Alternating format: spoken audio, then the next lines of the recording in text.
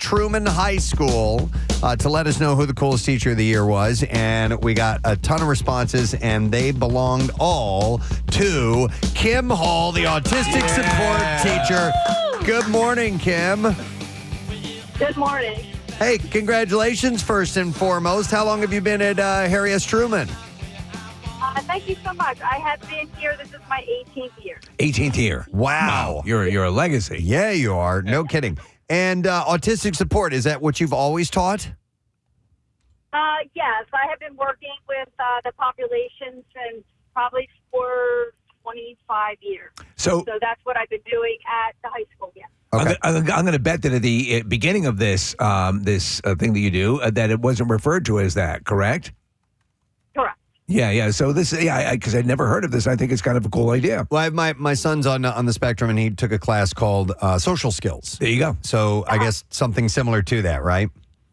Yeah, that's exactly what I teach. Social skills and executive functioning skills and things like that. It has to be very fulfilling to do that, to get someone up to speed and be allow them to operate and move about in society, and because it can be a little isolating. Yes, for sure. Yeah. So we got word that you like to wear crazy socks. So tell us a little bit about that, please. Yeah.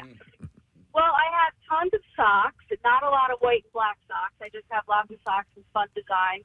A couple years ago, a friend gifted me a subscription to socks, so I would get 2 fun pairs in the mail every month. So that happened for like 2 years, and I love socks. I have many socks, and they're all pretty great. Is it usually an event when you wear a special pair of socks and people want to see them? Well, that's been spoken out, so people do see them and recognize them. Yeah. Nice. It's kind of your thing. Now, also, I read that the students wrote that you like to participate in yoga and meditation with them as well. That's very true. Yes. And I am a yoga teacher as well. That's pretty cool. How do they take to that? Sometimes it's a little difficult because it's a little bit challenging sometimes to sit still as a teenager, of course. But it's a mixed bag. Some like it, some enjoy it, and some find it a little challenging. Okay. Have you attempted to bring goats into your yoga sessions? Don't think I would be allowed to do that. All right, yeah, they get a little hair upset, stuff like that. Yeah. All right. Well, listen, Kimberly, the kids love you, and so therefore they voted for you, and that means you get the official Preston and Steve Coolest Teacher of the Year coffee mug. And Dunkin' Donuts has gifted us a $50 gift card and a tumbler to give you as well as a commemoration of the great work you do. And we appreciate this as an appreciation to all teachers, but you were singled out, so we give you these things in honor of your students. Thank you so much. Of course. Hope you have a great summer, and thanks for doing what you do. Kim Hall, guys. Yeah. Autistic support teacher, and that is at Harry S. Truman High School. We now have a new school that is voting, and that is Millville High School in Millville, New Jersey. So let us know. And you get the weekend to vote, by the way. So you can text the word teacher to 610-660-9333, and we'll send a voting link to you, or you can just go to PrestonandSteve.com and you can vote right there, too. All right, so I have some entertainment stories to get to. Will Smith has scored a legal win after a judge dismissed a sexual harassment lawsuit filed by violinist Brian King Joseph over an alleged 2025 incident.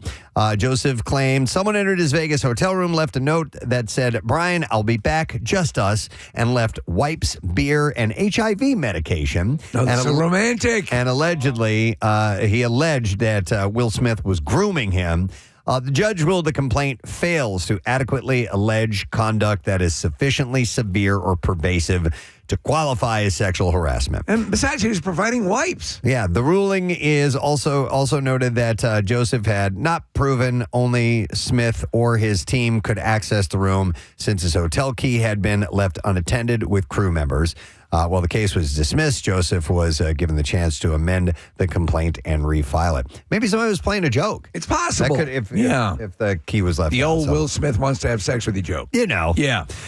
Christina Ricci stirred up some controversy after commenting the word yikes on an Instagram post featuring Katy Perry and Connor Story posing together at the Met Gala. Now, this is a bit of a stretch here, all folks. Right. So in the photo, Perry's wearing this goofy-looking futuristic mask thing, if you haven't seen it yet. It almost looks like a fencing mask. Yeah, and it got people talking. As for why Christina would make the pointed comment, fans believe that was at Katy. It was worth noting that the actress has ties to Ruby Rose after they starred together in the Australian film Around the Block Together in 2013. Come on. Or maybe she just thought it was a stupid-looking outfit. Oh, no, it just looks stupid. Yeah, I think that's what it is.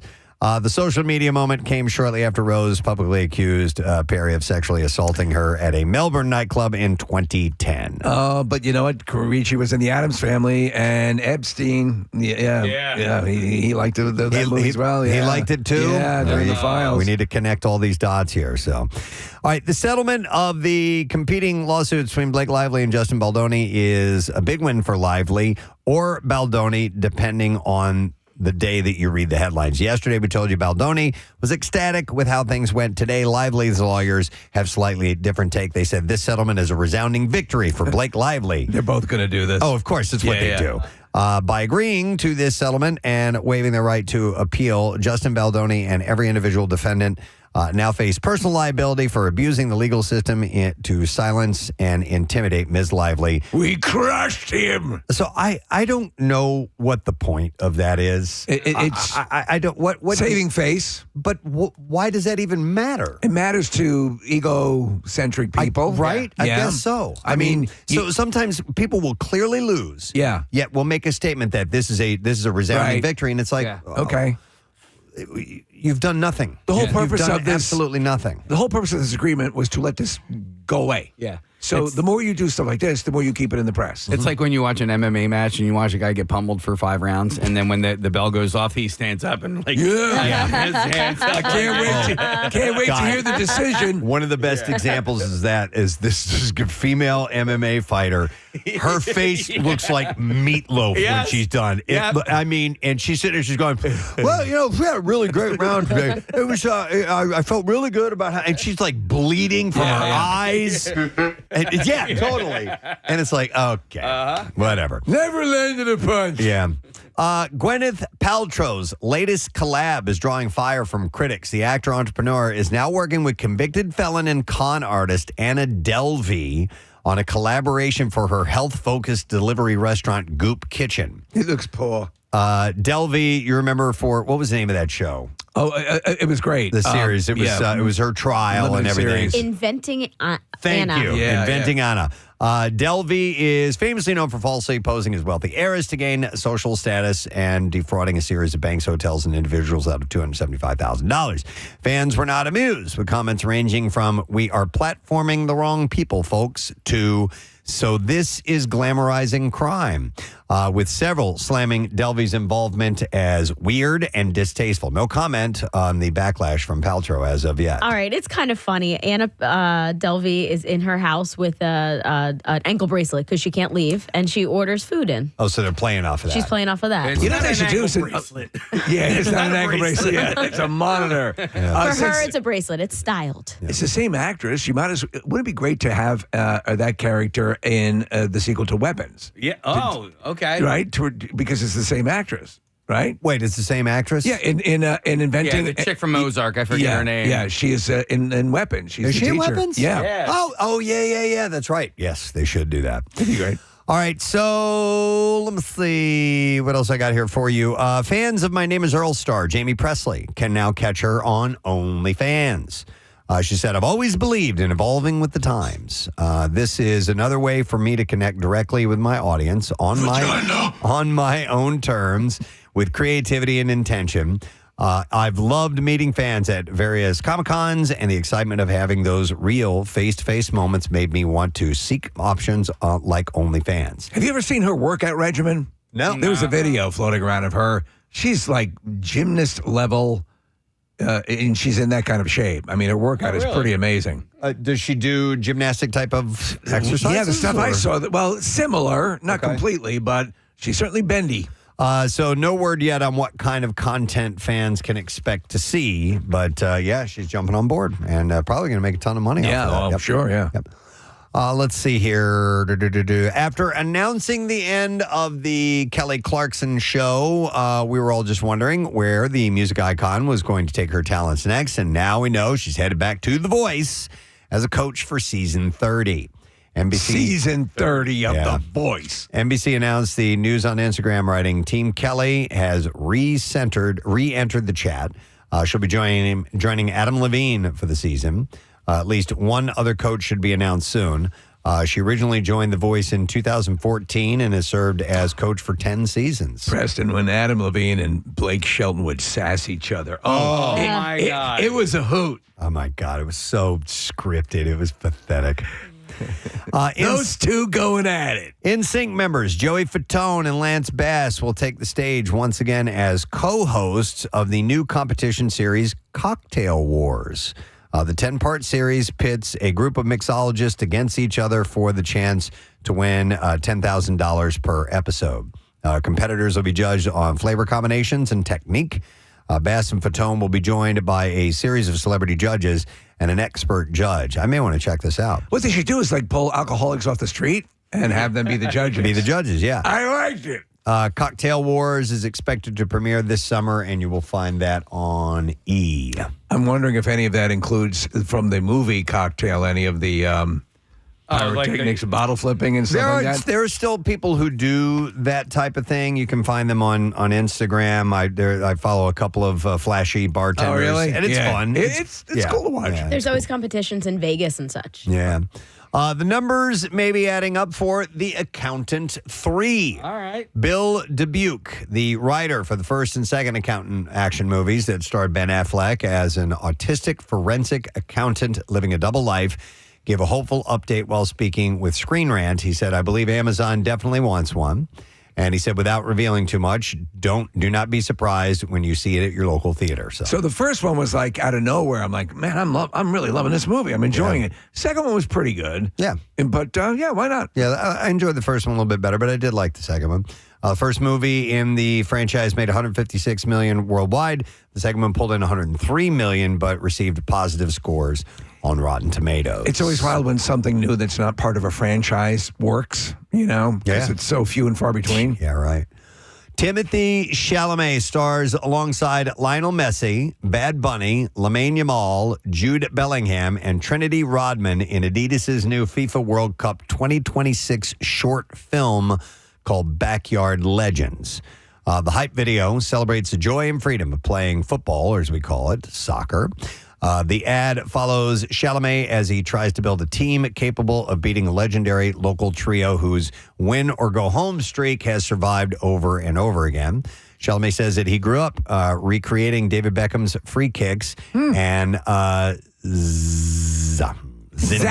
Zinedine Zidane's volleys at New York's Pier 40. So I don't know soccer players. Not familiar. But he added, I love this game, so it's unbelievable to be doing this. Beckham is also in the film, along with Alessandro Del Piero. Zowie. Netflix has announced that it will be bringing back Temptation Island for a third season. The renewal comes less than a month after the second season's premiere. Is this what is the conceit of Temptation Island? I have no There's idea. so many of these islands Don't now. they bring people who are in committed relationships? Oh, that's it. And see if they can sort of break them up. Mm-hmm. Right. There's another side of the island. Yeah. Yeah. The show has done very well in viewership, apparently. Season 2 hit Netflix's global top 10 ratings with 2.5 million views in its first week. These are the producers of Murder Suicide Island. Yeah, okay. Casting has already begun for Season 3, which will be hosted by Mark L. Wahlberg. And they're working on Domestic Abuse Peninsula. Oh, hey, Anything they can, throw it against the wall, see if it sticks. Yep. We'll go with it. All right, some movies are opening this weekend. I'm going to tell you about them, my friend. Let's get to it.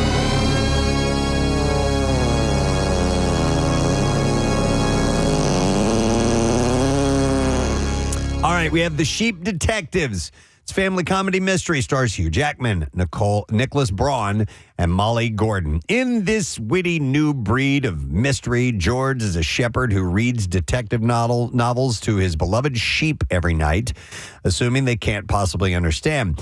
But when a mysterious incident disrupts life on the farm, the sheep realize they must become the detectives. As they follow the clues and investigate human suspects, they prove that even sheep can be brilliant crime solvers. It's an hour and 49 minutes long, rated PG, wide theater release. Rotten Tomato score, 97%. I bought my tickets already. Oh, did you really? Yeah. Wow. Listen, when you see the title and the plot, you're like, this is good. But then I go, well, I don't think Hugh Jackman would get behind this. No, I mean, if it wasn't solid. It's something good. Yeah. And I'm getting like whiffs of Babe with, Chicken Run and all that stuff. So give me something like that. I'm going to be a happy guy. Also opening is Mortal Kombat 2. Action adventure fantasy stars Carl Urban, Adeline Rudolph, Josh Lawson. And in Mortal Kombat 2, the fan favorite champions, now joined by Johnny Cage himself, are pitted against one another in the ultimate no-holds-barred, gory battle to defeat the dark rule of Shao Kahn that threatens the very existence of the Earth Realm and its defenders. It's an hour and 56 minutes long. Rated R, wide theater release. Rotten Tomato score, 72%. And then you have Affection. It's a horror sci-fi film. Stars Jessica Roth, Joseph Cross, and Julianne Lane. Ellie Carter has never met the man who calls himself her husband, doesn't recognize the girl who calls her mother, and can't remember the life she is told is her own.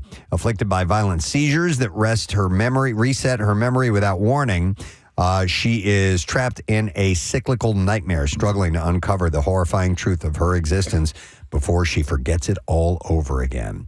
Hour and a half long, rated R, wide theater release, and that gets a juicy 95% score at Rotten Tomatoes as well. All right, we have some clips to play. Casey Dutton leaves the ranch for law enforcement and marshals, and here Luke Grimes explains his character's evolution from Yellowstone. Once Spencer, our new showrunner, had sort of fleshed the idea out, and he sort of explained it to me, and I really liked it. I thought it was an incredible idea. I was like, hey, actually, that gives Casey a lot to do with this skill set that we never got to see him use in Yellowstone, but we knew he had. Could you shut up?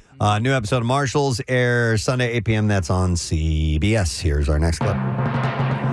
A writer reeling from divorce takes a job at a small New England college to be close to his daughter in Rooster. And here, Steve Carell praises the casting of the show's ensemble. I think Bill Lawrence has a really good eye, not just for talented people, but for nice people, kind people who would potentially get along with each other. I think everyone that he cast genuinely wanted to be part of an ensemble and wanted to support one another. I knew it. Season finale of Rooster airs this Sunday, and you'll find that at 10 p.m. on HBO. Alrighty, and there you go. That's your entertainment report for this morning. We have a lot of things taking place. Today's last day of No Sad Dough. Don't miss it. 8 o'clock. We're an hour away from getting your word, so hang tight. We'd love for you to win $1,000. And we have several in-studio guests today. We're going to start with Christopher Titus. About an hour and 20 minutes from now, he's going to be here. And then we have comedian Andy Haynes stopping in. And then we have bassist Melissa Auf der Mar, who came from Hole and Smashing Pumpkins. She's got a book out in town, and so we're looking forward to spending some time with her, too. We love her. We bid an fine adieu to Casey Boy. Yeah, I got to get out of here. My mom's having a procedure done, and I'm You're the chauffeur I'm and the support? chauffeur. You're a good son. Yeah. But I do have some things I need to take care of before I get out of here. All So right. I might be hanging out for the next Are you making 15 us minutes. breakfast? Yeah. I am. All right. So I am taking orders. I'll take orders off air. All right. Yeah. We don't need to do that now. But nonetheless, so we will have all of that through the course of this morning. We hope you're going to stick around. We'll be right back, and other things to give away, too. Oh, that means we'll do the Connoisseur next. Yeah, we have to. And we do have stuff to give away with that, so hang tight. That's coming up next. MMRBQ 2026. Legends riding. Day by day, I will buy you a new life. The all-day party you don't want to miss. Saturday, May 9th at Freedom Mortgage Pavilion. Godsmack, Alice Cooper, The Hooters, Everclear. Plus, Des Rocks, Cammy Kehoe, Lilac, Local Shots Opener, The Circus Hearts. For a limited time, a 4-pack of lawn seats is just $144 all in, plus tax at Ticketmaster.com. From 93.3 WMMR, everything that rocks. Classic Friday, March 3rd. And later that day, the band Everclear will be performing. It's a 5 p.m. show, pretty early show. It's great. Because we're all going to be up early and Yeah. have a hell of a day in front of us. So it's great that it's not insanely late. And then Saturday, Lit and Fuel will be performing. And they're also doing this thing, pond skimming, where you can ski across the water in costume. I've seen that. It's pretty cool. Yeah. You come down the hill and then you're going fast enough to actually go across the water. And then a fireworks show that night on Saturday. I love it. Everything is perfect. Tickets for Mountain Fest concerts are on sale now. Any lift ticket for one of those days is valid for the concert entry, and season pass holders get in for free. And VIP packages are available. You can click on events at WMMR.com. We're a ways off, but March 3rd is when it's going to be. Excellent. It's very, very cool. I saw something a term I had not been privy to this morning, and it's something called quiet quitting. That was the worst hair band of the 80s. No, that was Quiet Riot. Oh. Well, they weren't the worst, but quiet quitting. Quiet quitting? Is that like ghosting your job or something like that? That's what I thought it might be, but it's not. It's a workplace trend that's getting some press lately, and it does not involve sneaking out of work and heading for the hills. Instead, advocates describe it as doing the absolute minimum their jobs require and refusing to work extra hours or take on extra assignments while focusing on out-of-work activities. So, like, they're forcing themselves to be fired or be let go? No. They're keeping, I get this, they're keeping the bare bones minimum requirement that they need to do to be working at the job, but they spend a lot of time, say, online or taking like What hour does and a that half. have to do about quitting? I don't know the name either, Kathy. I didn't understand that either. You're quitting without quitting. You're resigning yourself to doing you're still working, but you're paring down to do the absolute minimum to make it to retain your job. You're quitting part of your job. So What are you doing for 24 years? They say it's about having an identity outside the workplace and refusing to let work rule your life. Oh, Critics- maybe I'm wrong then. Critics, including presumably some of their bosses, say some of it sounds a lot like old-fashioned slacking. Yes. Yeah. But I don't know. I disagree. And hear me out for a moment. All right.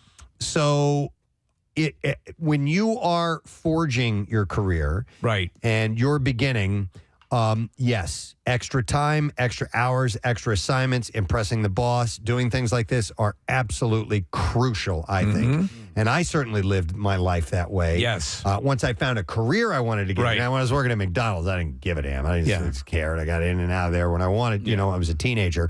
But when I started to realize, okay, I need to make a living, and I also found something I love to do, Right. radio, I spent a lot of extra time at work and didn't mind it and was enjoying learning what I was doing. Right. And that ethos has lasted a long time. But I have to say in the past few years, because we have had a successful career and one that we've spent a lot of extra time in, I have also now made it a point to have my life outside of that. Yeah.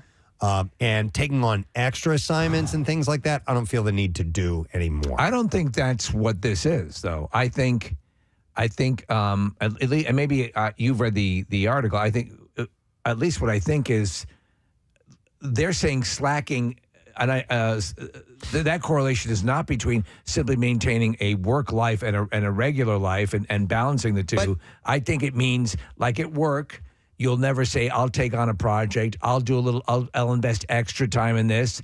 You're, the second the clock hits 5, or whatever, you're out the door. You arrive at the last possible second. You take every second. And mind you, you're entitled. But also, if there are ways to dawdle throughout the day. Like I don't they're think doing it's the that. You don't think it's that? No, and I think the reason that some of the critics might say that it's slacking is because, man, how many people do you know that take work home with them? I know plenty of them. Yeah. And, I do. Well, all the time. We do. I work from home all the time. Yeah, a good probably third of my job I do at home. But I also, my buddy Steve is just constantly, he's taking work home with him. Yeah. And it's just, I think that the workload in some jobs, this is not everything, this is not an overall thing, but in some jobs, It's too much, man. Do they do they Too literally much. spell out what they're talking about there, or is it as vague as it seems to be? I'll read a little bit Yeah, further yeah. on this.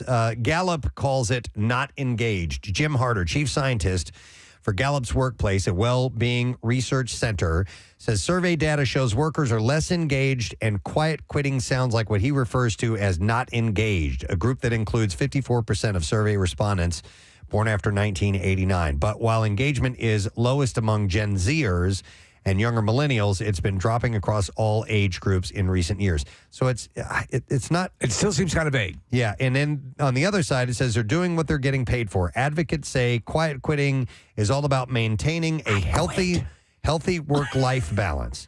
People aren't going above and beyond. They're not bending over backwards for their employers anymore and sacrificing their mental and physical health. Yeah.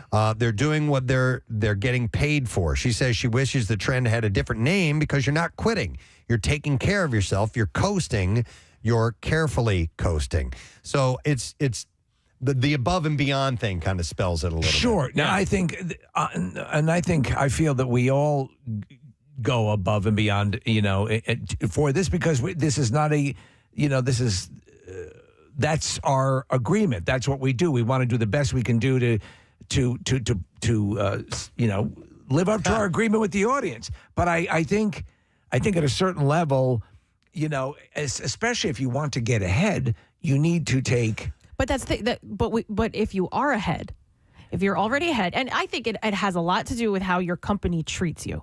Yes. If you work for a good company that takes care of you, you're more likely You're to gonna go wanna do above more. and beyond. If Yes. you work for a company that does not take care of you, you're going to do the bare minimum. No, I agree. I'm going to say something that'll only make sense to you guys, but recently there's been some requests of what I would call going above and way beyond. Right. And we've all it's ignored like, it. come on, man. Come on. Yeah. We're already working a lot, and so that happens in all kinds of businesses. We say, oh, by the way, you also need to do this now. Right. Like, wait, what? What? Yeah. I'm sorry. How about? I quit. Yeah. I quit. Hang on. Let me go to Larry because he's got an example of quietly quitting. Hi, Larry. Good morning. Yo, you guys ever heard of Jerkmate? You've ever heard of Jerkmate? Yo, ever heard of Jerkmate? What's up, Larry? Yo, how are you guys? I work Good. for a very big, very corporate, and that's the one word that I think hasn't really come up in this conversation. Very corporate company. Mm-hmm. So at this point, they were pretty good throughout the pandemic, and I stepped up, took the job above me. Was waiting for basically somebody to open up so that the job title would open up, and I could kind of step into that. And when it did, they denied me my promotion and a raise. So now I'm just kind of freeloading until they figure out, it would cost them more money to find me and fire me than it would for me to just skirt under the rails. Oh. Kind of, Let me ask So you. that's your version of quietly quitting. Okay. Have you ever seen you've seen the movie Office Space? Yeah. Right. Exactly. Would that hold true to what you're talking about?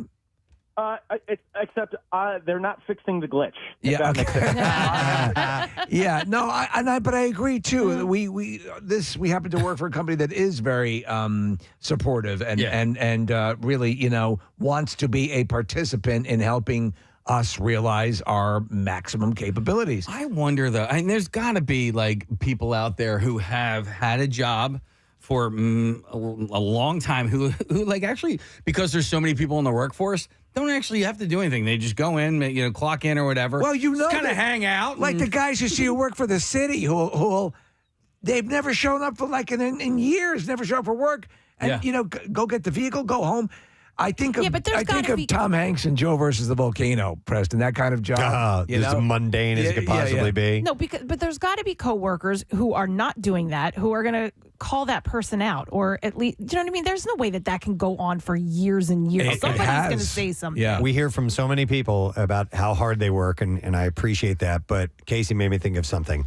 Who listening now has the easiest job in the world? Mm-hmm. Yeah. I want to hear that. Well, 215-263 WMMR, because you rarely do you hear people boasting about how easy their job is. But the easiest job, or has a job where they really just they don't care, so they don't do much. Maybe it's both. You know what I mean? Because you were talking about us taking work home with us. To me, yes, it is work. But if I'm sitting on my couch at home reading an article that we're going to talk about the next day, I don't really see that as work. I mean, it is. It's considered work. It's considered prep. But like for me, You're not capping an oil fire. Yeah, like I'm just at home reading. Yeah.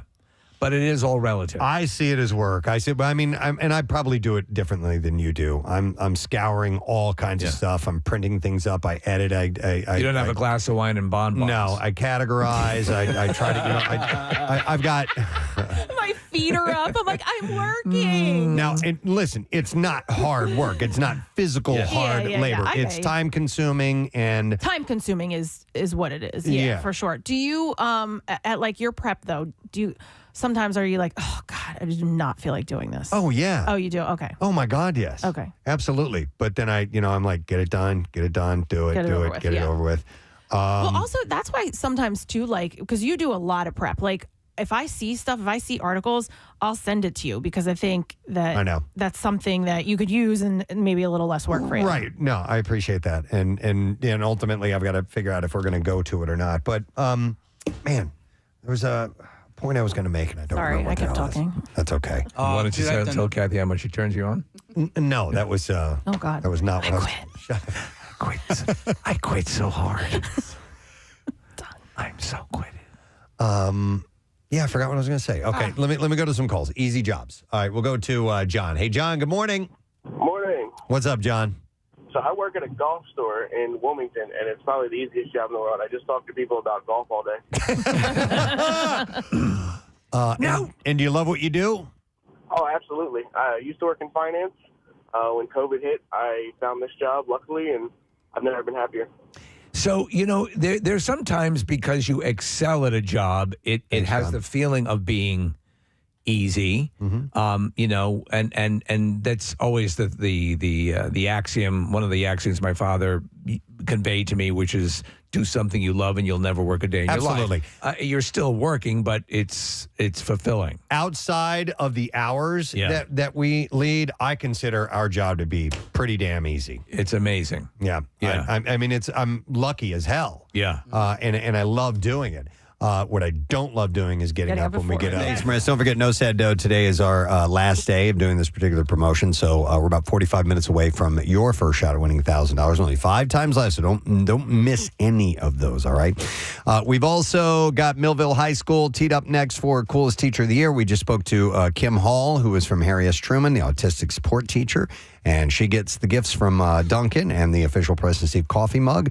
We're going to look for Millville High School to nominate the next person, and you get the weekend to do it. We'll have that reveal on Monday morning. So if you go to Millville, just go to PrestonandSteve.com, get the information, pass the word, and let's find out who the coolest teacher of the year is in that area.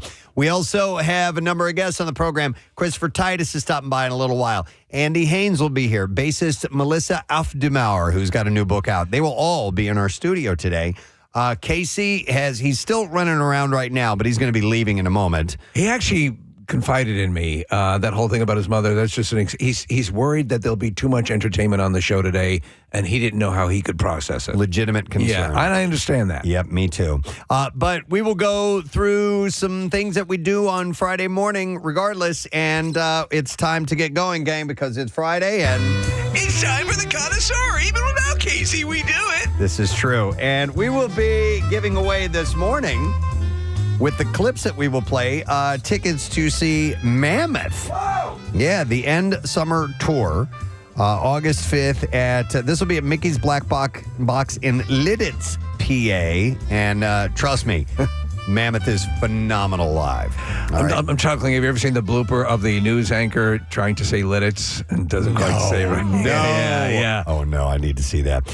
All right, let's start with some food-based stories here for you. There is a new cookie dough from Pillsbury that is being released as a limited-time product. Oh, yeah. It is, and I have to try this. It's Pillsbury ready-to-bake apple pie cookie dough. I just shot. Yeah, you should shoot. Yeah, that's good. So the dough features dried apples and whole grain oats along with sweet graham-flavored pieces. Yeah, that's working for me. Yeah, and they give the flavor of apple pie. Oh, yeah. Add that with some ice cream. Oh, yeah. Oh, yeah. It's going to be my regular Saturday night dessert, Preston. I wonder how it tastes raw. That's a good question. Yeah, I was thinking the same thing. That's a test for me. They do make a cookie dough. Yes, because edible. you technically can't. You shouldn't be eating cookie dough raw because of the eggs, right? They now make an actual cookie dough that is edible raw. Yeah, 'cause I love it. Listen, it doesn't matter that you're not supposed to. Yeah. I mean, we would buy the Toll House cookie. Oh yeah, 5-pound bucket. yeah. And just my man. And we would just Yeah. leave it in the fridge, and you just go in with a spoon. And it was a regular thing, And in it our would house. last forever. Yeah. And it was a joy. I completely get. Sometimes you risk death because tastes good. It's worth it. Yeah. I do the Steve Morrison method where you just peel off, you cut off like a little sliver, and then another little sliver the next day, and the next day, and the next day until it's all gone. I've never wanted to adopt you more, Marissa.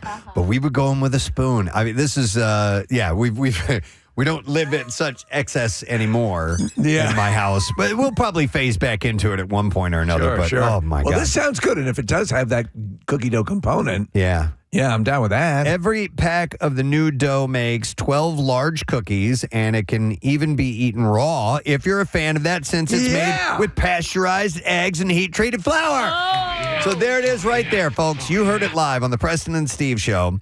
Other uses for the dough include ice cream sandwiches. Yeah, that's good too. Cookie cups in muffin tins. I'll tell you why the ice cream sandwich is good. You're getting your apple pie a la mode that way. Totally. Dessert bars, wraparounds, and anything else that you might be able to think of. To be honest, I think they should pull some of the funding off of medical research and perfect this. You know what I haven't done in a long, long time is make cookies from scratch. Because you know why? Because the pre-made stuff is so good, pretty damn good. It's so good. My wife will make. She makes my favorite chocolate chip cookies, and really the secret is she just bombards them with chocolate chips. Yeah, and they're Ghirardelli chocolate chips. But I agree, Preston. When we used to always have nothing but from scratch. That's the way my mother always made them. But this stuff now is certainly as good. Yep. So this is a limited time product. So you can try this out. It's called Pillsbury Ready to Bake Apple Pie Cookie Dough. Nice. If you are so inclined. All right, let us try out our first clip this morning. We teed up and ready to go, Marissa? We are ready. All right, let's see if you know what movie this is from. Some of these are slightly obscure movies, a couple of them. All right. Some are straight ahead, but let's see if you know this one. What you doing, Reggie? Request permission to cook my chicken. Permission denied, Reggie. Go ahead somewhere, man. Take your smock off. Go play with the kids. Listen, this is the man area of the barbecue. All right, 610-660-9333. Let's see if you know what movie that is from. All right, Marissa, if you would, please. Thank you. There we go. Order up. Oh, no. Oh, my God. I jumped out of... I was wrong. We need to do this. Oh! Time for the fast food roundup. I didn't have a fast food roundup last week. This week, I'm overloaded with stories. I actually had to phase some stories out. You had one story that would have qualified, but you can't do the whole segment for just one story. So let's go with this. There's an international McDonald's menu, a series of items on the international menus that Americans crave. Food critics say that the offerings make our menu look predictable. So this is just a slice of what you can get at McDonald's around the world. This tends to get me jealous. Yeah, some of them are. You get some FOMO for sure. Yeah. So in the Philippines, you can get mixed spaghetti. Mixed spaghetti. Yeah, I'm wondering. Does it come in a bag? It does not say if it comes in a bag or not. You know, fast food, you would expect some kind of easy to eat on the go mixed spaghetti process, but mixed spaghetti. So I don't know what this is. You can get this in Oman and parts of Europe. Okay. Camembert bites. Is that a cheese? I don't know what it sounds Camembert? like. A cheese to me. Is that camembert? Camembert, yeah. Okay. So you can get that. So that's the cheese topping on your sandwich, I would assume. No, it says bites. Really? Camembert bites. So maybe sometimes you can get like deep fried cheese. Which is nuggets. wonderful. Yeah, pretty wonderful. They are often branded as cheese melt dippers. There you go. Breaded fried bites. Breaded fried bites of cheese. This might be the thing that was. Remember, and Casey actually went and sampled it. It was in Wisconsin or somewhere he was going. Yeah, and the fast food place was known for this kind of thing. For these kind of things. In Canada, you can get poutine at McDonald's. Are you a poutine fan? I've had it. It's pretty good, but I didn't go, oh my God. Do you know, used to make a good poutine was a Kildare's. Oh, yeah. Yeah. When we were up in Canada, this commercial for this was on TV all the time, and I wanted to go. Every time you drove by McDonald's, the line was to the street. Wow. So French fries topped with cheese curds and smothered in hot brown gravy. That's what you get in Canada. In South Korea, you can get the bulgogi burger. Bulgogi? The bukkake burger. What are you doing? Hey! Lay down. Hey, I need 6 guys back here. We got an order. All right, man, but I'm tapped out. I've been pumping since 7 a.m. Give me an hour. Yeah, we got a bukkake order out here. So the bulgogi burger, classic McDonald's burger coated in bulgogi-style sauce. Sit still. Or bulgogi. I don't keep missing. Which is slightly sweet and a little garlicky. I don't know. Bulgogi's good. I do have a vegan version. Bulgogi? Yes. How would you describe it? It is Korean beef in like the sauce that you just described. What did it say? It says it's slightly sweet and a little garlicky. Yeah. Huh. Okay. In India, you can get the makalu tiki, which is a spiced potato and pea patty that's crispy on the outside and soft on the inside and layered with sauces and a few simple toppings. We talking pea the vegetable or urine? PEA. Okay. All right. In Thailand, they have a corn pie at McDonald's. In France, you can get the McBaguette. I'm sure they love that. Yeah. McBaguette. I would have McBaguette, please, and some of that bukkake. And in Japan, and this I wouldn't mind trying, the teriyaki McBurger. So a teriyaki burger, yeah, I'm down with that. Yeah. I remember back in the day seeing hamburgers, teriyaki burgers on menus. I haven't seen that in a long time. I do remember that as well. Yeah. Don't they have a teriyaki sauce? Isn't that one of the dipper options? At McDonald's? At McDonald's? Look, I think they do. It sounds like they might. I think for the chicken, for the McNuggets. Yeah. So, all right. Well, those are available. Another fast food story. Popeyes, well known for their chicken sandwiches, and they've introduced 2 brand new versions with new honey barbecue chicken sandwiches. The 2 variations are the regular honey barbecue chicken sandwich and the honey barbecue bacon and cheese chicken sandwich, which adds those additional flavors. And they're bringing back their chicken wraps, which were a fan favorite, and this time they're staying on the menu permanently. Do you know the regular straight-up Popeyes chicken is terrific? Yeah. But they really... Yeah, the sandwich. The sandwich is their mofo. Yeah, the wraps feature a crispy chicken tender, shredded cheese, and a barrel-cured pickles wrapped in soft buttermilk tortilla. Would you like to spend one day at R&D in some of these places? And here with the comment, what if we put some teriyaki sauce on it? Except that I think that all their R&D places are in Ohio. Why is that? I've heard a lot of these places are based out of Ohio. Okay. Prices start at $3.99 for a single wrap and $9.99 for 2 wraps and a premium lemonade. Available flavors are classic, spicy, and new black and ranch as well. Oh, yeah. Other fast food news. Burgers fans have a tasty reason to celebrate this May as Shake Shack rolls out free single patty burgers all month long for National Burger Month. And to grab one, customers just need to spend $10 or more in-store, online, or in the app and use the code FREEBURGER, with the featured burger changing each week from the classic Shack Burger to the Smoke Shack and Bacon Cheeseburger. Shake Shack's your jam, right? Yeah, I love it. Runs through the end of the month with different line updates, giving plenty of chances to try favorites. On top of that, chain is also offering a sweepstakes where lucky entrants can win a whole year of free burgers as well. When they say a whole year, they Probably like one a think week. you should have, I think you should have unlimited access 365 days a year. This is the free burger. Yeah, free burger. What is it y'all want to hear? Folks like to eat. You like unlimited supplies of burgers? How about some Camembert? So that's it. That's at Shake Shack. And then I have one other one. Chipotle. Actually, this is a double Chipotle story. Chipotle is double Chipotle. Trying out a new happier hour, they're calling it, with $2.50 tacos available weekdays from 2 to 5 p.m. in select spots. It says, though, like Kansas City, Orlando, and Tampa through early June. Didn't you mention that a number of fast food places are adopting happy hour specials? Yeah. Yeah, so that's the new thing. Yeah, so this is all about capturing that mid-afternoon snack craving with the brand eyeing expansion if fans are into it as well. Now, elsewhere, with Chipotle, their CEO said that customers should not hesitate to ask for bigger portions if their burrito bowl looks a little sad. Oh, wow. Yeah. Would you, Are you the kind that if you see something and you get a cup of coffee someplace and it's a little bit low in the cup, do you say, can you enhance that a Not little bit?" usually. I don't either. Yeah. Yeah. And I should. You can, and I have, but not usually. It's because a lot of times when I go into these places, Preston, I bring a baseball bat wrapped in barbed wire. Okay. Yeah.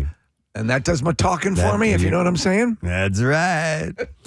Scott, Light in the coffee.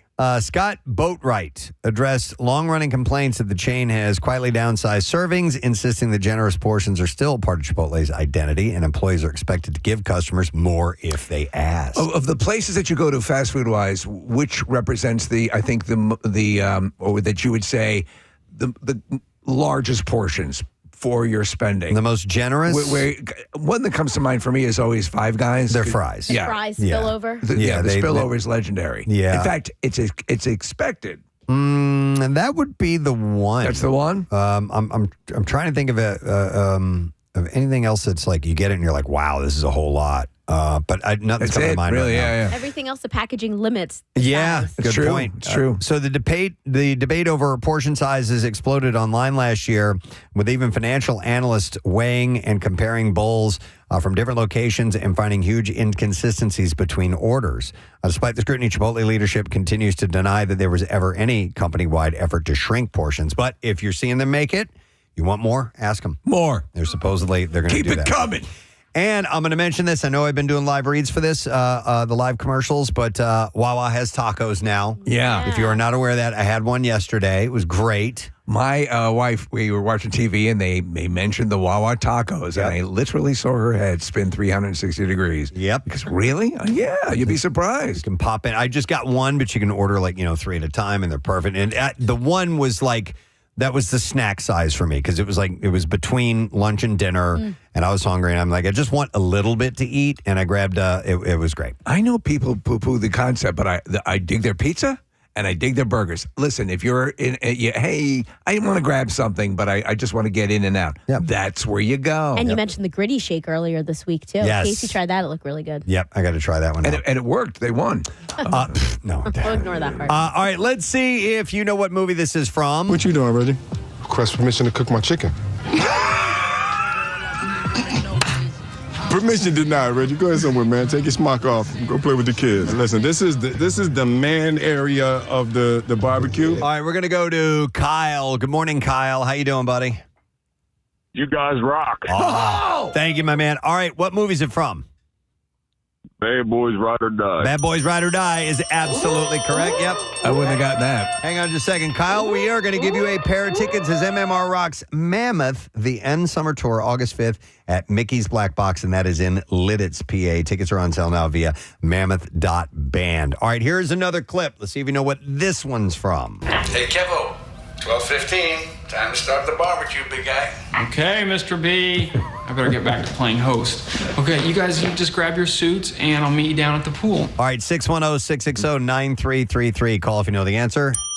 Order up. Music, please. Here we go. Uber recently announced a new policy at their annual Go Got product event with some new features in the app that will allow riders to order coffee and eat food during their ride. So they can eat in the car. So it's a new feature called Eats for the Way, and it's exclusive for Uber Black and Uber SUV trips. So if you're hungry or thirsty and you don't have time to make a detour on your own, you can enjoy some drinks or food on the way to your destination. According to the company, once your Uber Eats reserve has been confirmed, simply tap Add Uber Eats, and you're on your way, and you're on your way. Fill up your stomach during your trip, is what it says here. So it's a different kind of Uber language. So what I don't understand is, does this mean you're going to stop off on the way and pick something up? So, or does your Uber driver get the food for you and meet you with it? That's Sounds what they're not clear about in this article. Sounds like that one. Yeah. But you know what, I'm Marissa? When I've talked to people in Uber or Lyft and I bring up the notion of doing the food component of that, virtually everyone says, nah, it's too much of a pain in the ass. You would think so. part? Yeah. Like in other so if you're the people who do the DoorDash or all that stuff, they don't. The people who are doing the ride share stuff, they don't want to get involved with the food thing because they don't think it's.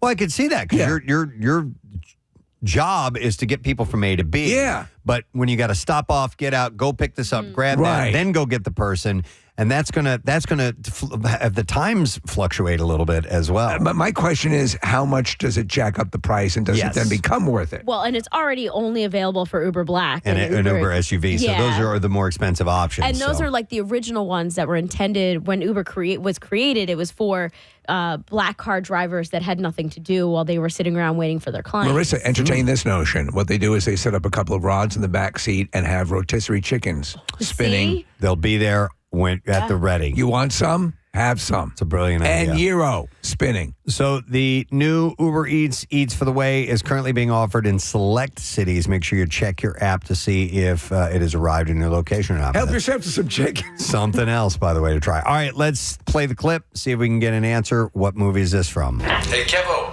12:15. Time to start the barbecue, big guy. Okay, Mr. B. I better get back to playing host. Okay, you guys, you just grab your suits and I'll meet you down at the pool. All right, let's go to Vince. Good morning, Vince. How you doing, bud? Good morning. You guys rock. Thank you, pal. All right, you know what movie that is, right?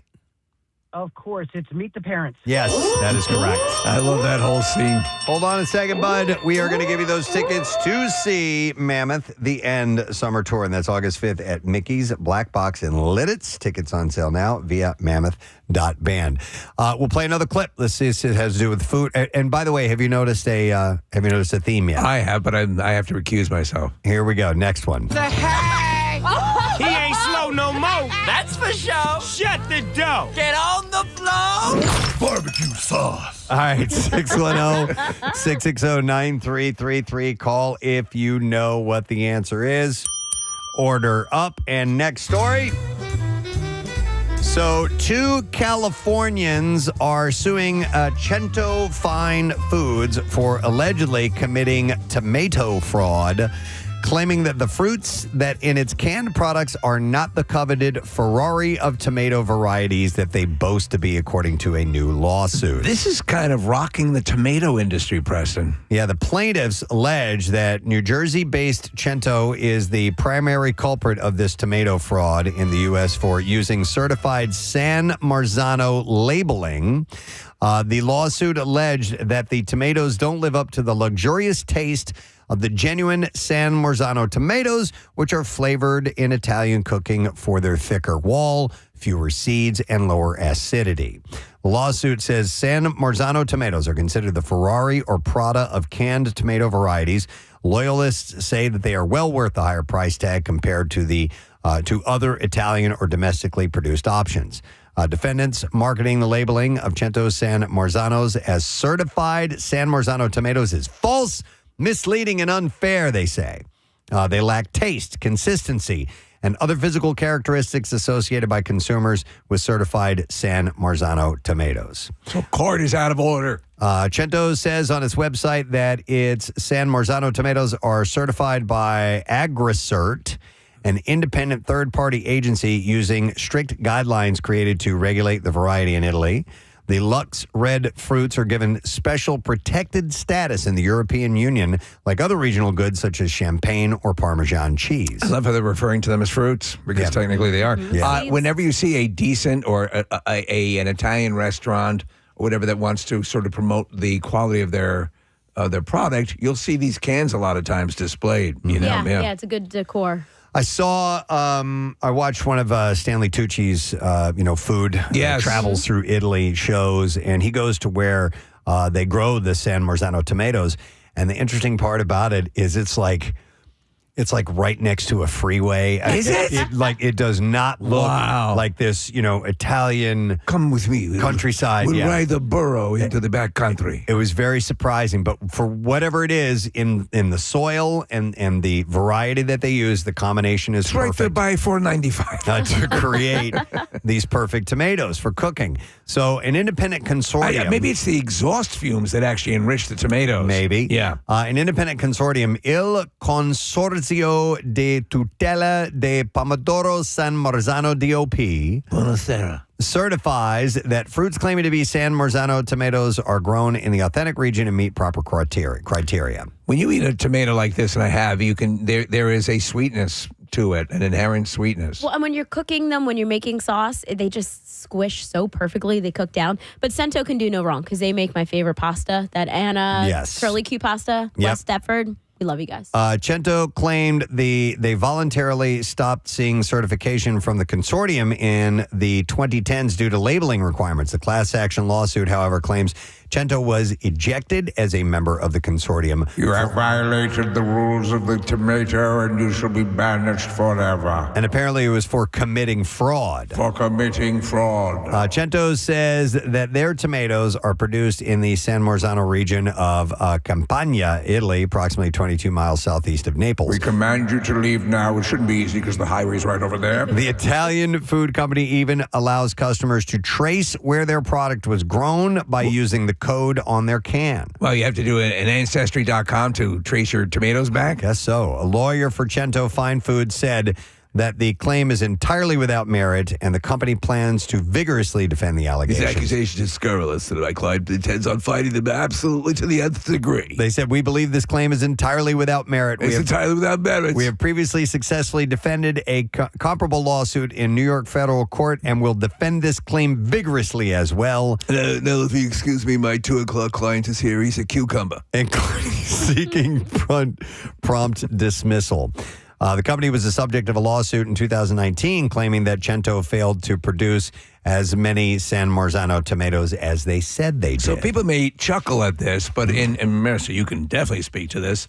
With the culinary world, these ingredients are, people build their entire reputations on them. Yeah. And then any hint of fraudulence can destroy things. Well, and it's just what Preston said. You can only call Parmesan cheese if it's from Parmesan or Champagne. Or and you things like misspell that. it, Yeah. the right way. Yeah. Parmesan, no. All right, we're going to play this and see if you know what movie it's from. Hey!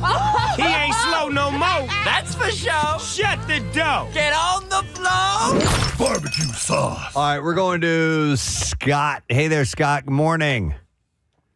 Hey, good morning. How's it going? Good, buddy. All right, name that movie. You get the tickets. What movie is it? It's Turbo. Turbo! Yay! Yep. Hold on, bud. We got you those tickets to see the band Mammoth. The End Summer Tour is coming August 5th. Mickey's Black Box and Lidditz, and tickets are on sale now via mammoth.band. All right, a new clip. Let's see if you can identify this. And by the way, every one of these is a barbecue clip. If you haven't been paying attention. And why would that be? MMRBQ tomorrow. All right, here we go. You did that on purpose. You go to wait till you agree. I got the evidence. Put the evidence in the car. Put the evidence in the car. I gotta barbecue your ass in molasses. All right, 610-660-9333. Let's see if you know. Order up.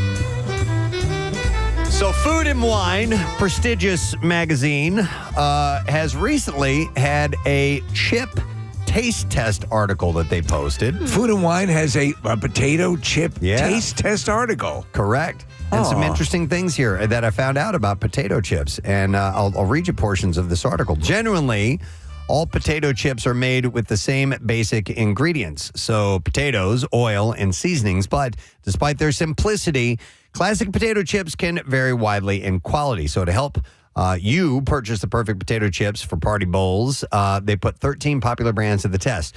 So to make potato chips, specialty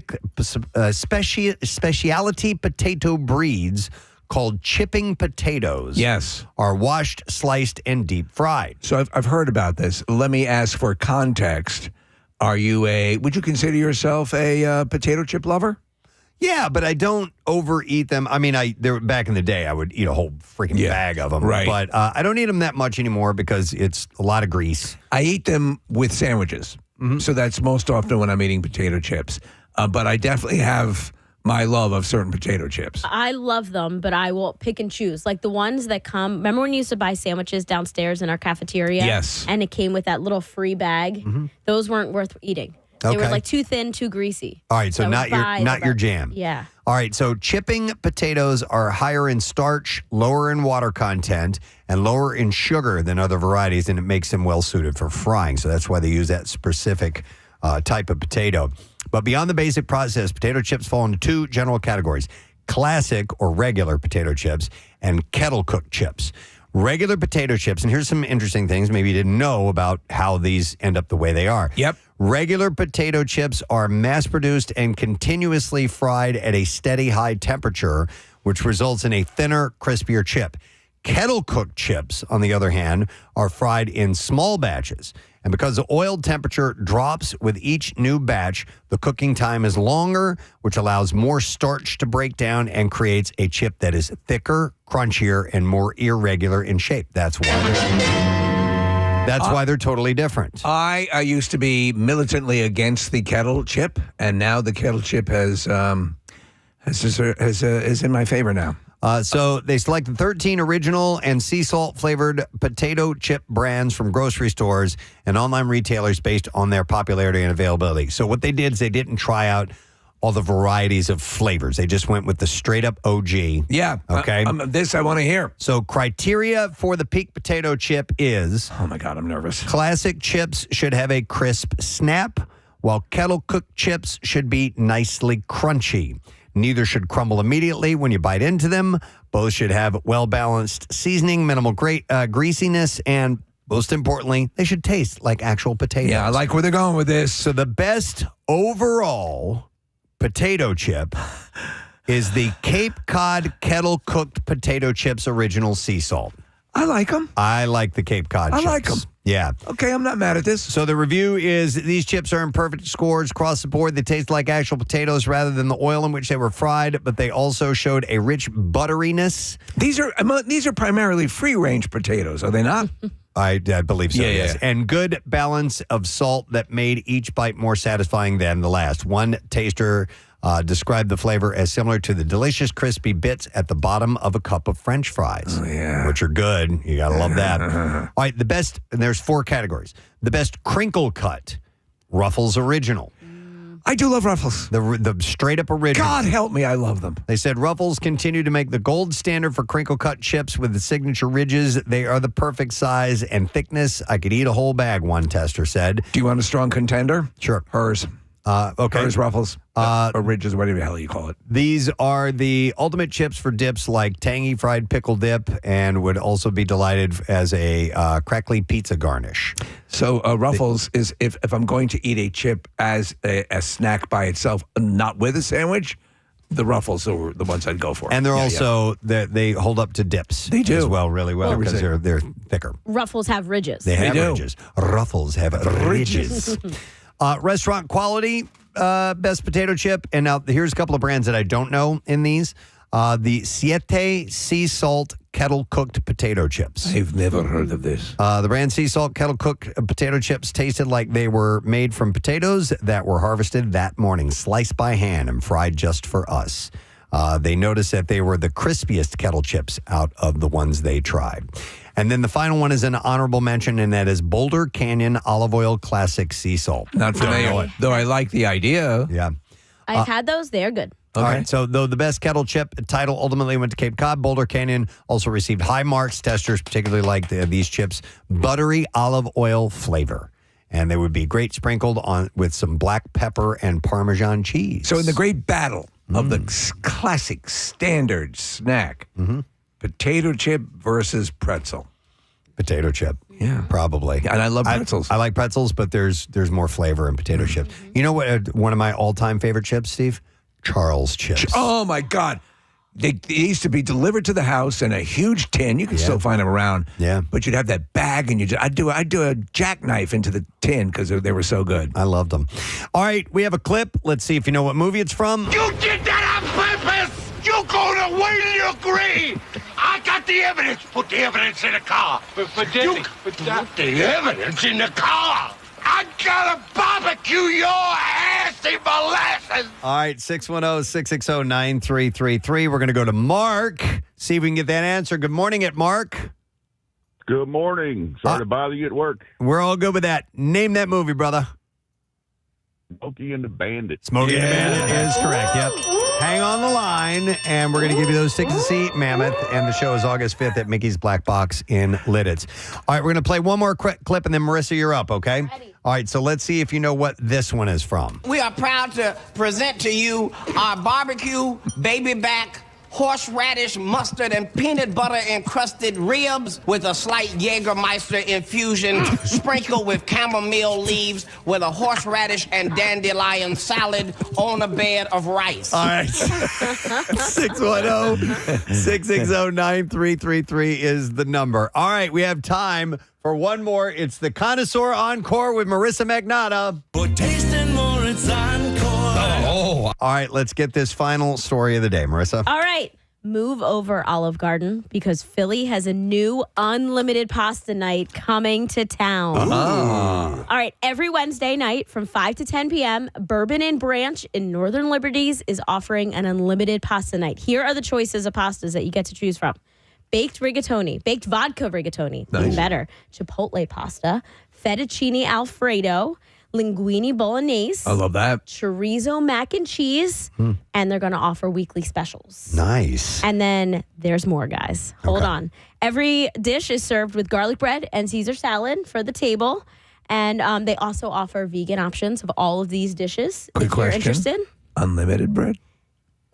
I don't know the answer to that. Usually is, right? Yeah. I would think so. By the way, I'm getting fatter just listening to this. I know, but I love it. Wow. Well, I jumped in the comments because this was announced on the Bourbon and Branch Instagram page. People had questions, and they jumped right in with answers. Can you mix and match? Yes. Oh, wow. So you can try all of these pastas if you can eat that. The great much. thing is you can fill up your plate and be completely full in 7 seconds. Yeah. because that's what pasta does. Yep. Yeah, well, you can also, go with friends and order each one of them. I love and there's no time limit. Obviously be respectful of your server, and if there's people waiting for Shutting tables. down now. No. You said no time limit. I know. You can be nice, though. But no time limit, mix and match, and all of that is available. Nice. When are these going to be All right.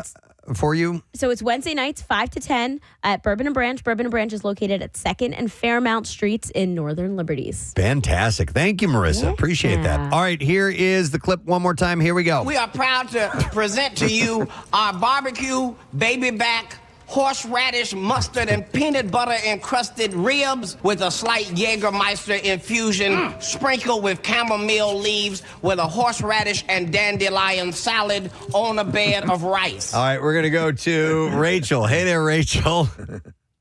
Hi, good morning. Good morning. All right, Rachel, do you know the movie? Norbit? Norbit. Yeah. You got it. Hang on, Rachel. Tickets for you to see Mammoth. It's the end summer tour, August 5th at Mickey's Black Box in Lidditz, PA. Tickets are on sale now via mammoth.band. Norbit's always pointed to as one of the great bombs. It makes me laugh. There are moments in it that it's Eddie Murphy, for Christ's sake. Yeah. So you're going to find something to laugh at. Excellent. All right, well, that's it for the Connoisseur. Hopefully you got some good info out of these food stories this morning. We have a lot going on. We're going to take a break. We're going to come back in a moment. We will get to the beat file, but we will, before that, have your chance to win $1,000. It's the last day of No Sad Dough. So stay with us because that keyword is coming up. And then we got a whole line of guests who are going to be joining us in our studio. Stay put. We'll be right back. That whole thing, because it messes up the rest of your day. But I'm lucky that I can say, yeah, my job's, this is not something I dread, and I'm not going crazy from the amount of time I spend on it. The prep work is a little arduous, but I still love doing this job. So, I'm not bragging. No. I'm just saying we're good at what we do. Oh, well, and so here's- therefore it makes it, This that advice much easier. Is part of the other great advice I've gotten. Listen, and I tell this to other people. If you do something you love, you're going to invest more time into it, even in the beginning stages. If you do that, and I think by sheer force, you will get good at something, and then hopefully the monetary compensation will come down the way. But I mean, that's all a chain of events. And that's the ultimate desire, is that you do something you love and you are paid well for it. You know what I do love is mindless labor. And when I was getting ready for the bike ride for the Tour de Shore, I had all these team jerseys that were sent to me, and I needed to make sure that they were getting to the right people. So I was just like basically sorting and stuffing, and I had to do it for a couple of hours. And I loved it. Yeah. You know what I mean? You like, want to work in retail now? No, because I don't want to deal with people, right? Yeah. Like You don't have to. I You work can in get a back to warehouse. work. Yeah, I could do that. I could do that. But Work at an Amazon fulfillment plant. I just threw headphones in. I stood here for like 2 hours, and I just stuffed names and cooling towels into these bags and.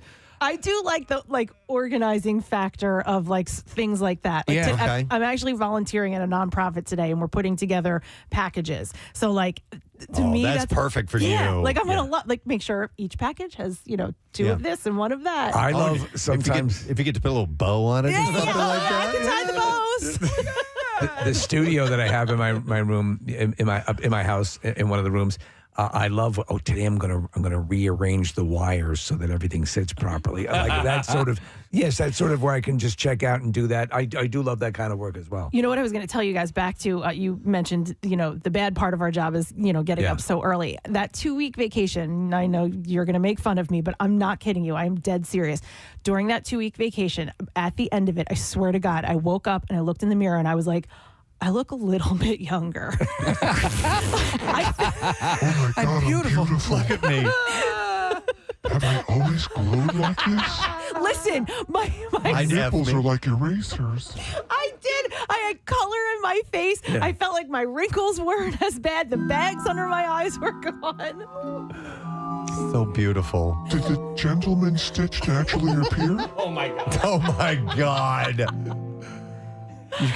I've gotten tighter. It's gotten tighter and more moist. Oh wow. By the way, I know someone who got that.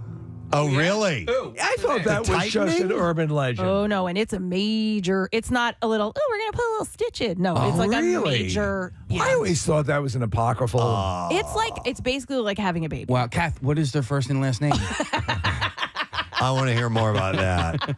But I got all these callers on the line. No, it's okay. But I want to hear more about that. Jennifer's on. Hi, Jennifer. Good morning. Good morning. Jennifer, you have an easy job? Oh, I think it is right now. Okay, share. Are you doing it right Yeah, now? I know. Seriously. Yeah, she's a blacksmith. No, I'm actually shopping at the moment. Oh, okay. All right, you can stop. My day off. Okay. All right. All right. I work at a casino as a sportsbook writer. You work I as write I can't. as a sports book what? writer. I write tickets for sports bets. Okay. She writes tickets for sports books. Or the Eagles. Yeah. But we're real slow at this time of the year. Okay. So I spend half of my day just staring at TV, watching sports. Well, okay. Well, that's not bad. But what about the other half of the year when everything is kicked in? Is it very difficult? It gets crazy when people are trying that live sports. All right, That's the sorry. hard part of it. We're sorry to interrupt your shopping, Jennifer. Yeah. We'll let you get back to Sounds that. like but she's thank you for the fighting a call. robot. We appreciate it. All right, let me go next to Brandon. Hey, Brandon, good morning. Yeah. Uh-oh, here we go. All right, you have an easy job, it says. I'm a trash man. Trash man. How is that an easy job? That looks like hard labor to me, man. You drive the truck. A monkey can do my job. There is, I know, and I've known a few trash men in my life. That love their job? That love the job. I agree. That love the I have job. as well. Yeah. I will say, anytime I see the guys going by my house, they're either like laughing or singing. Right. You've got a group that you work with. Listen, you know that it's got its sturdy elements, but the trucks will do a lot of the work. But also, you're getting a bit of a workout yourself. Yeah. How old are you, Brandon? The only thing I can complain about is the weather. Okay. Yes. How old are you? I'm 30. Okay. 30. Man, I see those Why guys not? lifting some really heavy trash cans. I'm like, no way, dude. Brandon, do you need to work out outside your job? Your job is a workout, correct? Yes. Yeah. Yes, that's correct. Okay. But I also am able to work outside my job because I'll probably be done within the next hour. Oh, there you go, man. All right, you get done early. What time you get up in the morning? We start work at 7. I get up at 6. All right. Okay. That's not bad at all, man. All right, so Brandon considers it an easy job. Yeah. I would consider that a difficult manual labor gig, but he thinks it's one of the easiest jobs. I wonder how they pick the case to your point. Do they go in rotation on who drives the truck? Because the dude who's driving the truck always has kind of the That's the dude. easier That's gig. his- That's a good his gig, question. yeah. Let me go to Kenny. Hey, Kenny. taken me all this time to realize, but I love you. I love you. All right, Kenny, what's your easy job? Well, I'm not there anymore. Unfortunately, I had to move on. But I was a guard at the old Byberry buildings. After the asylum were abandoned. We were all over the place, and it couldn't have been any more of an easy job. Oh, man. We chilled in the trailer for about 7.5 hours out of the 8-hour shift. The boss said basically just take a drive around every once in a while. Here's a TV. You can hook up your video games, and we did. My God. It was an amazing job. But I would. But that's for me. That would not be an easy job. That would be so boring that I would. Because you're looking for busy work to kill time. Yeah. I mean, you could honestly get another job while doing that job. Right. Do you know what I mean? Like if you could find a job that you could like work for, online job, you could work from home. Kenny, quick question. Did you ever see anything of the paranormal? How much time you got? Wow. Are those buildings completely gone now? There's some that still exist. There's a self-help, like a halfway house, and there's a bank or something that uses. Okay. Do the tunnels still exist? Flat. Do the tunnels still exist? No, though they had to take them up too when they knocked it all down and everything. Okay. All right. Thanks, wanted Kenny. to go there. What asylum was it? It was Byberry? Byberry. Where was that? that? Northeast Philly. Okay. And they used to do like the haunted houses and stuff like that early in the day, and then I guess I don't know if it was not safe like or whatever, but they completely shut it down. It's very similar to the one, and I'm having a brain, Penhurst. Penhurst, yeah. All right. Hang on. Let me go to Sam. We're talking about people who have the easiest job. Hi, Sam. Good morning. Hey, good morning. How you doing? Good. What's up, buddy? I really don't have an easy job, but I kind of find it easy because I like it a lot. Okay. I work at a auto detail shop in Westchester, Pennsylvania. Okay. See, I think Kathy, that would be a good, that would be cleaning something all day long. Getting something looking sharp, and it's sort of an expression for you, correct, Sam? I mean, you're right. Yeah, I take pride in my work, but some days I'll be delivering cars a lot. I'll go to the Maserati dealership, drop off a Maserati, whatever. I get to drive some pretty cool cars, which also adds to. Oh, that's cool. No, that is cool. I dig that. All right, so this isn't your shop that you own. You work there? No, yeah. I just work there. I'm also currently in college. So it's kind of like a part-time kind of thing. Okay. I think that's great. Yeah. Because I've talked to Thanks, Sam. Chuck down the hall, and he's like, when I retire, he's like, he would love to open his own auto detailing, not shop, but he would come to your house. And you're like, dude, I could do one car a day, and that would be it. You know what I mean? Because you make a decent amount of money. There was a service that we had come, and then they asked. They were a client here at the station for a while. Yeah. And they did a pretty decent job. Yeah, you can make a couple $100. Yeah. Easily. Yeah. And knocking out one a day or every other day if you just wanted to keep yourself busy. Yeah, my wife has had this guy come to our house. I just How you doing, baby? I know, and he just sets up shop in the driveway and to clean your car. Yeah, not to clean her clean your out. clock. But yeah, I mean, he buff your ass. probably does one car a day. A couple of $100 a pop. It's a decent living. Yeah. Okay. Yeah. I'll go to Joe next. Hey, Joe. Good morning. Hey, bitches. Hey, what? What's up, Joe? Hey, so I take care of dogs for a living. Are you like a dog walker? Yeah, dog sitter. At your house, or you can come bring them to my house, Yeah. and it's awesome. And you consider it to be an easy job? Yeah. Well, all you're doing is taking the dogs for a walk here and there and just playing with them, and the kids help out. So. By the way, there's no reason to be embarrassed if you have an easy job. No. I think you win. You're lucky. I think it's a great job. Yeah. And so you're obviously an animal person to begin with, and so how would you make your own hours? Well, yeah, basically, but technically I work 24/7, I'm always having fun. So Okay, that makes sense. Yeah. All right. Right now, I have a puppy with me. I asked the owner if it was okay if I brought him to the beach and the in Ocean City, and the beach is paying for itself basically right now. Oh, that's cool.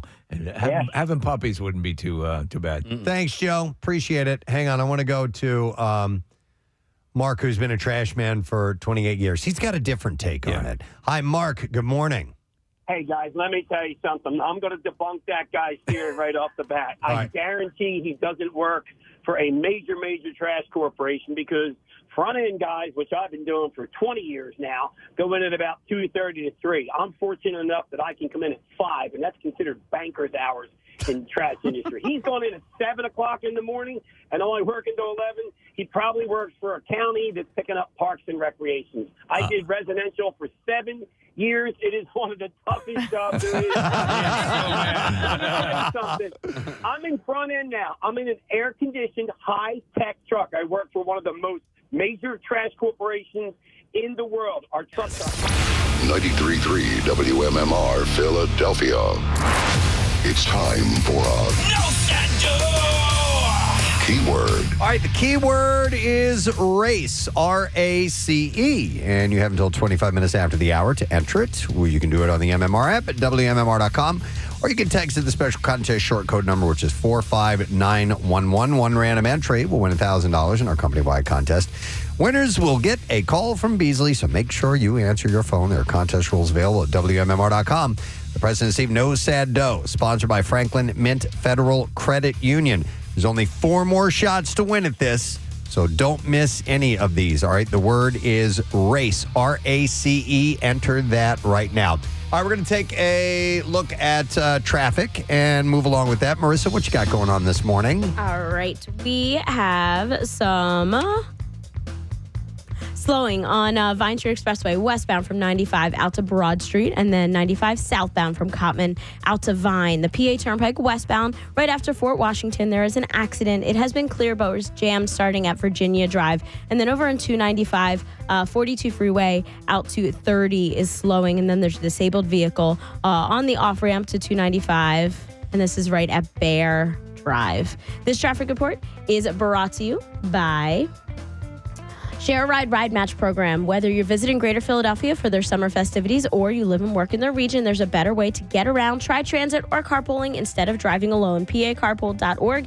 And that's your traffic on 93.3 WMMR. All right, thank you very much, Marissa. You wanted to do a shout out real quick? Yes, I met an awesome little dude at the Sing Us Home Festival over the weekend. He came after Sarah and I made a stage announcement. He ran over and he was like, I love WMMR. I listen all the time. He said, my parents love it. My grandparents love it too. So his name is Connor. He's from Glen Mills. He should be in the school drop-off line with his parents right about now. That's great. Preston, Steve, he said his favorite segment is the Bizarre Files. Oh, that's perfect. All right, well, shout out for you, and we'll get the B file in just a second. You know, I have 2 more quick shout outs since we're going to do these here. We're getting so busy later on. And these are all teacher related. I got this, and they wanted to not mention who they were. This is from the whole crew, she says. It says, hey, Presbo, since you're celebrating the coolest teachers, how about a shout out for a couple of local award-winning teachers who also happen to be friends. Dave Stokes, teacher at Robeson High School, recently won 2 awards. The Lindbeck Award for Philly School District Teachers, and then the National Life Changer Award. His friend and basically chosen family, Leon Smith, is a teacher at Haverford High School, and he is our PA Teacher of the Year, and recently has been chosen as the National Teacher of the Year. We touched on this when that was announced. That's pretty heavy duty. They're obviously both great teachers as well as amazing people. Can you please send this shout out from the rest of their crew who are unbelievably proud of both of them? Thanks. They are really good citizens, so thank you so much. Here's the shout out, and congratulations on those awards. That's huge, man. All right, and then one last one. This I got from Emily. She writes and says, hey, I am Jeremy, your former intern's partner and longtime listener. So we know who this is. We love Jeremy. She says, I'm reaching out because you guys are on my radio every morning, driving my boys who are 15 and 12 to school every morning. Yesterday, my almost 12-year-old Hank heard you asking for nominations for coolest teacher. He's frustrated that he can't nominate his favorite teacher since he's in middle school. Hank wants to give a shout out to Drew Duggan at Octorara Middle School. Mr. Dugan is a 6th grade science teacher who's made science incredibly fun for Hank. I know you're shouting out high school teachers, but dang, I have no idea how middle school teachers do what they do. True. Any middle school teacher that is beloved by students deserves a medal. So here's a shout out to you, Mr. Dugan. And congratulations on being a great teacher. All right, it's Friday. And by the way, speaking of school and whatnot, we have to congratulate once again from Froggy, Brooke Feeney just graduated from college yesterday. So this one's for Brooke. Here we go.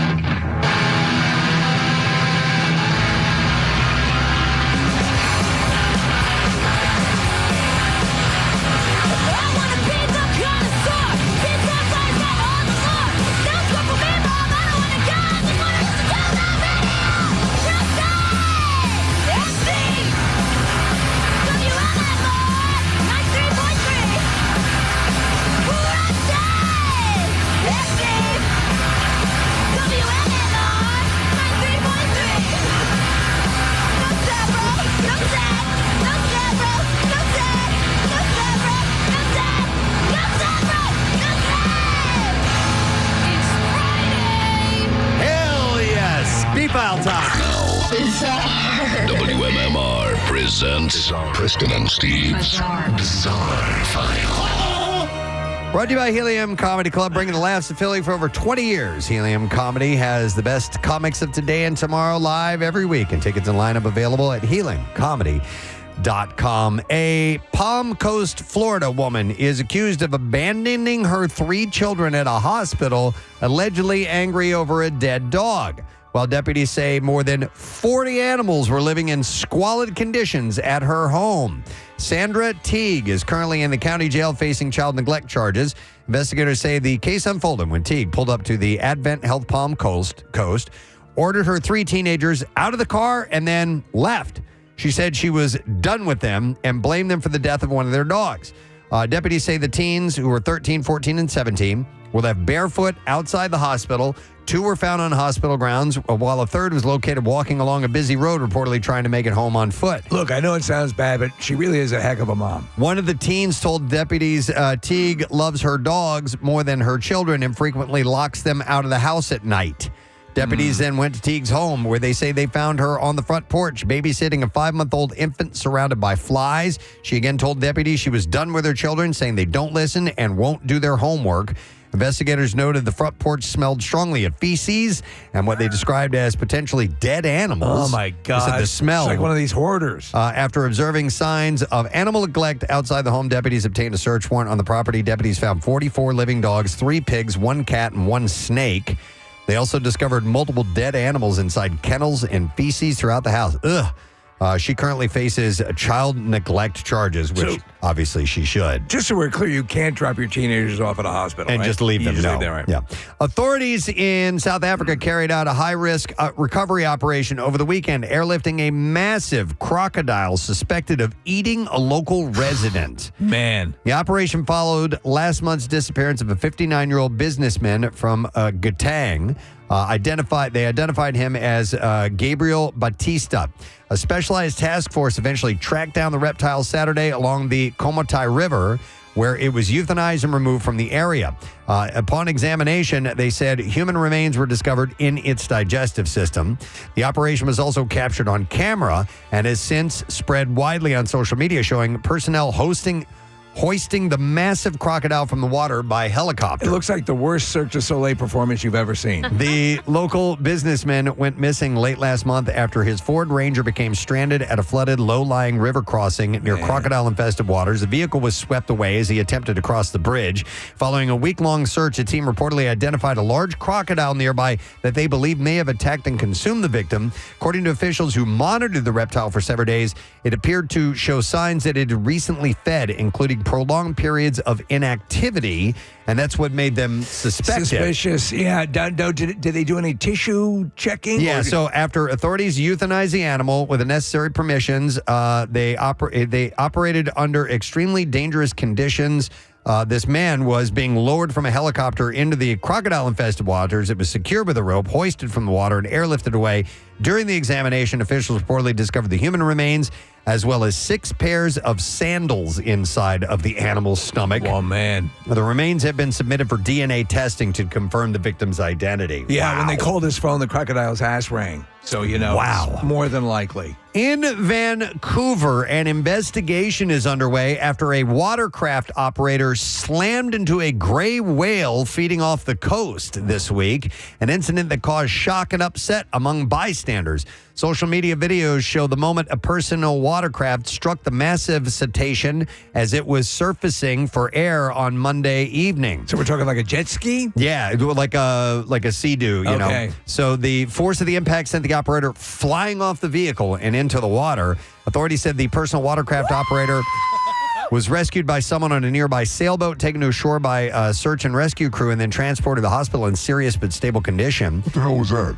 Andrew Aikenhead, another whale... Aikenhead? Like a headache? Yeah. Okay, Andrew Aikenhead, another whale watcher, said onlookers were growing concern in the moments leading up to the collision as the watercraft operator zoomed around the sea. He said some people were waving and yelling, calling him an idiot and telling him to slow down. After the crash, it was immediately apparent that the operator needed help. Andy had said, I really hope he's okay. He's sort of, public enemy number 1 in Vancouver.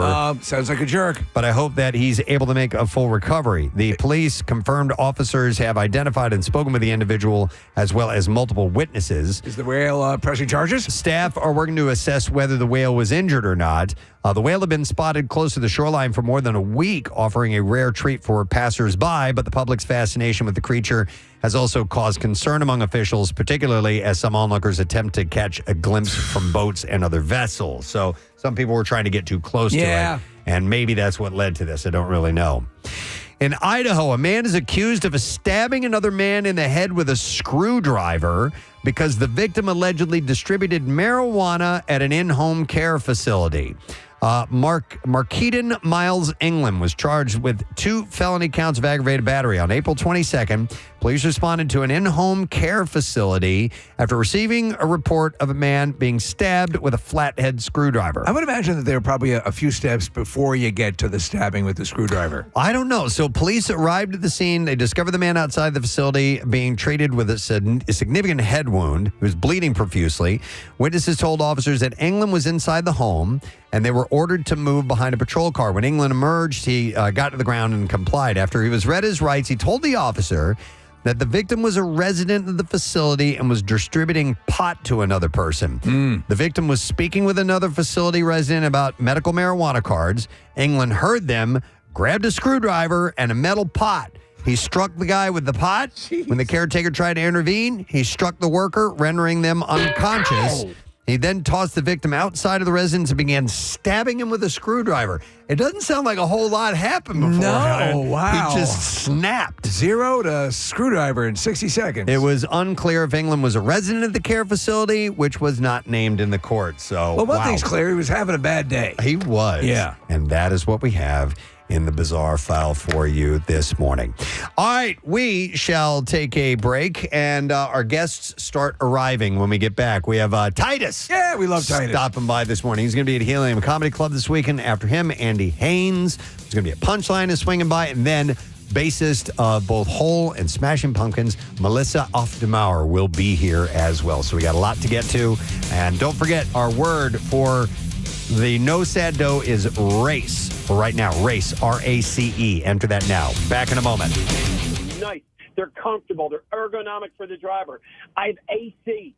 I get out about 20 times to open gate, pull a couple cans out. Mine is probably the easiest in the industry, but maybe takes the most driving skill. I back up over 130 times a day. Let me tell you something. I stink when I go home, and my wife won't let me near her until I take a shower. She won't let me near her anyway. I've been married 30 years. That's a different story. Bottom line is, one of the worst jobs as far as fatalities and one of the most difficult jobs physically and, believe it or not, mentally, because you are not done until you pick up that last can. The good news is you can eat all you want out of the hopper. If that's Oh, my God. I love this guy. Wow, man. Mark. Well, you paid your dues. He hung up. I wanted to get more from Mark. Oh, he's the best. Wow. Okay. There is something, though, bizarrely, at least from our angle, Casey, like fraternal and romantic about that. You're out, you're go different locations. You know what I'm saying? What is it? Is it working in trash? Yeah. As a sanitary? I don't know. As a sanitary napkin. God, but the smell. I know. The stuff those guys smell, and I know they're immune to it by now, but it's just disgusting. Just the smell alone makes your job not easy. I was walking down the street in Cape May a couple of weeks ago, and it was singing "Do What Diddy." I was not. I was holding my breath, Steve, because it smelled so bad because there was some rotten trash. Really? So behind one of the houses, but it permeated for like at least a half of a block. And then when I was walking back, I'm like, well, I'm going to walk on the other side of the street, and it was just as bad on the other side of the street. It made it across the street. Let's see who's been on hold for a long time because we got to wrap this up in just a second. Let me go to Kristen. Hi, Kristen. Good morning. Hi. Good morning, guys. Hey, what's up, Kristen? So I don't have an easy job. I'm a dog groomer. I get mauled on a daily basis. But I love it to death. My husband, on the other hand, he works in the IT department in a library. Yeah. This man spends 90% of the time watching YouTube, sending me memes. He brings, he's like, oh, I'm watching Terminator. I'm like, you found it online? No, I brought it from home.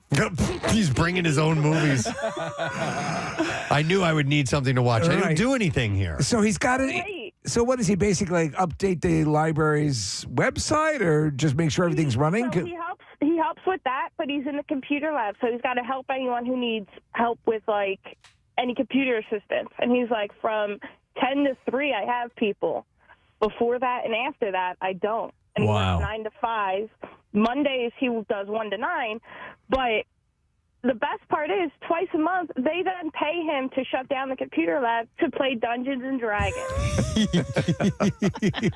Oh man, that's an easy job. Yeah. I'm like, what? Don't come home and tired. Like, you have a 5-month-old. Help. Help. Please. You're helping. Thank you, Kristen. We went whitewater rafting earlier this summer, and we were talking to some of the guides that were with us, and they were all college kids, which I didn't know this was in Jim Thorpe. They're college kids, but from all over the country, not just in our area. And they travel here. And she was basically telling us that they like camp out for the summer. Wow. And she said it's one of the, for them, it's one of the greatest, easiest jobs. I'll never forget this gal in Maine. She was our whitewater raft guide. Her name was Wiggy. She was awesome. And same thing. Loved her job. Travels all over the place. Goes to different, depending on the season. You know, she'll head out west when it's warmer, and then head east. And just loved the job. One of Jace's surf instructors, too. She goes to Hawaii for the winters and then comes to Ocean City for the summers. A guy who would teach surfing in Costa Rica in the winter. He would be a snowboard instructor in Colorado in the wintertime. And in the summertime, he would go to Costa Rica and teach surfing. I'm like, damn, man. Didn't he die in a big wave off Australia? Or is that that was boating. That was after the bank robbery, and we don't talk about that. Yeah, I mean, it's a legit career. The guy who ran our thing in the Grand Canyon, like, that's what he does from May to September, and he majored in that. He found a college and basically majored in like adventure activities. That's cool. Yeah. Right, one last call, then we got to take a break. It is Jeremy we're going to go to. Hi, Jeremy. Good morning. You guys rock. Thank you. Jeremy, it says here you got an easy job. What is it? Dude, I coalesce the vapors of IT security maybe 3 hours a week, and I work 40 hours a week. So you're actually working for 3 hours of your 40-hour work week? Not even working. I'm literally just talking to somebody else in a meeting about an issue and tell them what to do and how to do it. Okay. Do you feel mildly guilty that you make money doing that, or are you okay with that? Completely. I honestly Netflix and spreadsheets. Netflix and spreadsheets. Dude, well, you listen to what Preston said earlier. You win. Yeah. You know? That's it. You got a job, and you're obviously providing what your bosses need you to provide, or else you wouldn't be there. Yeah, so exactly. I was talking to my friend Joey Lee the other day in the parking lot of Wawa, and I said, if I ever complain about my job, just slap me in the face, because this is what I do for a living. Yeah, I push buttons like that. Yeah, you know. Yeah. All right. Well, anyhow, thank you guys. And quietly quitting. I was not familiar with that term. No. And it essentially means just doing what needs to be done and only that, and not going above and beyond. My buddy Steve texted and said, quietly quitting equals lazy F. But Steve, my buddy, he drags so much of his work home and shouldn't be doing that much work. He's a booker at Chippendales, right? He gets all the guys. Yeah, exactly. But anyhow, hopefully you enjoy your job. You enjoy your job, then you're in a good position. If not, I hope something comes along that you really want to do. Yeah. We need to take a break. We'll come back in a second, and we'll get to the bizarre file. It's on the way next. Stay there.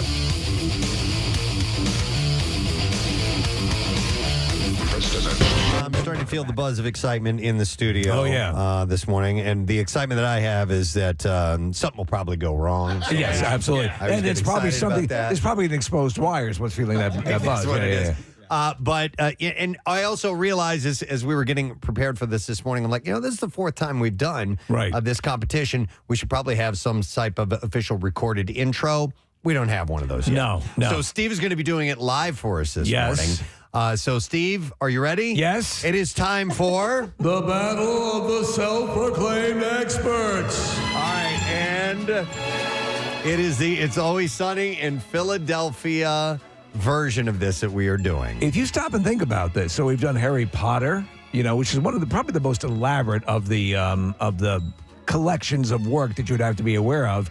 This is right up there. Oh, it's got to be beyond. If you think about the hours of programming, good from point. It's Always Sunny in Philadelphia, it's got to eclipse the. It's amazing. The Harry Potter universe. So we reached out to our listening audience and we asked for you to tell us why you should be in our contest, and we got, as we figured, loads and loads and loads of great responses. Right. And they were really hard to narrow down, but we had to do it. And it's the only way to filter through and just find some people that we think might be good competitors. And we can't do a battle royale with everybody and then narrow it down and bracket it down to 2 people. So this is how we do it. Knowledge and passion. That's what we were looking for. All right. And we have 2 people in the studio. And I'm going to read the emails. Some of them are kind of long, so I'm going to read portions of the emails Reader's Digest version that were sent in. This one first says, Gadzooks Gang, as a stakeholder in kitten mittens and current student studying bird law at Patrick's Pub University, it's an honor to place my name in contention for this self-proclaimed expertise. 15 seasons and counting of sunny content directly linked to my brain over the last 17 years have allowed my inner day man to shine through and have it be a huge piece of who I am, my personality, and quotes, situations I directly tie into my everyday life. I am incredibly thankful for what the gang has been able to create and produce for us over the years, and I hope my obnoxious ability to have that content as part of who I am win me the title. On top of that, the Preston and Steve Show has been my personal inspiration for wanting to work in radio/broadcasting, attempts at the difficult job front over the years of on top of recent historical events have led me away a bit, but the dream constantly remains whenever the frequency turns to 93.3. Hope to rid myself of all safety nets. Blending 2 of my passions is a dream, and thankful for the opportunity from you all. But anyway, see you later, jabronis. Cool word. Signed, the Golden God, who is currently untethered and whose rage has no bounds at all, James Bailey. Is here this morning. Good morning, James. I just wanted to make sure I could perform a successful ocular pat down prior to us starting here. Yes. Okay. All safe. You guys are all checked. All right, thank you. Thank God. He's wearing his goggles. Right. We are good to go. We're all good. It's a pleasure to be here, guys. I mean, like a literal dream to be sitting here talking to you guys. So thank you. That's awesome. It is our pleasure, and thank you for all of your enthusiasm. We appreciate that. All right, and our next contestant sent in the following email. It said, you know what? Let me kick down a little thing to you that our founding fathers kicked down to me. And it goes, don't tread on me. And right now, if you guys don't pick me for this contest, you'll be treading. He's back in town. Helium Comedy Club. Ladies and gentlemen, hang on, because Titus is here with us this morning. Thank you guys so much. I like you said, like something big's going to happen. You are something I feel like it should be music. You should have gone, wow, wow, wow. Good to see you guys. Thanks for having me back, man. I saw you kind of rocking out to Smashing Pumpkins there. At the end. Loved my wife's is one of my wife's favorite bands. They are awesome. They're still awesome. I love that they had personality problems and couldn't keep together. Those are the best bands. The ones that break up. You need a little strife. A lot of middle fingers, and they walked away, and then they never got it back. There you go. I can live with that. Yeah. I never really have asked you about your musical taste and what you're into. Beyond Prince fan, I'm one of those. I'm a Prince guy. Which album do you guys want to talk about? Because there was a lot of stuff that he released that honestly that was released under his symbol. So I'm that guy. I'm a dentist about that. And then I saw Springsteen a couple weeks. I'm off this new show I'm doing, Doomed to Repeat. I'm really fired up because I saw Springsteen. Cool. Yeah. So we're not gonna talk about it because you guys, I know. Well, you mentioned Prince, and I've always liked Prince, but as of lately on my Instagram, the algorithm has singled out Prince guitar solos, and they keep sending them to me. And I knew he was a good guitarist, but he was even better than I thought. Eric Clapton is quoted to say, they asked Eric Clapton, what's it like to be the best guitarist to ever live? He goes, I don't know. Ask Prince. Wow. And I'm friends with Nils Lofgren, and Nils, so they did, when they opened Minneapolis, they did Purple Rain. And I got this is so inside baseball. I get a call from Nils Lofgren. He goes, hey man, don't tell anybody. And Bruce said we're gonna put in Purple Rain. He goes, should we open with it or should we close with it? I go, if you guys close in Minneapolis with Purple Rain, the roof's coming off the building. And so they did. It's great. Yeah, dude. So members of Bruce Springsteen's band is asking you on set list tips? That's what I was like. I was on the car he goes, why are you? I go, you're in the East Street Band. He goes, yeah, but you're a big Prince fan. Where do you think it would be the best? And I'm like, at the end, obviously. Basically, you've already beat them to death because you're the East Street Band, and now at the end, you're gonna their face is gonna peel off. I love this story about Paul McCartney talking about Springsteen and about because talk about the Beatles. We used to do like a half hour, like the Shea Stadium concerts, like 40 minutes. Wow. And then and then Springsteen 4 hours, and he finally got to say to him, "What are you doing to us?" I mean, but that's. There are people that can operate at that level, and Springsteen can. I take a lot of inspiration from my whole career. I used to go when I would tour the Midwest, and I'd be doing these one-nighters that are hell. Yeah. And you have to drive like 400 miles in the middle of the night. And I remember one night I was going across Kansas or something, and I'm listening to Nebraska. If you guys know the Nebraska, and State Trooper came on, and he goes, Mr. State Trooper, please. And it was a lightning storm, and I was like, I'm going to die tonight. Like, it was one of those things where Stephen King couldn't have written it better. When that song comes on, I remember one time I was going through something and Comfortably Numb came on, and I said, God dropped the needle on this. It's almost too perfect. Exactly. So I love that, like, with all this going on in the world right now, Springsteen's the only one literally leading us. With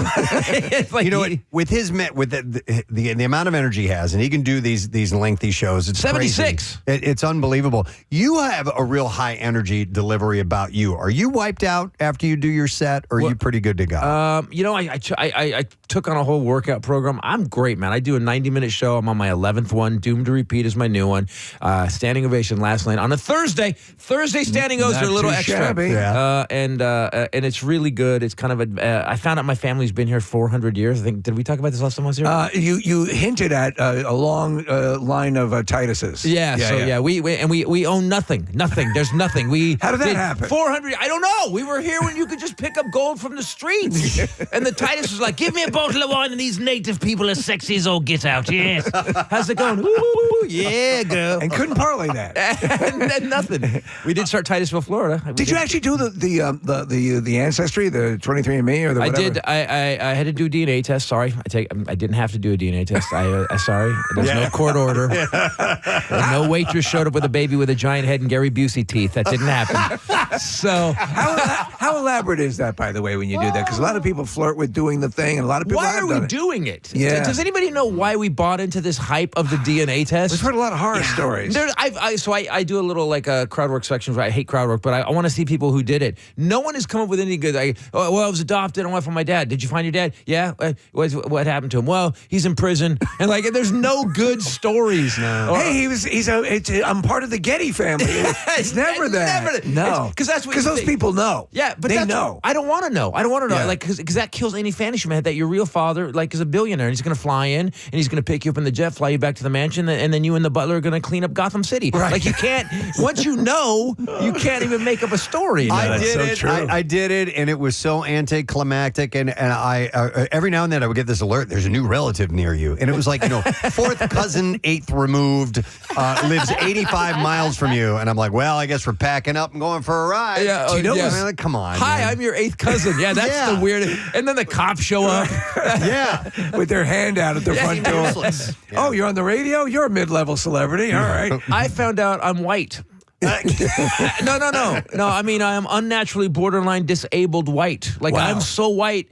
Like I'm 40% English, 40% Scottish, 11% Irish, 4% Welsh, 4% Finnish, and the 2% German. I guess 1% paper plate. Like, I'm so white. Wow. Well, doesn't everyone get a tiny percentage of Genghis Khan? I Doesn't he end got up in nothing. it? I don't Not even get that. Like, the Tituses didn't sleep with any slaves. Come on, man, nothing.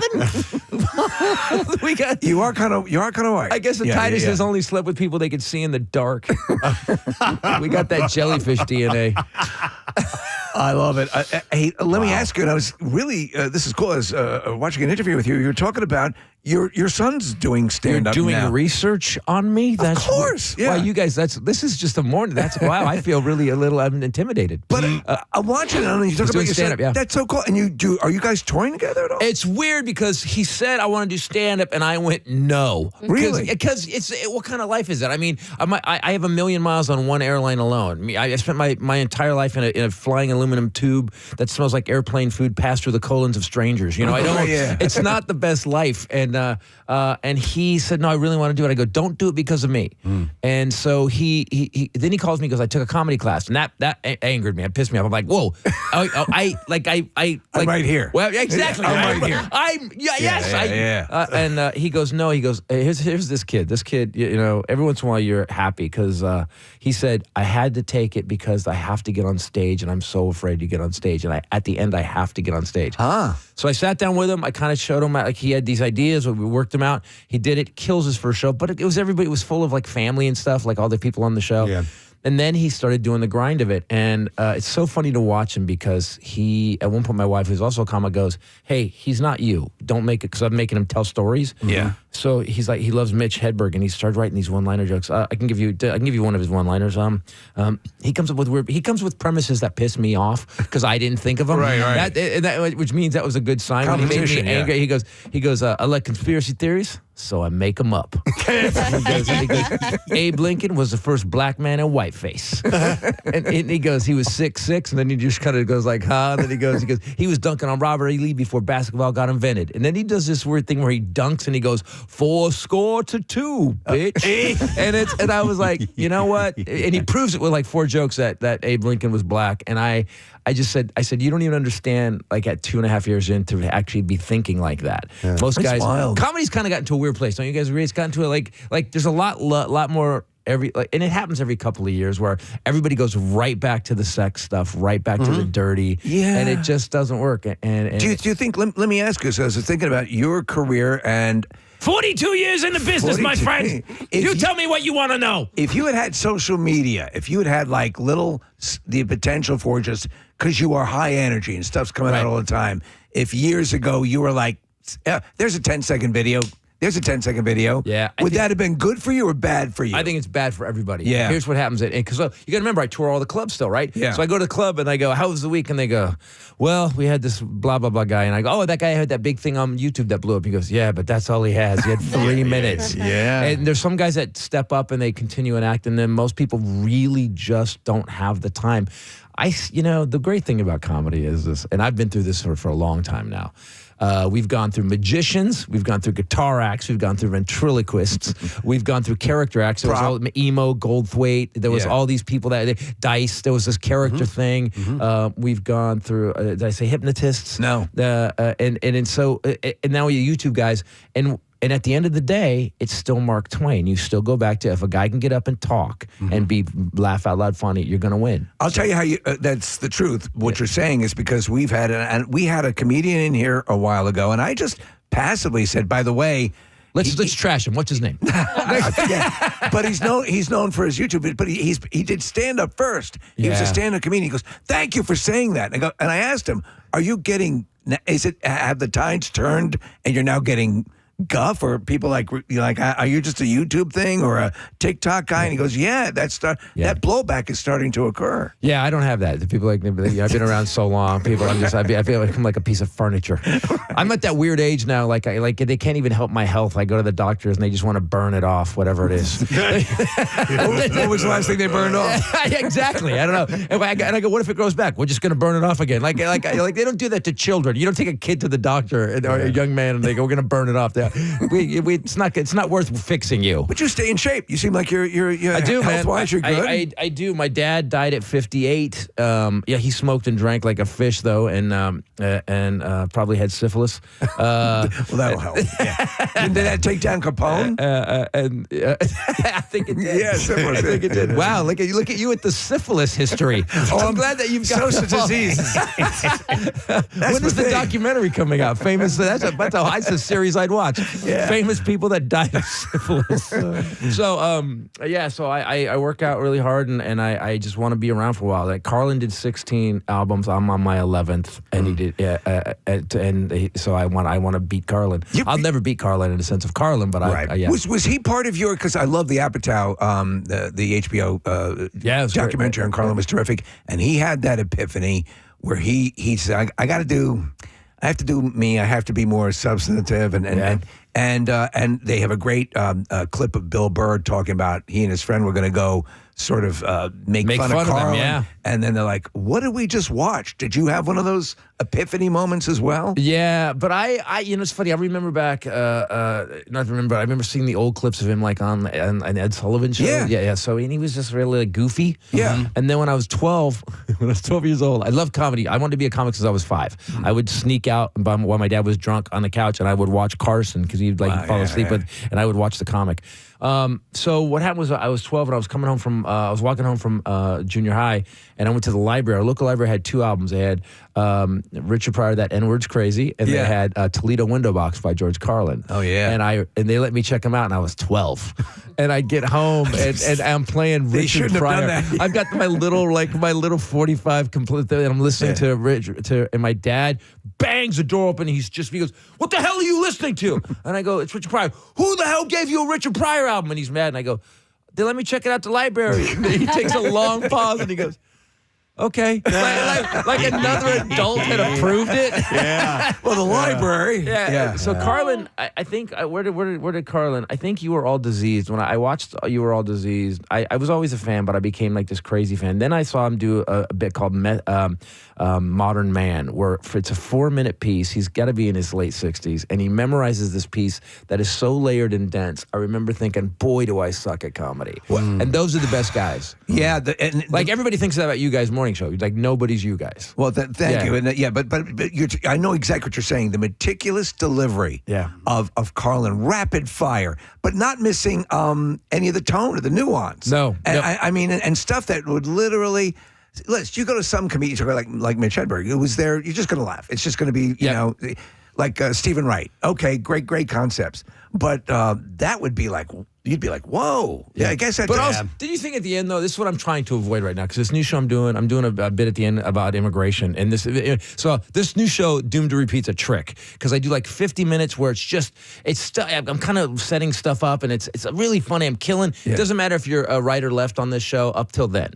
Then there's 3 bits I do at one where I don't compare. I say how unlike Hitler Trump really is, right? Except it's exactly like it. It's like I went backwards. Then I do a bit called the 50 Generation Problem, and then I do the immigration bit. And I've been on this stage, and this immigration bit is so calling out that we are a nation of immigrants. You can't hate immigrants if you're. And my family's been here 400 years. Well, and look at all you've achieved. I don't want to do the bit. I don't want to do the bit. All right. But you see these people that are obviously Trump voters go from enjoying the show to just furious by the end because you can be mad, but you can't. But I'm not wrong, you know. And I think that's what Carlin did great. He would call you on what you. But I thought he was too grumpy at the end. I thought at one point it was like getting yelled at by your uncle. I kind of felt that way too. Yeah. And I really loved George Carlin. I didn't go as deep as other people did, but towards the end there, it started getting to be a tad bit grumpy. Yeah, well, my wife busted me on it because one night I was really self-righteous about this immigration bit. I was just really, one night she was in the back room and I was like, rah, and she goes, you remember how you used to hate when Carlin would do that? She goes, you're doing that now. And so I had to really I think that's an honest concern because the problem is agree. if you get wrapped up in this stuff, yeah, and you adopt I am ineluctable, I'm completely right all the time thing, yeah. And even if you have the passion of your conviction, I've seen it start to eat people up, and it's like because you are at your core, you're the diversion, you're going to pull people out of that. Yeah, so I don't know.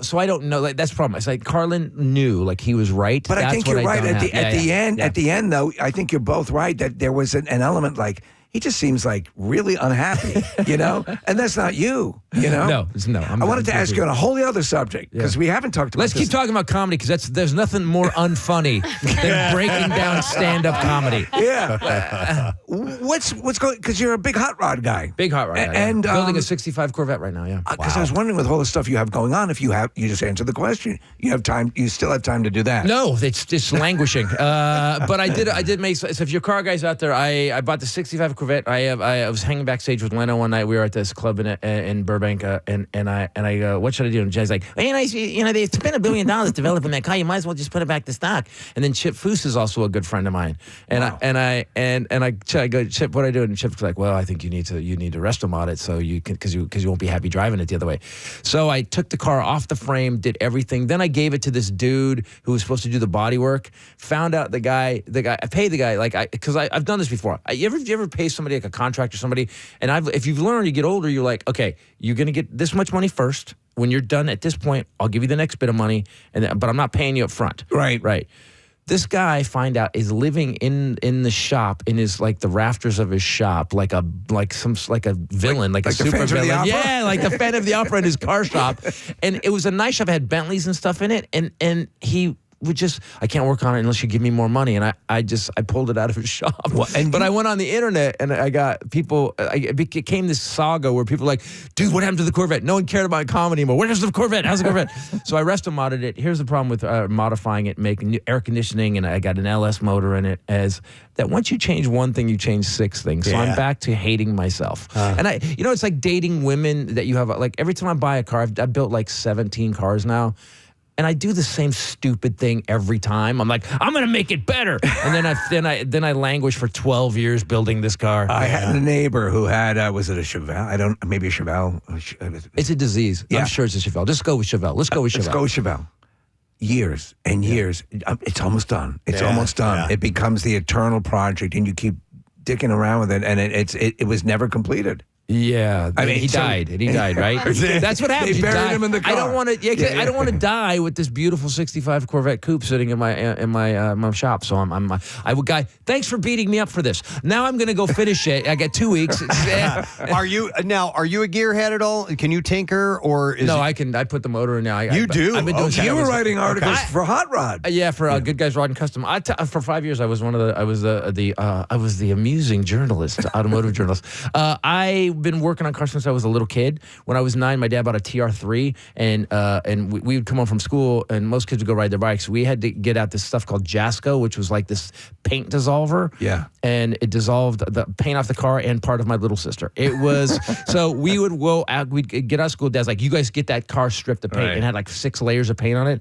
So my brother and I would go home, we're little kids, we'd be scraping with this caustic chemical. I finally ran away when I was 11 to Mexico to get a good job, because it was just a horrible time. Horrible time. Yeah, so I've been doing it since I was a kid, yeah. So question, amongst those who are gearheads, who can do the work themselves, when people... I can paint cars. I've been painting cars since I was a kid. When people who aren't inclined like that buy a classic car, are we looked down upon? I don't have one, but I would be that guy because I do love great classic cars. And if I were to buy one and have somebody else do all the work for me, is that kind of frowned upon? No. Okay. No.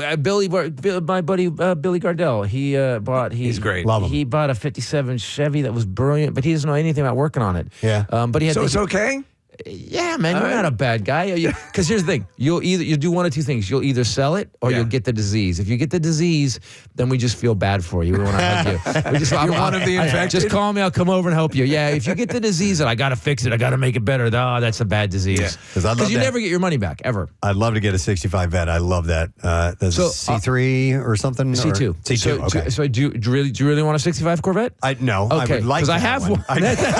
You can finish it. Do the deal right now. Let's just work it out because I'm honestly frustrated. And so let's give it to you because you don't know. I bought I just finished a 65 Chevelle two-door wagon that I sold because I bought it because my divorce was so bad. I wanted to kill myself. I lost my kids. It was bad. Yeah. So I bought this car and I would just go and I would zen out. If you're a car guy, you're just unbolting stuff. It's just you shut your brain off and you do it.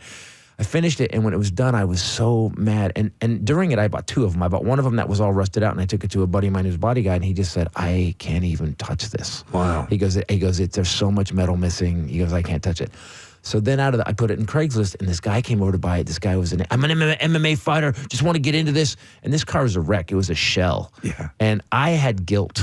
I sold it to him, but I had guilt about it. Even to this day, as I'm telling the story, I'm telling the story as penance because this boy, I know what happened to this guy. He just lost his mind. Fell down the hole. Yeah. So here's what I would tell you. Here's what you do. Yeah. To you people that don't know how to work on cars, what you want to do is buy the best example you can. And then you want to go find this weird, like the Corvette Geppetto, that like it has this weird shop off to the side, right? And he hates you when you show up because he goes, I'll tell you what you need. That guy, you want that guy? Okay. And then you're the big radio guy. You could actually pay a little guy to maintain it. And here's what you won't get: you won't grow the tumor that I grow from having to fix this crap all the time or re-engineer it. I say this because I know that process. You hate and you love it at the same time. Yeah. Because everything it's the journey. To get overly zen here. Yeah. It's like, it's that process, the problem to solve. You have that kind of mind. Yeah, but also suck out your life essence. That's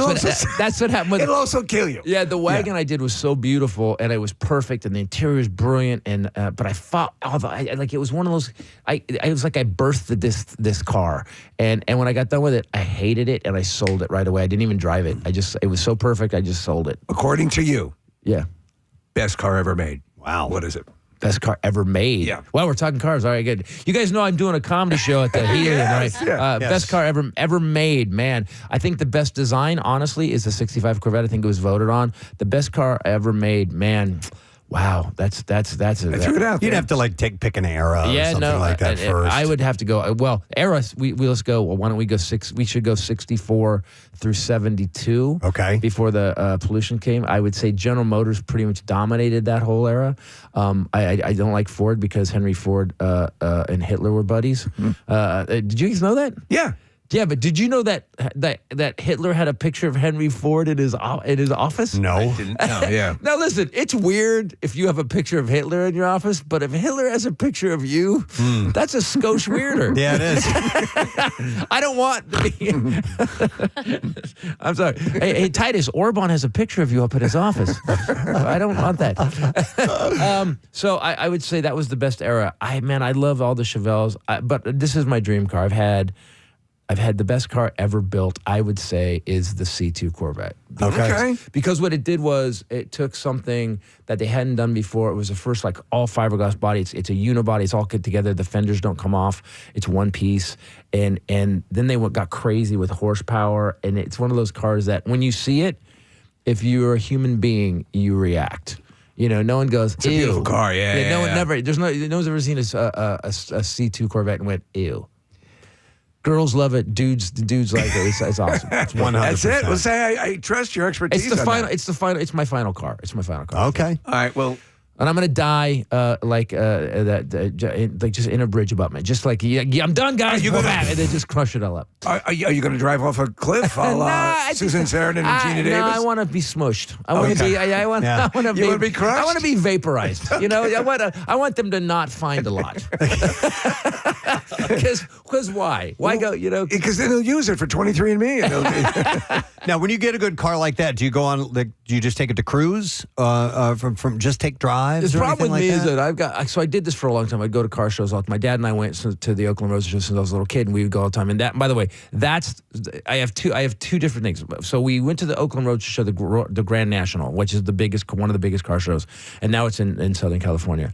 And so I have these beautiful, loving memories of my father. And then I had this horrible memory where he told me at one point, where I'd walk into the car shows, and it was just this moment where we would just enjoy stuff. And he goes, so my penis doesn't work anymore. I'm like, well, like out of the blue, we're just walking through the car show. Yeah. And I go, yeah. And he goes, so this is before Viagra came in a pill form. And I go, Dad, I don't really want to hear this. He goes, nah, let me tell you what they got to do. It's crazy. And I'm like, I don't want to know. I don't want to know how you're fixing it. Let's talk about cars. It's bad. Let's talk about cars. Yeah. You're 55. It's fine. And he goes, so you gotta use this stuff. He just keeps going. Like he's not hearing that I'm telling you not to tell me. He goes, you gotta take this stuff and you put it in a syringe, and then you gotta shoot it into your penis. And I'm like, Dad! And I'm just shut up. He goes, so the first time I used it, and which means that was the second time. Right. And he goes, first time I used it, he goes, I couldn't see because I didn't have my glasses. And the story just starts to spin out of control. And at one point, as a comic, I go, I have to listen to this. Yeah. He goes, I couldn't. It said 10 cc's, but I couldn't see it. I thought it said use 100 cc's. And he goes, oh my God. Exactly. And now I'm in. I'm like, yeah. He goes, how long? I shot it in. He goes, and about 30 minutes later, he goes, it got so hard that he goes, I felt my anus rip. Oh my God! And I go, oh my God! He was also funny too. So I thought that was And then he goes, and then it turned black, but not in the good way. And I'm like, I don't even know what you mean, Dad. Oh my God! That's a true story. Well, you guys were obviously at that moment. I realized how close we really were. But he just thought. I think he knew he had a funny story, and I think that was around the time the TV show was on, and before he died. Dear Lord. Yeah, dear Lord, right? I don't want to. God. But imagine. So all you people that are mad, I got to take a pill. Be happy. Yeah. My father used to have to do a medical procedure. Most definitely. Could turn black. Well, listen, Titus, we got to wrap. I just want to remind everybody that Chris is going to be at Helium Comedy Club tonight. Brand new show. 2 shows, and tomorrow night. I got a text, so we'll end with this. This person just said, love Titus, guy saved my life. For whatever reason. I get that a lot, man. I write. Yeah? The last story, Carrying Monsters, by the way. Carrying Monsters is now on 800 Pound Gorilla. We just hit 750,000 views. Congratulations on that. It's the one about, I used to go to bars when I was 4, and then it ends with my getting my kids back after the bad divorce. It's great. And this one, Doomed to Repeat, is if you guys are feeling out of control, don't you guys pick up the phone every morning now like you're cutting the red wire on a bomb? Oh, my God.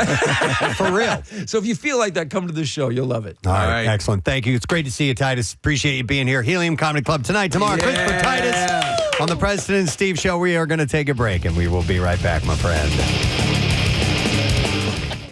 If I'm selected, and when I do eventually win, I'm going to peak so hard that everybody in Philadelphia is going to feel it. If I'm unfortunately passed over as the self-proclaimed expert, I'll get all in your faces and point out your faults. But after I win, I'm relaxing. I'm getting blackout drunk, and you're leaving me alone. But Kathy, just a heads up, I'll give you $50 if you drink soup out of my shoe and take your top off. That's a good deal. I'm sorry, Kathy. She's done it for less. What color, by the way? Thanks.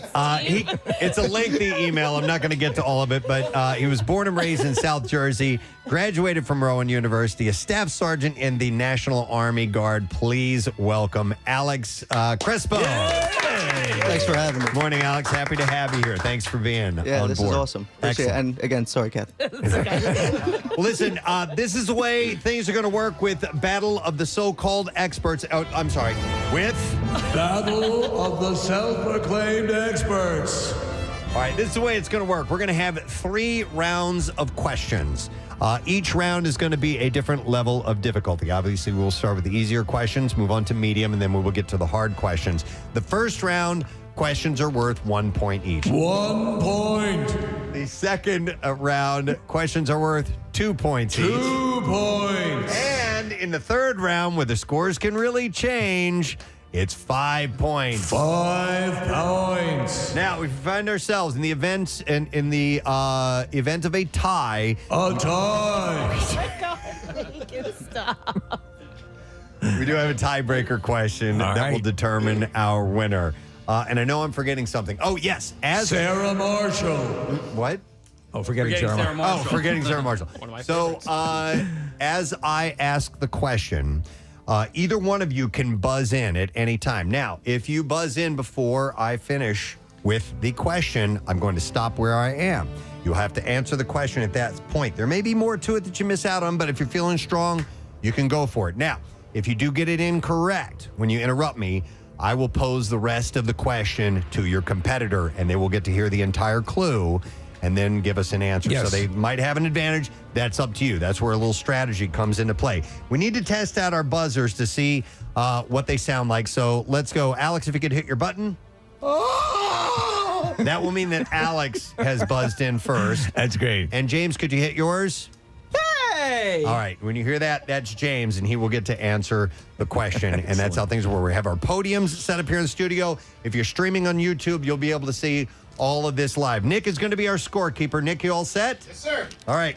I don't have your mic on. This one? There we go. There you are. Mike wasn't on. All right. So we are going to get this underway. Let's begin with round number one. Gentlemen, grab your signaling buttons. And by the way, I need to compliment them on their T-shirts. They are wearing It's Always Sunny centric shirts. We have the Bird Law shirt and the Implication shirt as well. You had to call them to say, at least to alert them to the fact that while we are fans and watch the show, these are the encyclopedic knowledge of the whole show. So we may not be aware of everything. And in fact, I need Connor in here because Connor is going to be our judge should we need to go to a ruling. Connor's another super fan. Connor's a super fan, and he helped out with all of the questions. So, Connor, I may go to you for a thumbs up or thumbs down. Like the gladiators. All right, here we go. Starting with 1 point questions. These are the easier questions of the lot. Let's begin. Here we go. In what year did It's Always Sunny? Hey! James. August 4th, 2005. He knew the date. Oh, my God, that is correct. Absolutely. 1 point for James. Like I said, these are the easier questions. Question number 2, and there are 5 questions per round. I forgot to mention that. Which Pennsylvania bridge is seen? Alex. I'm going to go with Strawberry Mansion Bridge, but I think I jumped the gun. That is incorrect. Which Pennsylvania bridge is seen in the opening credits? George Washington Bridge, correct? Or no? That is incorrect. That is incorrect. Both of them wrong. It's the Ben Franklin Bridge. George Washington Bridge is in New York, James. Round up. No, that's very different. Very different. All right. Is it the Verrazano Narrows Bridge? Here we go. Golden Gate. Yeah. And by the way, you heard Casey playing sound effects. Yeah. For a correct answer, for an incorrect answer, you will hear this. Dead air. Or you will hear this. This is not good radio. All right. And for a correct answer, you'll hear. Or. Rock flag eagle. See, it all looks professional. It does. Yeah. All right. Third question of the first round, and there are 5 per round. Here we go. What is Dee's nickname that was... Hey! All right, James? Shut up, Bird. Incorrect. Ooh, this is not good radio. What is Dee's nickname that was given to her in high school? The Aluminum Monster. Yep. That is correct. Alex gets a point. That's from the episode titled The Aluminum Monster versus Fatty Magoo. Question number 4. What is Rickety Cricket's Hey! James? Matthew Mara. Matthew Mara is correct. Rickety Cricket's real name. All right, question number 5, and this is a lengthy one. A lengthy setup. I just want to tell you ahead of time. Here we go. Noted. Mac and Charlie go to a diving pool they used to go to as kids, but the pool has been abandoned and is full of garbage. Mac says that the pool looks like the way that it is because of a pattern of discrimination against lower class people. But Charlie says it's because a kid drowned. Alex? Jamie Nelson. That is correct! And round 1 comes to a completion. And by the way, that was from Mac and Charlie White Trash episode. Nick, what is the score so far? All tied up at 2 apiece. All right. Nice, guys. 2 Very for nice. Alex, 2 for James. It's a tie score. And they got the same question incorrect, I want to point out. So nobody stole anything from anyone on that one. So 2-2 in round 1.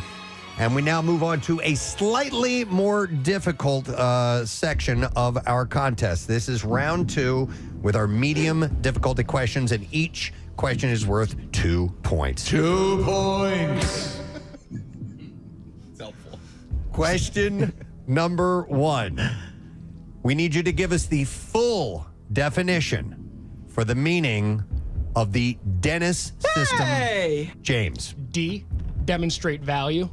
E, you're going to engage physically. N, you are going to nurture that dependence. The second N, you are going to make sure you neglect emotionally. I, you are going to inspire hope. And then with that S, you are going to separate entirely. That's correct. Wow! Well done!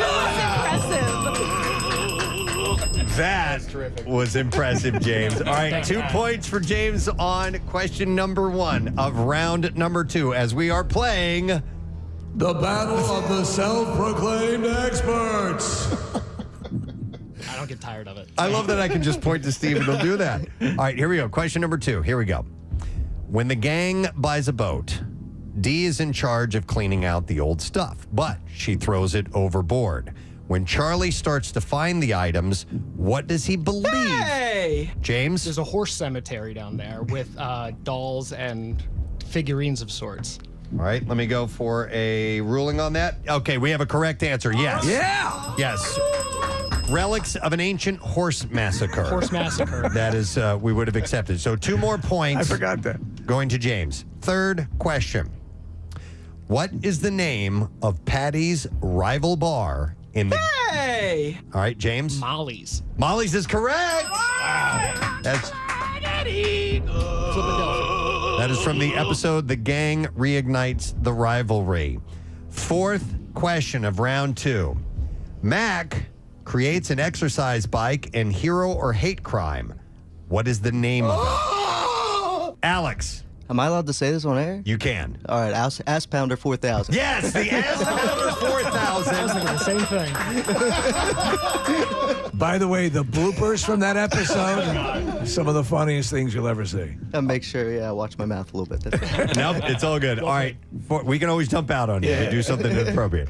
All right, and then the 5th and final question from round number 2. Round number 2. Who is the local news reporter that Dennis fantasizes? Alex? Jackie DiNardo. Yep. That's correct. Yeah, Jackie DiNardo. And that is the end of round 2. Nick, what is our total so far? In round number 2, James got 6 points, Alex got 4, and now James leads 8-6. Wow. All right, 8-6. So it is anybody's game. It's anybody's game. Because round 3 takes us up quite a notch. These are the most difficult questions that we could come up with, and therefore they are going to be worth 5 points each. 5 points each. So this can absolutely take off. So Take off. I want to ask you guys, as far as the prize is concerned, because it is a VIP experience for the It's Always Sunny podcast at the Met. Are you more excited about the parking situation? Because parking at the Met can be really tough, or is it meeting the gang? I've never been to the Met, so I'm not too sure how the whole parking thing is, but... Talking past experience, parking is actually higher on that list than I'm proud to admit. Have you guys in this scenario? Have you guys ever had the opportunity to meet anybody from the show? From the show directly? No, I have not. All right. So this is They're fantastic. Yeah. Yeah, you guys are going to love it. Whoever gets this is going to have a wonderful experience that night. All right, we're ready for the third and final round. 5 points per question, our hardest ones yet. Battle of the Self-Proclaimed Experts. Let's begin. Begin. Question number 1, here we go. What name does Dennis refer to Frank's character, the troll, in the Nightman comic? Hey! James. His name is Antonio in the show itself. That is correct. Yes, that's a correct answer. Antonio. Dennis refers to him as Antonio before he shoots him. Bang, bang. And that is from the Nightman Cometh episode. All right, question number 2. What size shoe? Alex. 13. Yes! Wow. To finish the question. What size shoe does Sweet D wear? And that is from the episode Who Pooped the Bed? A size 13. 5 points. All right, we have 3 more questions to go in round number 3. Here we go. Pappy McPoyle, the patriarch of the McPoyle family, has a pet Pocono swallow. Alex wants to answer. Alex? Royal McPoyle. That is correct. Wow, played. That is from McPoyle and Ponderosa, the trial of the century. So 5 points for Alex. Wow. 4th question in the 3rd round. What are the names of the 2 episodes that Preston and Steve are... James? The gang gets whacked. Thank you, Marissa. Our list of guests continues today. We have a gentleman sitting next to us. He's been here before, and he's back to perform at Punchline in Philly. And the shows, let me double check on this, tonight at 7 and tomorrow at 9:30. Those are the tickets that remain. So you can go to punchlinephilly.com and go see Andy Haynes. Here with us this morning. How you doing, man? I'm good. How are you guys? Excellent. We're doing great, man. Friday. What's not to love about that? I drove down this morning from New York. Yeah. It's beautiful. How you live in New York, by the way? I'm over it. I want to hit the suburbs. Because you're a Pacific Northwest guy. Yeah. I'm trying to move to the woods. You know, Really? I want to, or maybe the suburbs. You've got the look. Yeah. You got to get a little bit of an Eddie Bauer thing going. Yeah, exactly. You got the camo hat and the stash going here. Yeah, the stash is new. Is the woods so you can write your manifesto, or is it you just want to get back It's to a little of both, like I could see my kind of like Thoreau years ahead of me. Oh, okay. Yeah. Oh, wow, a little bit more cultured. Yeah, wow. Yeah. But no, I live in Manhattan. Manhattan is like, it only makes sense if you're under 25 or you're rich. I think you're right. And I'm neither both of those. But your wife is she still writing for SNL? No, she's solo or just touring as a comedian. But now. she was, right? She was writing for SNL, yeah. but we're actually split up, so I don't even get to enjoy the benefit of. I didn't know success. that had to happen. Yeah. I've been castigated to a studio. If I may ask, when did that happen? It happened at Thanksgiving. Oh wow! Yeah, because of Thanksgiving. Yeah, I burnt the turkey. That'll do it, man. If you're looking forward to turkey, yeah. No, I hear. You can understand. No, I started running, and she hated it. I got in really good shape, and she was like, "I can't have this." Really? Yeah. Oh, wow. So yeah, that's tough. No, we're friends. So this guy's just doing. Your friends? We got a kid, so you got to be civil. Yeah. And, sometimes people aren't. Nothing's official yet, so I gotta mind my tongue. Don't need to get burned because I like last time you were here. It's like I bet you this guy is meeting you the first time or had that settle down vibe and. But, things happen in life, Did you consider yourself a settle down forever kind of guy? I'd kind of resigned myself to it. And then, I started taking some more Prozac, and then I started running, and I was like, wait a second. I don't need this. I don't like this dynamic. I'm not you got heel. It was like your Carlos Castaneda moment. You became enlightened. Yes, exactly. Oh no, I hate this. Yes, it was the moment on the road where I meet the Oasis the man, shaman, the Mirage, and then he tells me, he goes, "You gotta stand up for yourself." Yeah, I love that concept that it's going in reverse. He's dissuading you from all the things you wanted to do. So yeah. So you'd said off air this is your second divorce. It's my second. It was okay to mention this. If I get a third, I get a free hair transplant. Do they have a punch card? Yeah, exactly. What did the first one teach you now that you know going into the second one is a proper conduct? You know what? I think it didn't teach me anything. I think the second one taught me something, which was that you should be in a relationship with someone that's nice. Oh, okay, yeah. And to know no diss on my soon-to-be ex-wife, but she's full of piss and vinegar. Okay. And I just was like, wait a second, like I could date a nice woman. Yeah, I think so. And I don't mean to get, obviously, I'm sorry we went down this path, but it's interesting because I'm a big proponent. I'm happily married many, many years, but my wife and I lived together for a while. Mm-hmm. Did you have that experience? No, it was like a COVID marriage. It was like we were dating and then COVID hit. And then honestly, this is on me. We'd been talking about getting married because we were both kind of like, if we're going to do this, let's do it for real. Right. And then it was COVID. It was March 2020, and it was her birthday. and I hadn't gotten her anything, but I did have an engagement ring. So you had one for her, or you just had one Her in mom the had closet? sent me like an heirloom engagement ring. And I was like, all right, I haven't bought anything. Wow. Oh my God. That's a real. I'll propose. Yeah. That's an audible. Yeah. Yeah. Yeah. But it's like I don't regret anything because we have this beautiful daughter. There you go. And it's like everything that led up to her is there was no mistake. Does your daughter have your sense of humor and your soon-to-be ex-wife's nastiness? Yeah, a little bit of both. I mean, she's definitely her mother's daughter. She I think baby girls especially, they prefer mom to some extent. But she's really funny. Oh, that's cool. Yesterday I was like, hey, are you excited? We're going to turn the car seat around. So you get to sit forward finally. That's a rite of passage, right? Yeah, she's a unit. She's like 45 pounds. She's only 2.5. Mm-hmm. And she goes, Dada, I'm actually a big girl now. And I was like, all right, cool. Right. Yeah. Get a job. I had to ask about this thing because it's in our little prep sheet. And I was doing some digging and found out about this, and I think it's hilarious. And I want to know if it came to fruition. You kind of did a Walking Dead riff on young Sheldon as a satire of those post-show talk shows. Yes. Is this in existence? It lives online. It was like a live show, like they had Talking Dead. Yes, which I watched and thought it was great. But I mean, is that as a type of show is great for parodying. Yeah, it was really fun. I mean, I had some great guests on there, like some really, really hilarious people. The whole gimmick of it was that nobody watched after Sheldon, and so every episode I would go, "Are you guys ready to talk?" And none of them had seen the show. It was just a disaster. I love a disaster. Yeah, so, yeah. It lived on I think it doesn't exist anymore, called Jash. It was like Reggie Watts and Tim and Eric and those people had started. Tim and Eric? Yeah. Philly's Own. There we go. Yeah. Absolutely. Yeah. You've done a lot of writing, and I didn't realize this as well. You wrote for Ridiculousness. Mm-hmm. And the host, Rob Dyrdek.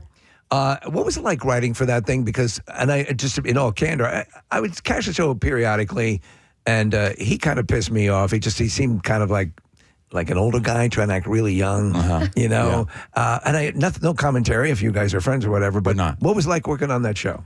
Well, first of all, Rob was as nice as you could be if you had $80 million. You know what I mean? That's the caveat. Yeah, all right. The nicest somebody with $80 million can be. But to plebes, not so much? No, I mean, he was just, he's like a skateboarder that became a billionaire or whatever. Yeah. And, he dressed like he was 19. That's what pissed me off. Yeah. Is that there's clearly the AARP is coming to the mailbox at home, but he's acting like he's 18. Yeah, he's wearing all the like hype beast stuff, and he's using vernacular that we're like, that's for teenagers. But I will say this: it was a really fun job, and I was really grateful for it. But also, nobody read anything that you wrote. They just riffed it. If any job could be stolen by AI, it's for sure ridiculousness. Yeah. It's got to be frustrating. We were on Ridiculousness. Were we? Mr. Peanut. We do this event called the Cardboard Classic every year. A clip from one of the things we did. Oh, yeah. Yeah. So we do this Cardboard Classic. People build sleds out of cardboard, tape, sled, and paint. And here we're showing the video. Yeah, this is the clip. This multi-ton vehicle crushes the person dressed in a peanut costume. I was in the driver's seat, by the way. Were you? That's me in the red. Yep. Yeah. Uh-huh. Yeah. Nearly killed our friend. Preston gets out, goes running over to the guy. Is a sweetheart of a guy, by the way. He's on his back. And what was your litmus test to see if he was I go, alive? how many fingers am I holding up? He looks at me, blood's coming out of his mouth. He goes, 3. And I go, he's okay, everybody. I'm on the microphone. He had a broken jaw. He was just tattered. Yeah. It was kind of the one thing I didn't like about that job was like every day we had to watch like just this catalog of horror. Oh, so you were the ones. It didn't come to you curated. You had to select. Well, it came vaguely curated. Okay, you'd be like, we want to see people fall in water, or we want to see people fall downstairs, or we want to see people fall under giant peanuts, and then they would just send us all that. But then sometimes it was like, I think that guy's dead. Yeah. You'd have to watch like clip after clip, and you'd be like, okay, that guy's dead. Like we can't, It's so funny you say that because for years we'd have like Tom Bergeron and. And we Bob Saget was a dear friend, but the America's Funniest Home Videos, which I love, and it always made, but nobody got hurt. No. And I'm like, I'm looking at these videos, I'm like, somebody got hurt in that. And then finally, like Alfonso Ribeiro had to say, yeah, sometimes they get hurt. You know, that's part of the deal. But you'd see like real, almost like snuff film level. Yeah, it was like stuff. Faces of Death. Sometimes you'd go to the editor that had picked clips, and you go, "What are you doing, man? I have to live in this world." I used to narrate these shows that used to run on TLC, and they were one was called Sports Disasters, and he did a great job by the way. Whenever they would do ones at the rodeo, you'd see these people get mangled, and then at the end, I would say, "Fortunately, he was okay. This is a script that was written for me. Fortunately, he just had minor injuries." Yeah. And the guy who wrote it would be like, I don't know if he was hurt or not. I just put that in there so people feel He good. now lives with his family in Seattle, and then He got like $400 for you to use the clip. Towards his feeding tubes. And by the way, if you're just tuning in, Andy Haynes is joining us. Going to be at Punchline tonight. Get your tickets at punchlinephilly.com. And tell me if this is the case, if your video was selected by America's Funniest Home Videos, they own it then from there on in. I think so. Yeah, I think and that's same ridiculousness. Yeah, I think you sell it to like, they have these big clip aggregators. That are companies that just source, like they just go out, they search TikTok or YouTube, and they just find the videos and they go, hey, can we use this? And I don't think anybody really thinks about it. They don't go like, this is like my big break or whatever. Right. But I will say this. I'd been like a professional or like not semi-professional skier, and I'd gotten like hurt a couple times. But last year I fell down a flight of stairs like accidentally, and I can't imagine what I got like older and conservative as that fall happened. You know what I mean? Like I just hit each. I'll never stair. do this again. Yeah, I'll never. Yeah, because you sort of undersold. You were like near pro level skier, right? You were. I was pretty good. Yeah. Yeah, and did you have 4 separate injuries? Oh man, I can't even remember all. Like I blew out a knee. I blew out the lower back. Are these persistent that reoccur? Will you have issues? Yes, I've got into long distance running this year, and it hurts every day. That seems to be. I got to stop. Counterproductive. Yeah, I've been cold plunging though. I think that helps or something. I can maintain an erection longer. So that would seem to me to be because of the injuries. We're obviously during the I'm having the brain fart on the female skier. Lindsey Vonn. Lindsey Vonn. That was insane. And she's talking about going back to it. No, stop, Lindsey. Yeah. Stop. Yeah. So for you though, with those injuries, the long distance running, we one of the the people that we know who've adopted the runner's lifestyle early and can be in fantastic shape, you'll hear about them in their early 40s getting knee replacements. Yes. And stuff like that. It's a wear and tear game. Yeah, I have arthritis in my left knee, and I went to the doctor. I think it's like that old Louis bit where he was like, yeah, that's just going to be that now. Yeah. I have it. I have torn meniscus in my right knee. I went to a very well-known orthopedic surgeon, and essentially he gave me the old, well, don't do that anymore. That's what he said. It's a Borscht Belt joke. Yeah, totally. I'm like, really? That was the first time I've ever been hit with like old man thing. The first time in my life. I'm 58 years old, and it's like, seriously? This is for like forever? Yeah. It was, I was like, all right, so we're going to get in there. We're going to inject some stuff. He was like, no, man, you're not an athlete. Yeah. $150,000, you're done. Right, yeah. Yeah. And they start to do that the older you get. It's like, what are you looking at? How many more years? Do you really need to do that? Yeah. Do you really need to do that? Yeah, I'm going to go to Turkey. I'm just going to pay for everything. They do hair replacement in Turkey. That's the big thing. Yeah, I'm going to go. I'm going to get more hair, a new knee.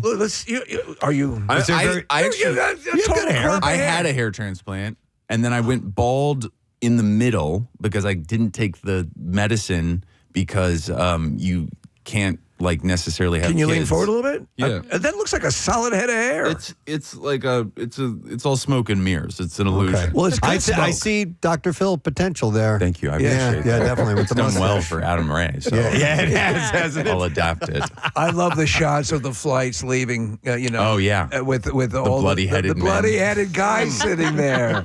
Well, it's taken over for the girls who are turned around because they all get butt implants. and Oh, yeah, they can't have to sit in on the their seat, butts. yeah. Is that right? Yeah, I didn't even think about that. I want to Yeah. do the tourism in Turkey after I get the transplant. I just want to I want to walk through the Blue Mosque with just a bloody head. And then, I'll go to Cappadocia and ride the hot air balloon. I love that idea. Spend a little time there, but I wonder if the Marriotts and the hotels in the area all have to spend extra money on cleaning the bedding because of the bloody. Yeah, I think so. Because Yeah. that's like the deal. I did look into it recently. It's like, I don't know, $4,000, which is a deal. It's like $25,000 here. Exactly. And they put you up in like a 5-star hotel for 3 nights. That's thrown in? Yeah. Wow. But part of it is once you come home from the surgery, you have to sleep sitting up for like 2 or 3 days. Wow. And so there must be blood. There must be something around. Let me ask you, because Joe Buck had, you had it moved from the back forward, correct? They used to do the strip, right? They used to take the strip, and now they take it from all over. So some guys have the strip where if you see them like in the gym and it starts to get sweaty, you can see the kind of line in the back of their head. Is that what that is? Yeah. Okay. They just took a strip out and then put it in the front. I don't know how they did it. Because I think Joe Buck got the hair plugs, and it actually caused some sort of like LSD. Remember he was talking about this? No. Yeah, like some He had sort a of trip? like weird paranoia or something off of the hair plugs. I want that. I want them to put LSD in my hair plan. Maybe they can do that. But no, man, you look like you're rocking a full head of hair there. I mean, you may want to save yourself the $4,000. Yeah, I don't know. I'm a glutton for punishment, and also I get to see the Orient. Yeah, tie them both together. Yeah, exactly. Yeah, just stack them. That's pretty funny. It's also I'm sober, so every time I get a procedure, I get to take drugs. That's the only time. I'll do an elective colonoscopy anytime you want. 'Cause it means, Propofol. I get to take propofol. So I've never been high. I've never been drunk. And when I had that first colonoscopy with the propofol, I'm like, what is this? Propofol is I get it. Michael Jackson's I get why he was drug of going to choice. bed with that stuff. Yeah. I mean, it's crazy. You wake up and you feel like you had the best sleep of your life. Absolutely. It's My amazing. my feeling was that I was cocooned in love. Like it was just it was wild. I think that's what it feels like to be loved. That's the tagline. That's it. Propofol. What it feels like to be loved. Oh my God! Send it See, to the that's what you were marketing. chasing with the marriages. You need to marry something that gives An you anesthetician. An anesthetician. That's what I need. I need somebody who has a lifetime supply of. Give me a bottle of love if you wouldn't mind. Yeah, No, I love exactly. that idea. Wow. That's hilarious. Well, listen, Andy's going to be at Punchline. So if you haven't gotten tickets, there's 2 shows for you to check out. One tonight, one tomorrow. But make sure you get your tickets now at punchlinephilly.com and don't miss him while he's here. He's great. Yeah, he always man. cracked me up, man. Yeah, it's Thank good you, to see guys. you. Sorry Yeah. to hear about some of the issues you're going through. No, it's good. Everybody's happy. Come back with your Bon Jovi hair when you get it. I'm gonna. Yeah, next year you guys will see me. I'm gonna have dreadlocks. Fresh off of his turkey tour. Andy Haynes. All right, man. Good to see you. Thanks, Andy guys. Haynes, let's hear it for him on the Preston and Steve Show. We'll take a break. When we get back, Melissa Auf der Maur will be joining us. Looking forward to talking to her. Stay put. That is incorrect. This is not good radio. So I'll finish the question for Alex. What are the names of the 2 episodes that Preston and Steve are both in? All right. Charlie Goes America, all over everybody's asses, and Max Big Break. That is incorrect. Dead air. It was indeed Max Big Break, but the other was America's Next Top Patties Billboard Model Contest. You starred in. Yeah, Casey and I were in That's right. the Charlie episode. That's yeah. correct. Yeah. You might remember us from the high five we gave in the background. Yeah, in the van, right. Yeah. I was in, Steve and I were in the one with the construction workers. That was the Billboard contest. And we were with and some Max Big Break was the Eagles players were with the us. Flyers game. That's correct. Yes. All right. So the last question we posed to you has to do with the episode that Kathy was in. All right. The episode Kathy was in. In the episode that Kathy was in, Dennis looks like a registered sex offender was the name. What was the name of the sex offender? What a good question. In the episode that Kathy was in, Dennis looks like a registered sex offender. What was the name of the sex offender? Alex. Wendell Smart Eyes. Smart Eyes was his nickname. All right, I'm going to the judges, and they were giving a correct answer for Alex on that We would have also accepted Wendell Albright, but Wendell Smart Eyes is correct. And we go to Nick McElwain for the total. And how did we do after round 3? With 15 points in round 3 and a grand total of 21 points overall, our winner is Alex! Oh, my goodness. Alex rallied. I thought James had it. Listen, they're insane, both of them, with their incredible command of this knowledge. But at the end, Alex, you did it, man. Good job. Thanks, guys. Wow. Yeah, that was awesome. Good job. James, your knowledge is... I'm gonna kick a little ass. Hang on. Gonna kick some ass in the USA. Gonna climb a mountain. Gonna soar a flag. Gonna fly on an eagle. I'm gonna kick some butt. I'm gonna drive a big truck. I'm gonna rule this world. I'm gonna kick some ass. I'm gonna rise. I'm gonna kick a little ass. Rock, flag, and eagle. Beautiful. James, your knowledge is impressive. Oh, my God, he's got a bag of spaghetti. I forgot to ask you guys what your spaghetti policy was. Alex, did you bring some cat food to eat? I brought no cat food. No, I should have brought a bag of spaghetti. That looks pretty good right now. You want some?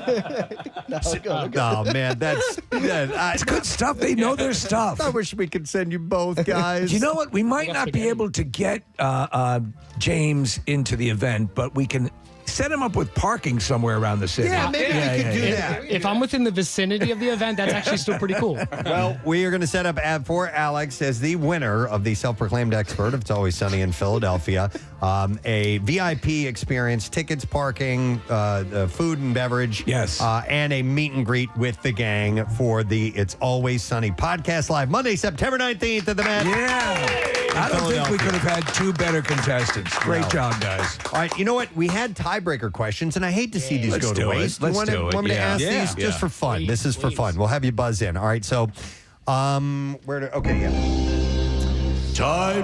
question. But not for points. All right. Just for the hell of it. Who did the Flyers? We're doing this. Who did the Flyers play during the shooting of Mac's big break? Wow. During the actual shooting of it. Not the actual murder. I'm gonna just say the Devils off of guess. Are we buzzing him off? Nah, just go ahead. I was gonna say the New Jersey Yeah, I Devils. was gonna say the Red Wings, but Nope, it was the Montreal Canadiens. there's some red in there. Played the Habs, yeah. All right, and then the last one, we had a second one ready to go. In Hero or Hate Crime, the arbitrator scratches the ticket. Now, buzz in if you do know the answer to this. And it revealed the ticket won $10,000 as Mac takes the ass pounder for. Hey! Yes. I'm gonna guess $14. That is correct. James would have got that right. As Mac takes the ass pounder 4,000 and his ticket and leaves. The others are presented with the bill. How much has Mac left? And it was $14. They used 3 arbitrators in 17 hours. The bill was $9,986. They decided that Mac should pay for it because arbitration was his idea, which will leave him with just $14 because $10,000 minus $9,986 equals 14. There you go. Of course, we all know how that works out. You guys were great. Thank you so much. Thanks for having us. For being so much fun and for the encyclopedic-like knowledge that you have of one of the great shows of all time. Let me ask him quickly. James, your favorite It's Always Sunny episode of all time. Wow. Wow. See, I got hooked early on, probably like late season 2, 3. Right. So I have an affinity for those. Season 4 is some of my just absolute favorite. Mac and Charlie as manhunters. And when they hunt Cricket down for that entire episode is one of my favorites. Okay. I'd probably go somewhere around that range, at least that time, manhunters. All right, good choices. And you, Alex? I think same thing. Those seasons 4, 5, and 6 were probably the best. But my favorite, I think, is probably Charlie Catches a Leprechaun. Yeah. Okay. Nice. That one's a later one, but There's so many to choose from. It's ridiculous. Yeah. Yeah. I know fantastic stuff. You guys love the Family Feud. The Family Feud It's just so episode. good. It's so great. I mean, when D-Buzz is in for the first time. Knocks it off Smashes the the podium. It's the best. And then you later learn that Charlie was the one of the survey members coming up with the answer. It was great. All right. Well, thank you guys again. We appreciate. Yes, go ahead, James. Genuinely, I just want to thank you guys. Like, this is a literal dream of mine. Always Sunny. This was fun. I came into this like, yeah, cool. If I get to meet the gang, Alex, literally have the time of your life. Yeah, Thankfully, I have tickets for the Sunday show. So, it would, best case scenario.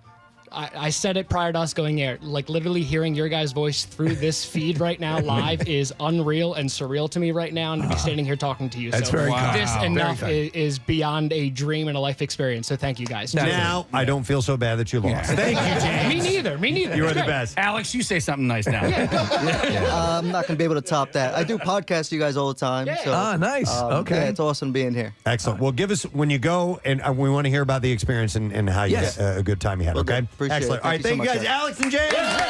Always Sunny, the battle of the Silver Lane Experts. All right, we're gonna take a break. We'll be Brought back. to you in Dolby Vision. We'll be back in just a moment. Stay with us.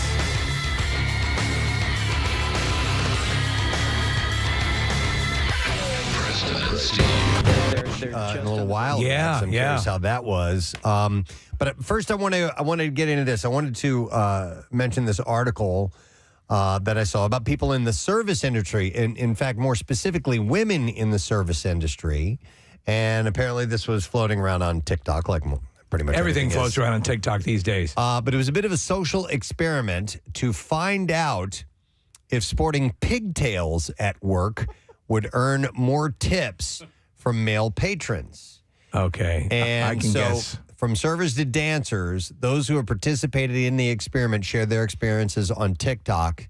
And they say that their tips have increased since they've been using the hairstyle at work. Like, overwhelmingly, like everyone. Wow. Had seen I can see an that coming. increase. Yeah, for some reason. And what do they It's like conjecture cutesy. as to what's that? It's cutesy. Yeah, I think it's got to be it, right? Well, Would a ponytail do the same? No. No, pigtails. Pigtails. So a server who is among these sharing the results said, unfortunately, women are going to be fetishized in different ways by what they look like. If changing my hair up is going to affect that in a positive way, then it's something I'm going to give a shot to, they said. Huh. So, yeah.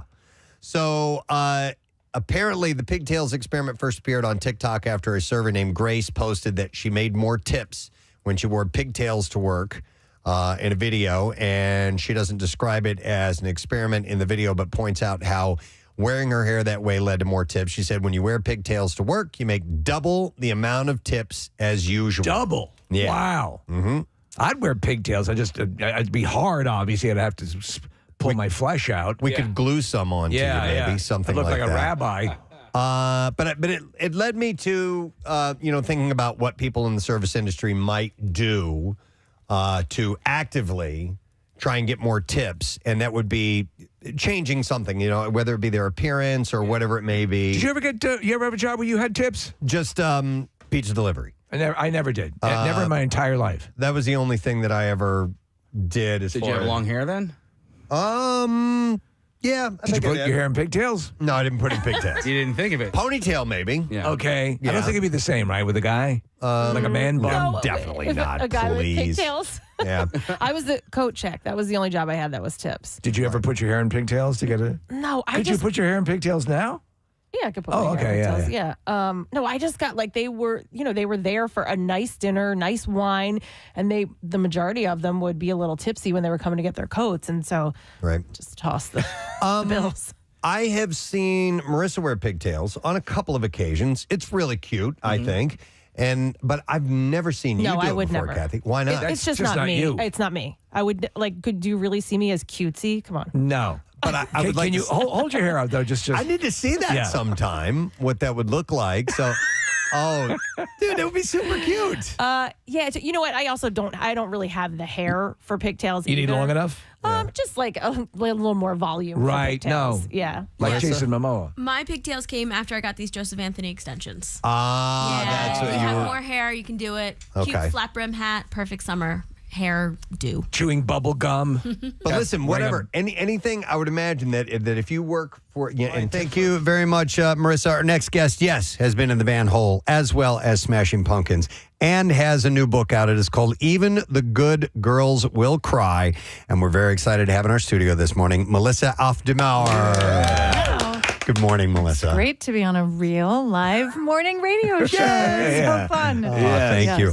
I'm going to start by fanboying on you, Okay, if that's go, cool. please. I have always thought that you're one of the coolest people in the world. Okay. Great. What makes me cool? Well, so let me put it this way, because the only way I know you is what I had seen on stage and in videos and performing and all that stuff. So I know you're more than that. I know you've got 1,000 different sides to yourself, but that's the only one that I know. And I just thought you were so cool. You looked cool. Because bass players are cool. Bass players are incredibly cool. Bass players are possibly the most important part of the band. A lot of people don't realize that. I agree. There's no substance without that bottom end. It's when I won my first and Rare Bass Player of the Year award towards the end of my time in Hole.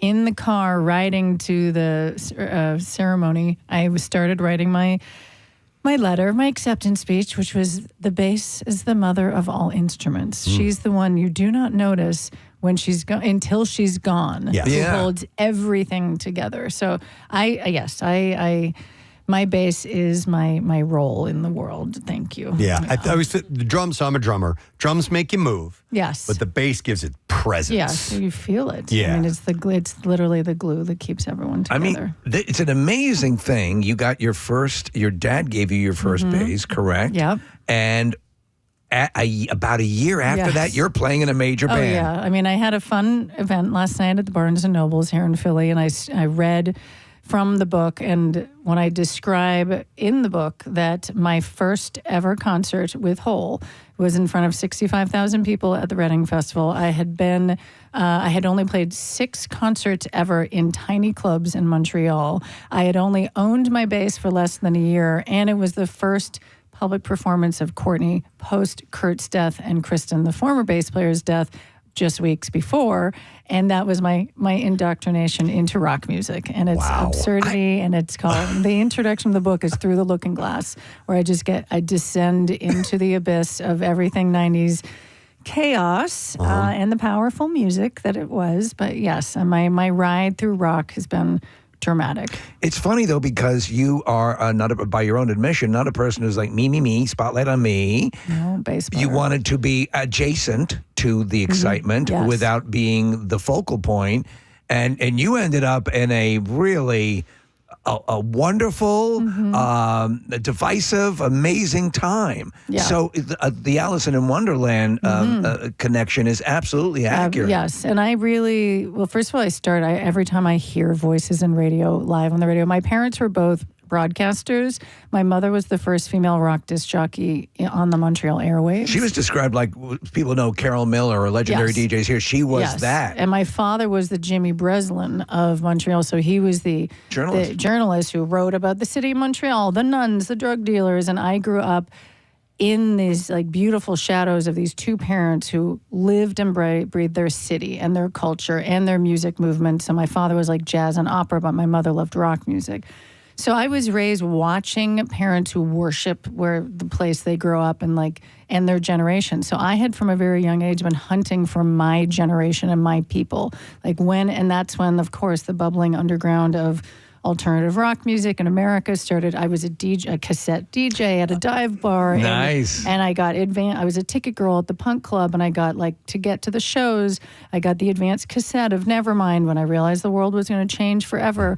So I was just on the front lines to begin with, and then somehow that is, of course, what led me to dive straight into the belly of the in the beast right place at the right time. You mentioned this club, which is what I understand was sort of the CBGBs of Canada, correct? Exactly. Yeah. Fun électrique in French, which means electric buttocks. Electric buttocks. Well, yeah, can you go wrong with that? Yeah. Wow. What is the timeline of you and Hole and Smashing Pumpkins and all that you're my involved bio in? thing? Yeah, real quick. Well, first of all, my book is an ode to the last analog decade. So I didn't write my entire memoir. I wrote my origin story with my cool parents, but really it's 1991 to 2001, the decade that defined me and my generation. So the book is a bite size of that, and I follow the arc of alternative rock music as a music fan who then gets to join these crazy bands. And I really was a music fan. I was a Pumpkin. Pumpkins is why I picked up the bass. And Billy is in my book, probably is my spiritual effing cowboy, where he sort of finds me, plucks me from obscurity, recommends me to Hole. Then when I'm done with Hole, I join the Pumpkins. So my timeline is I join Hole in 94. They're about to promote Live Through This. They've lost their bass player. She's lost her husband. I come and like join in the valley of death and grief. And then we record Celebrity Skin post that, which was a huge lift. And I don't know if you remember, it took a few years for that record to absolutely. happen. Yeah. Billy kind of came in and out. Billy then came and sort of helped us with the record. And so Billy was sort of weaving back in. And then when I left Toll after our Celebrity Skin tour, Courtney was becoming a Hollywood movie star. I wanted to make music. We had done what we had set out to do, which was put women like on the front lines of mainstream rock music. But she got sort of swayed into this other career. And then I sort of left a little upset, yet it was the end of the 90s. We all were kind of existential. And then that's when Billy decided he was going to do his farewell Pumpkins tour, and Darcy sort of went MIA, and I then joined my favorite band. So I had like a back-to-back.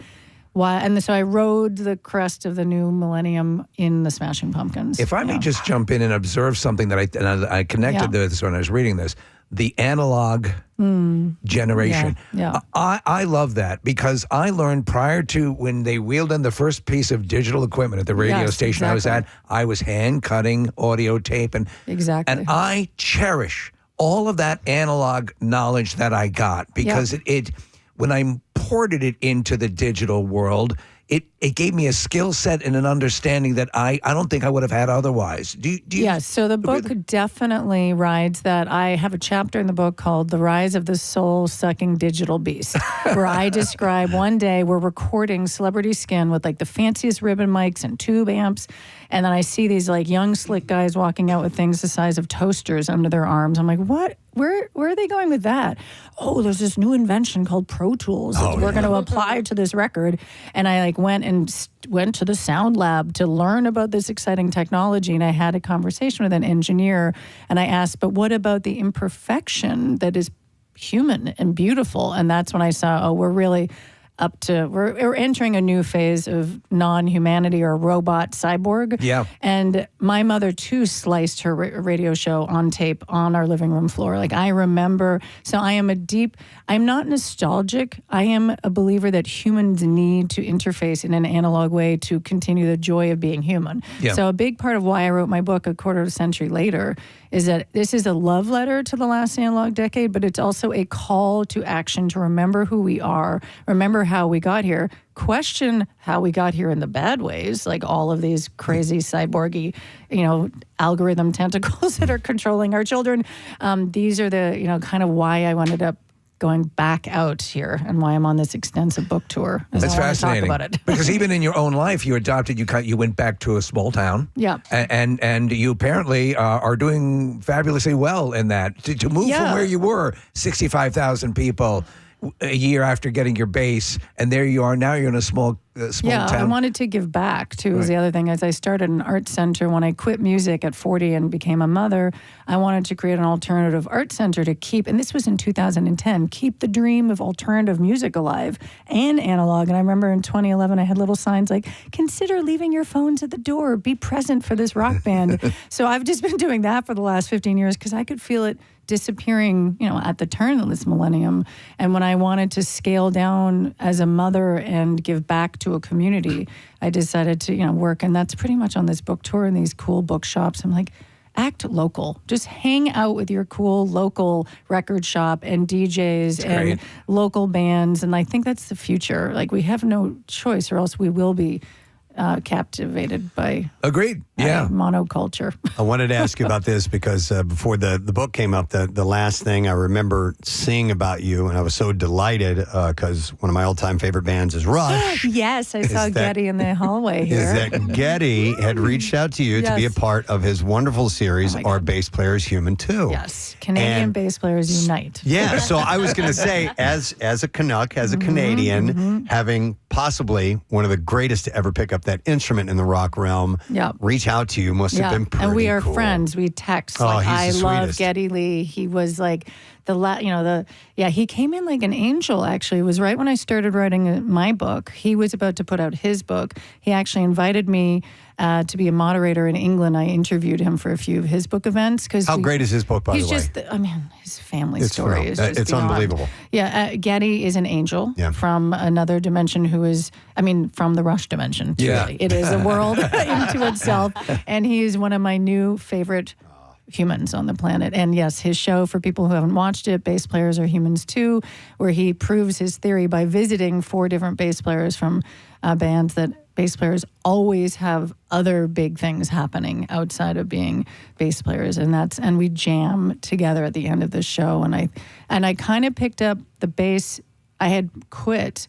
And when I get a call from Geddy Lee who wants to jam with me, I'm not going to say no, even though I was like, well, I don't really play anymore. And he kind of indoctrinated me back into the love of my instrument, but also my identity of the ride around the world I had with this instrument. And thanks to him, it kind of gave me the next push of I've got to write this story down and share with the world the dream I had with my instrument that got to bring me to hundreds of thousands of people. So cool. So so cool. You think about the band's new drummer. Yes, Monica, right? and I said to Geddy when I read, I was like, let it be a young powerhouse.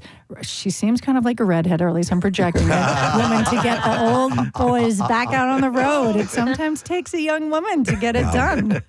I watched a little bit of a sit down with you and Billy Corrigan talking about your book, and Billy's a great interviewer. Wonderful interviewer. Yeah, it was the first time he and my mentor and I ever sat down and talked about our history of my life in music and his role in it. It was beautiful. You tell a great story that's in the book about the first time you guys met, and there was a beer bottle incident, and someone who you were acquaintances with threw the bottle at Billy because they thought he was showboating on stage as sort of being too dramatic. Yep. But it led to the connection that ended up changing your life. Yeah, so it's the beer bottle that changed my life, which I also refer to sometimes as the Cinderella slipper, because I am like a grunge Cinderella. In the book, I really describe how all these tiny little things happened to me getting the belle of the ball backstage pass. But it started with the beer bottle thrown at that time, a band from Chicago that nobody knew playing for $1 in a club in front of 25 people. And I was the ticket girl. And then my friend threw a bottle. And I also, in my fable of my life, I say the moral of the story is be polite, as I went and apologized on behalf of Montreal to what I thought was one of the coolest bands I had seen, because they had more refined grandiosity than a lot of the punk, even Nirvana at that time in 91 was not. So I had been drawn by the glossy grandiosity, whereas my friend who was more punk was like, these guys, who do they think they are, playing an arena? They're playing a punk club. So I went, hello, I'm Melissa. I'd like to apologize on behalf of Montreal, Canada, and I will follow you until the end of the world as your biggest fan. And I was their first fan, according to Billy. And so there we were, and then that's how we made friends. And then later, my local band opened up for him on the Siamese Dream Tour, thanks to a fan letter that I wrote years later. Pete, remember me, the girl at the beer bottle? I finally have a band. We'd love to open up for you during the Siamese Dream Tour. And he got the letter at the P.O. box at Virgin Records. Wow. That's how I got into this whole Don't thing. underestimate the handwritten note. Handwritten note is what I still say to this day. That if I had to have a moral of the story of my book is be polite, work hard, love music, and tell people you love them. Is there any chance that note still exists? Yeah. I do paraphrase it in the book. I don't know if he does say he has some of my old letters, but I replicate a lot of these things in the book. I have the transcriptions of letters between me and Courtney, me and Billy, me and Dave Grohl. I mean, there's a lot of personal handwritten notes in this book. If you're just tuning in, Melissa Auf der Maur is joining us. She has the book out called Even the Good Girls Will Cry. When we were off air and we met, I said, hi, I met you years and years ago. You would never remember because it was just one time and it was ages ago. And I want to touch on a couple things here because of the meeting that we had. When you were in Smashing Pumpkins and Hole, in that era, in that 90s era, there was a really moody thing going on stage. The presence was, people had real attitude, it just had this kind of intense, almost, not angry is the wrong word, but moody's not 90s. right either, but somewhere in that range. And you looked intimidating to me in a cool way. I told you how cool I thought you were. So it was years later, and you were on it was your solo career, and your band was playing one of our festival shows when we were at another radio station, Y100 here in Philadelphia. And so I knew we were going to meet and interview and chat with you. And I was like, I didn't know what to expect when I met you. I thought maybe you'd be standoffish or you never know, a little bit rude maybe. I don't know. Have you ever met a Canadian? Yeah, but I didn't know. How could we think that? But you were the nicest person. You were so sweet and welcoming. And I was like, wow. The word was enchanting. Enchanting. I'll take that. That's part of the fairy tale of the whole thing. But I definitely have always been the nice girl in any band I've been in.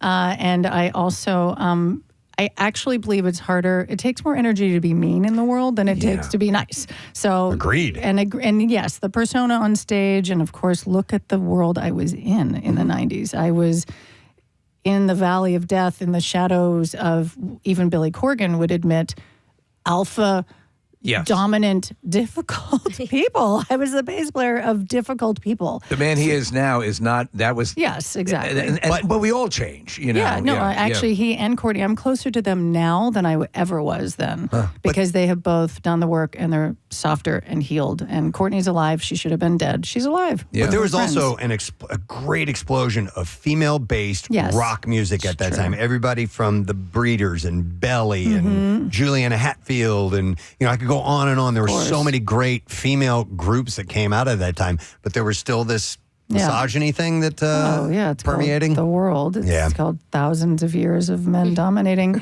But and what's interesting is that by the time Hole, with our hits Malibu and Celebrity Skin, and what we saw, what you just described as early mid 90s, but by the time I went from being in Hole on the Lollapalooza bill, sharing the stage with Beck, Sinead O'Connor, Pavement, Cypress Hill, Moby, and then all of a sudden, just 4 years later, I was on the stage with Korn, Marilyn Manson, Limp Bizkit, Blink-182. So by the time we had reached the top, we were kind of back to the boy world. Okay. So it was only a blip there. Yeah. That's why I'm kind of annoyed sometimes that people think 90s was woman power. But I'm like, for a moment. So do you see that at your book readings, or are women coming out and thanking you? Because the best. I was 13 years old at that time, and that was it. Buying those albums, watching these videos, on listening to these guys introduce these songs. No, your generation female power is the one that I'm most excited seeing at these events and coming out for my book.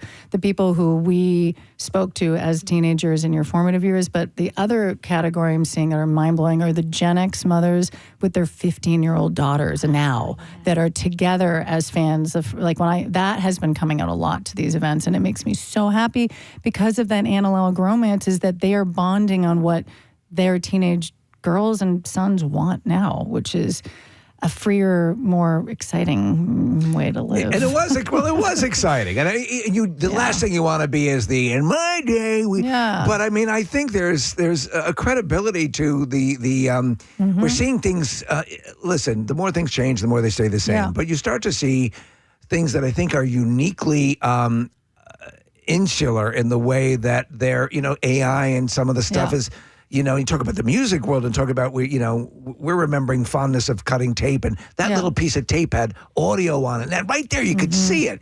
But I think it seems like you've always been possessed of a knowledge of who you are in life.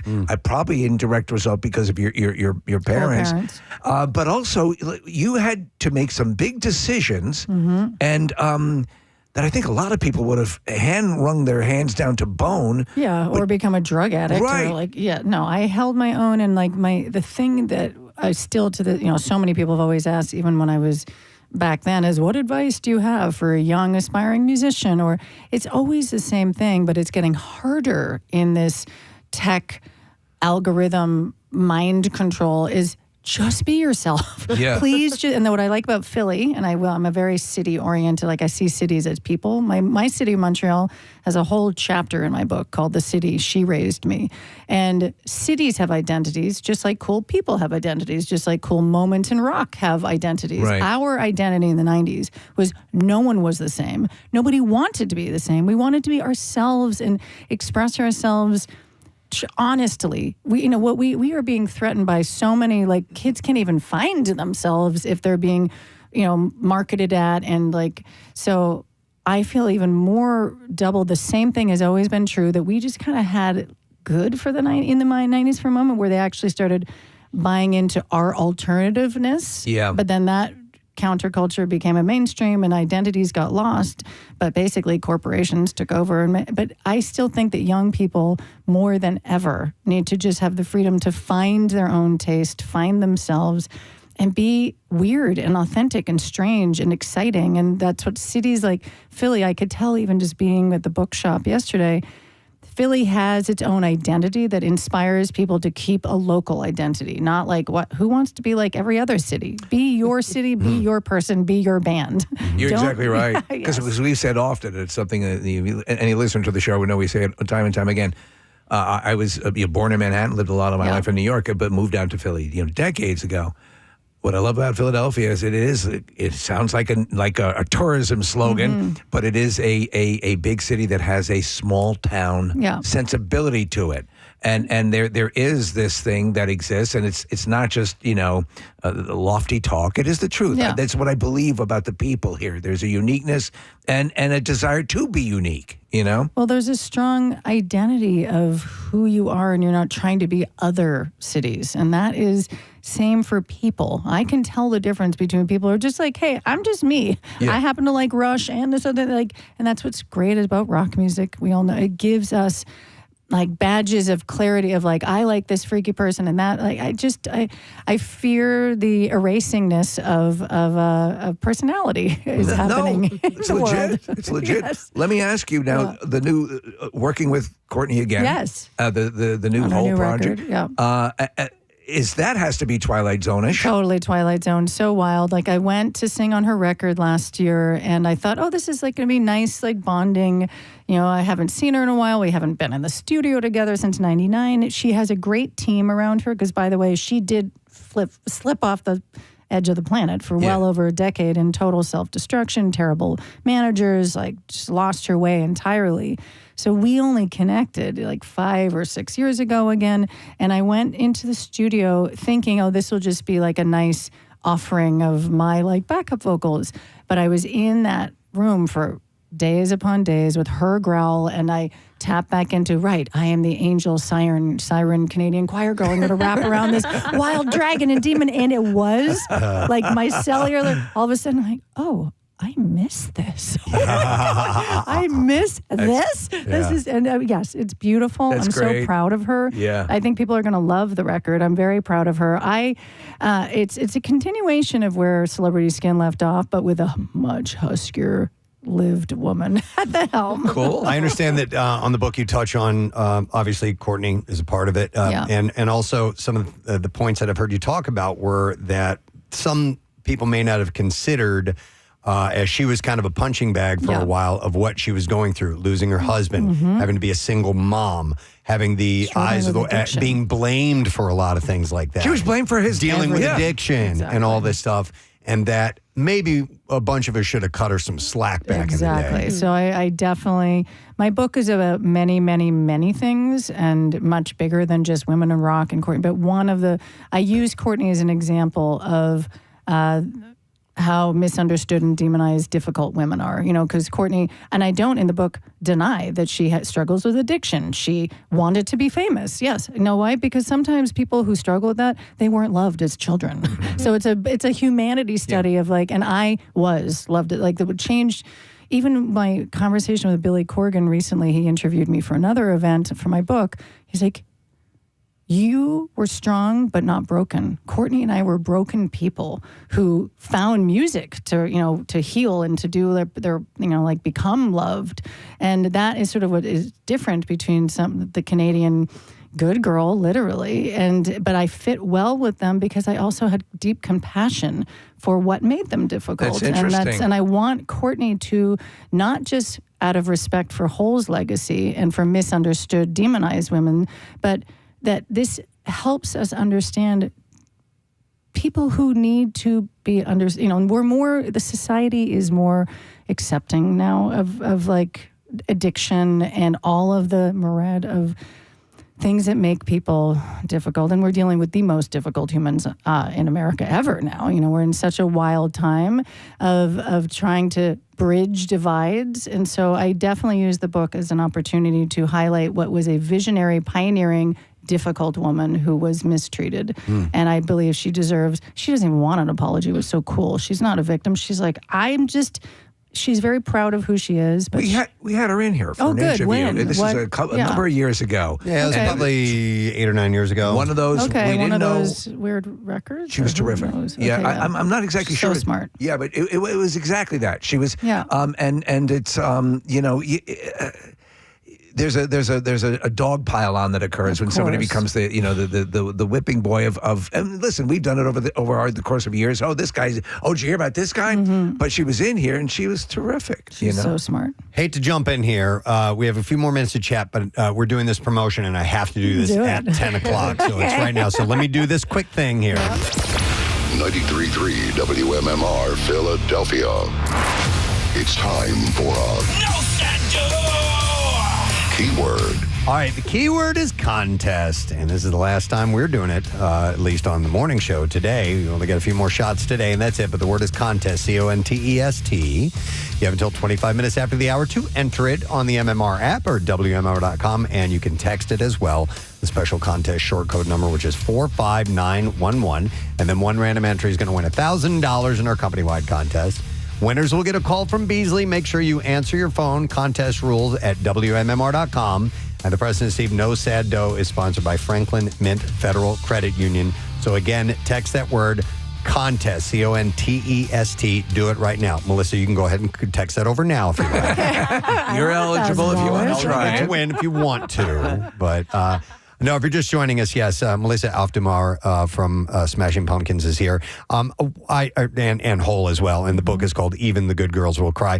I was surprised to find out that you and Drew Barrymore were such close friends. I saw you on her show. Yeah. Well, when I joined this belly of the abyss called Hole, she was Eric from Hole's girlfriend. So when I flew in for that first show ever, she was on tour with the band, and she and I were younger than that crew, and both hippie, dreamer, Pisces, happy girls, and bonded instantly. And we hadn't and she invited me onto her show last month, and it was our reunion. We had not seen each other in a long time. It was so sweet. What was that experience like with the celebrity orbit thing that happens around bands? I mean, obviously with Courtney, it was so over the top. I don't know if you remember this cover of Rolling Stone, the first time we're on as a band and not as a Courtney famous person. And it was Hole as a band, Courtney Love as a soap opera. And the issue, and even Courtney knew it, her celebrity, all the drama around her, Kurt, everything, addiction,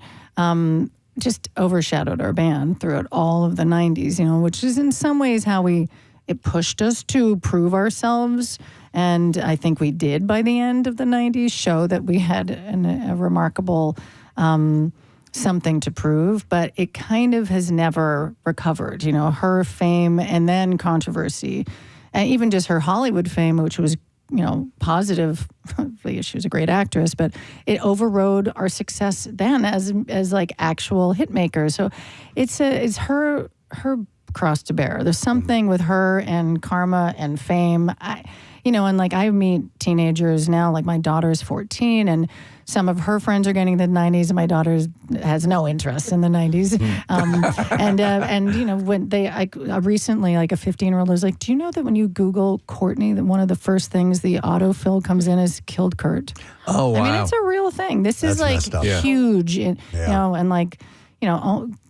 John and Yoko stuff is only being understood now, 60 years later. Exactly. Like you blame her for ruining your favorite band. Like what?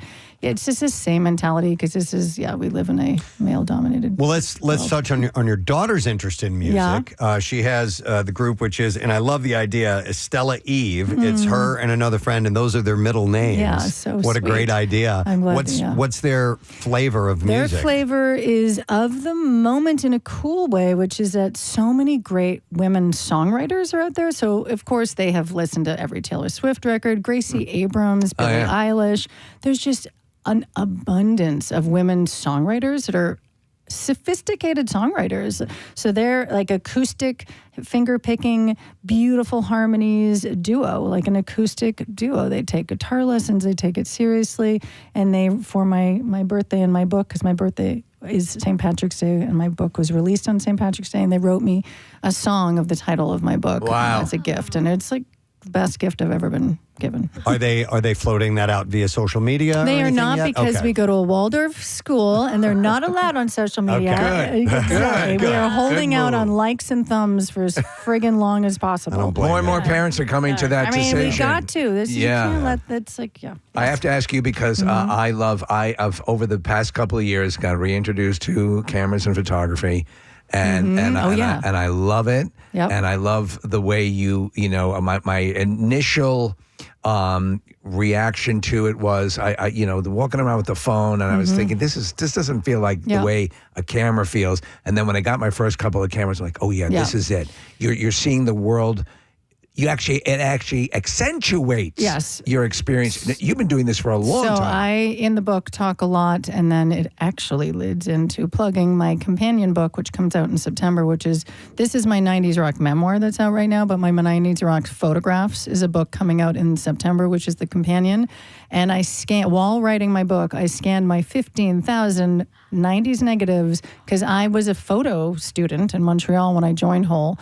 And I went from being a fine art in the darkroom photographer to a obsessive documentarian. I photographed every single crowd we ever played, every backstage. 15,000 never before seen 90s photographs are coming out in the first edition in September, and joined by a museum exhibit in Toronto that's going to travel internationally. I got to get that. You took pictures at every hole and every Smashing Pumpkin show you ever did. Yes, I had a roll of film on every rider.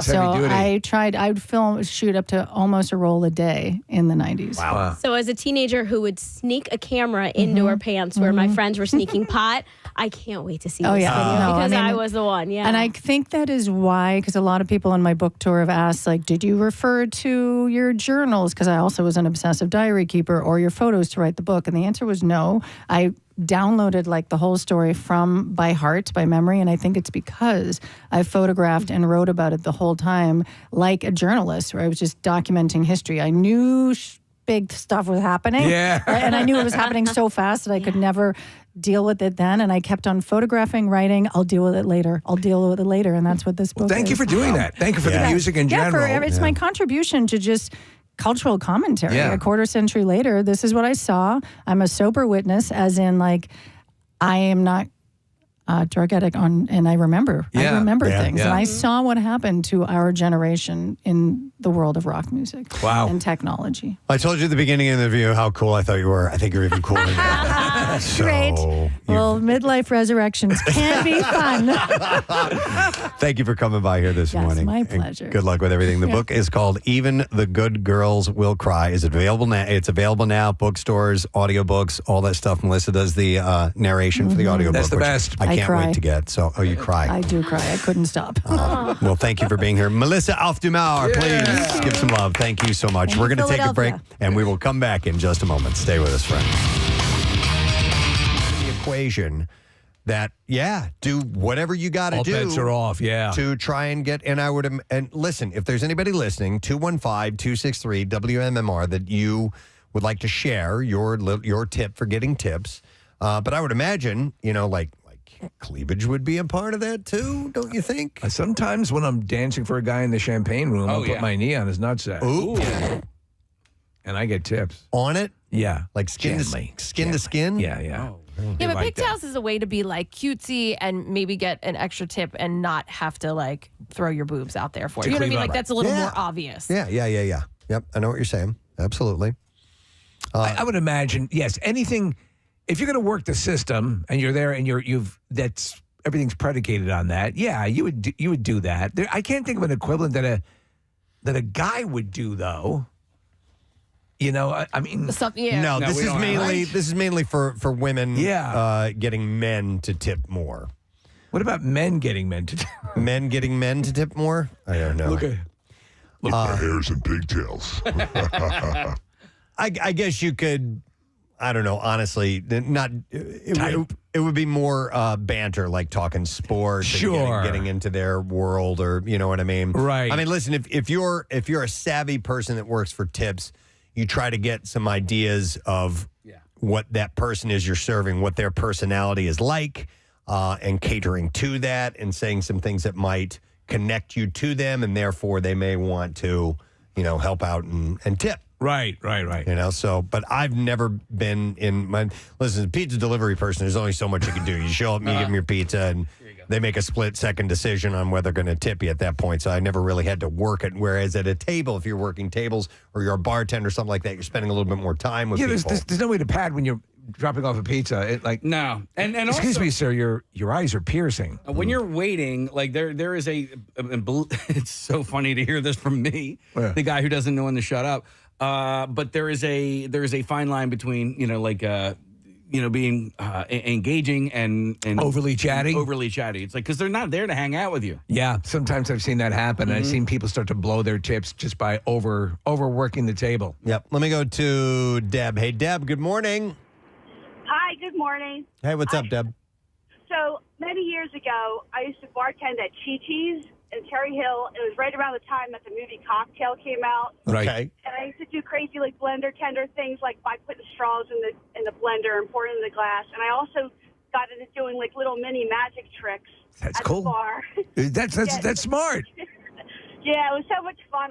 Little coin tricks and tricks getting things into glasses and that sort of thing. But I used to love it, and it really helped out. I got a big following from that.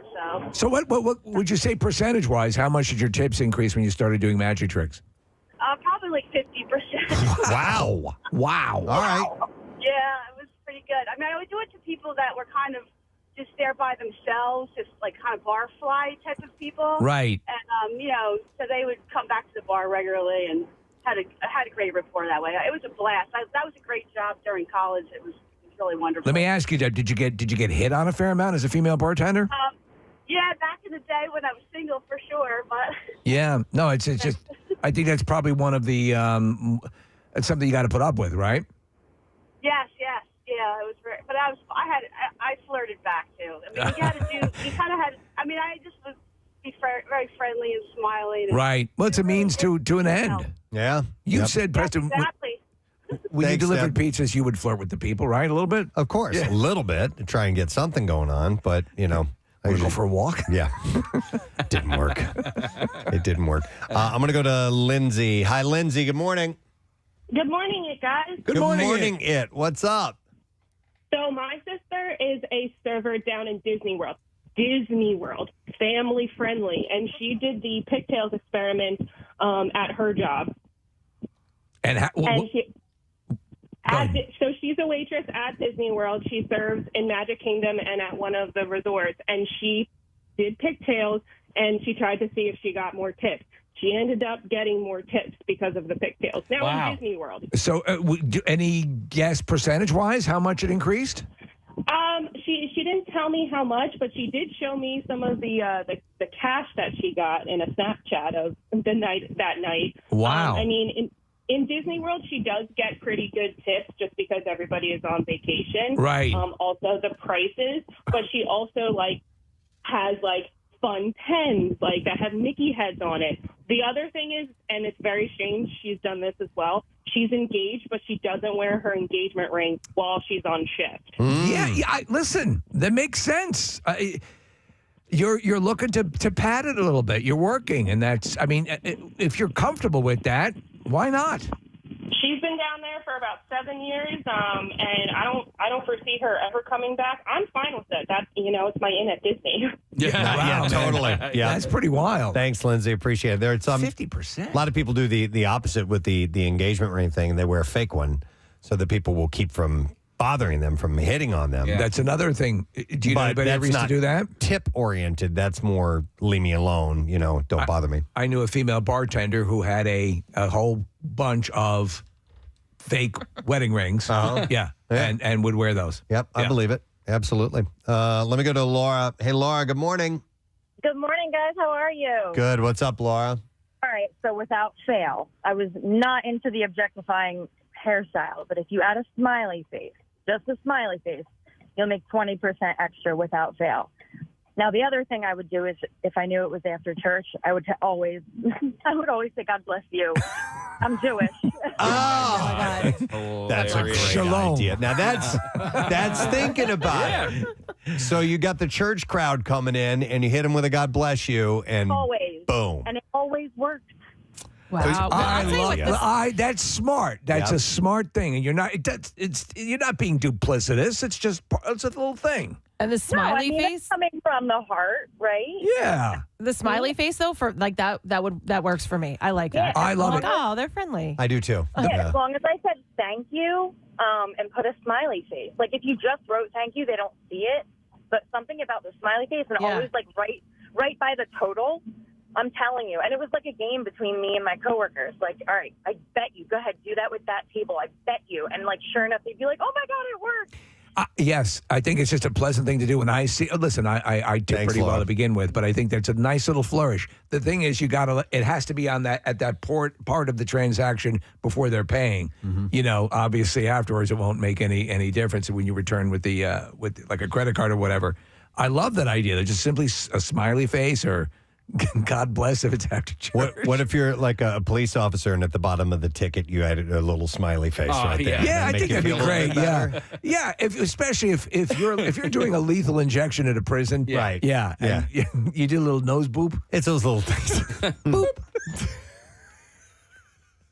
That's terrible. You know, I was really not looking forward to being dead, but that was fun. I like that. You can put me out. Let me go to Andrew. Hi, Andrew. Good morning. Chicken pot pie. All right, Andrew. Thanks for singing to us. What's up, man? Hey, so first off, I actually served you and your family back at Melting Pot way back in the day. Wow. Which one did you work at?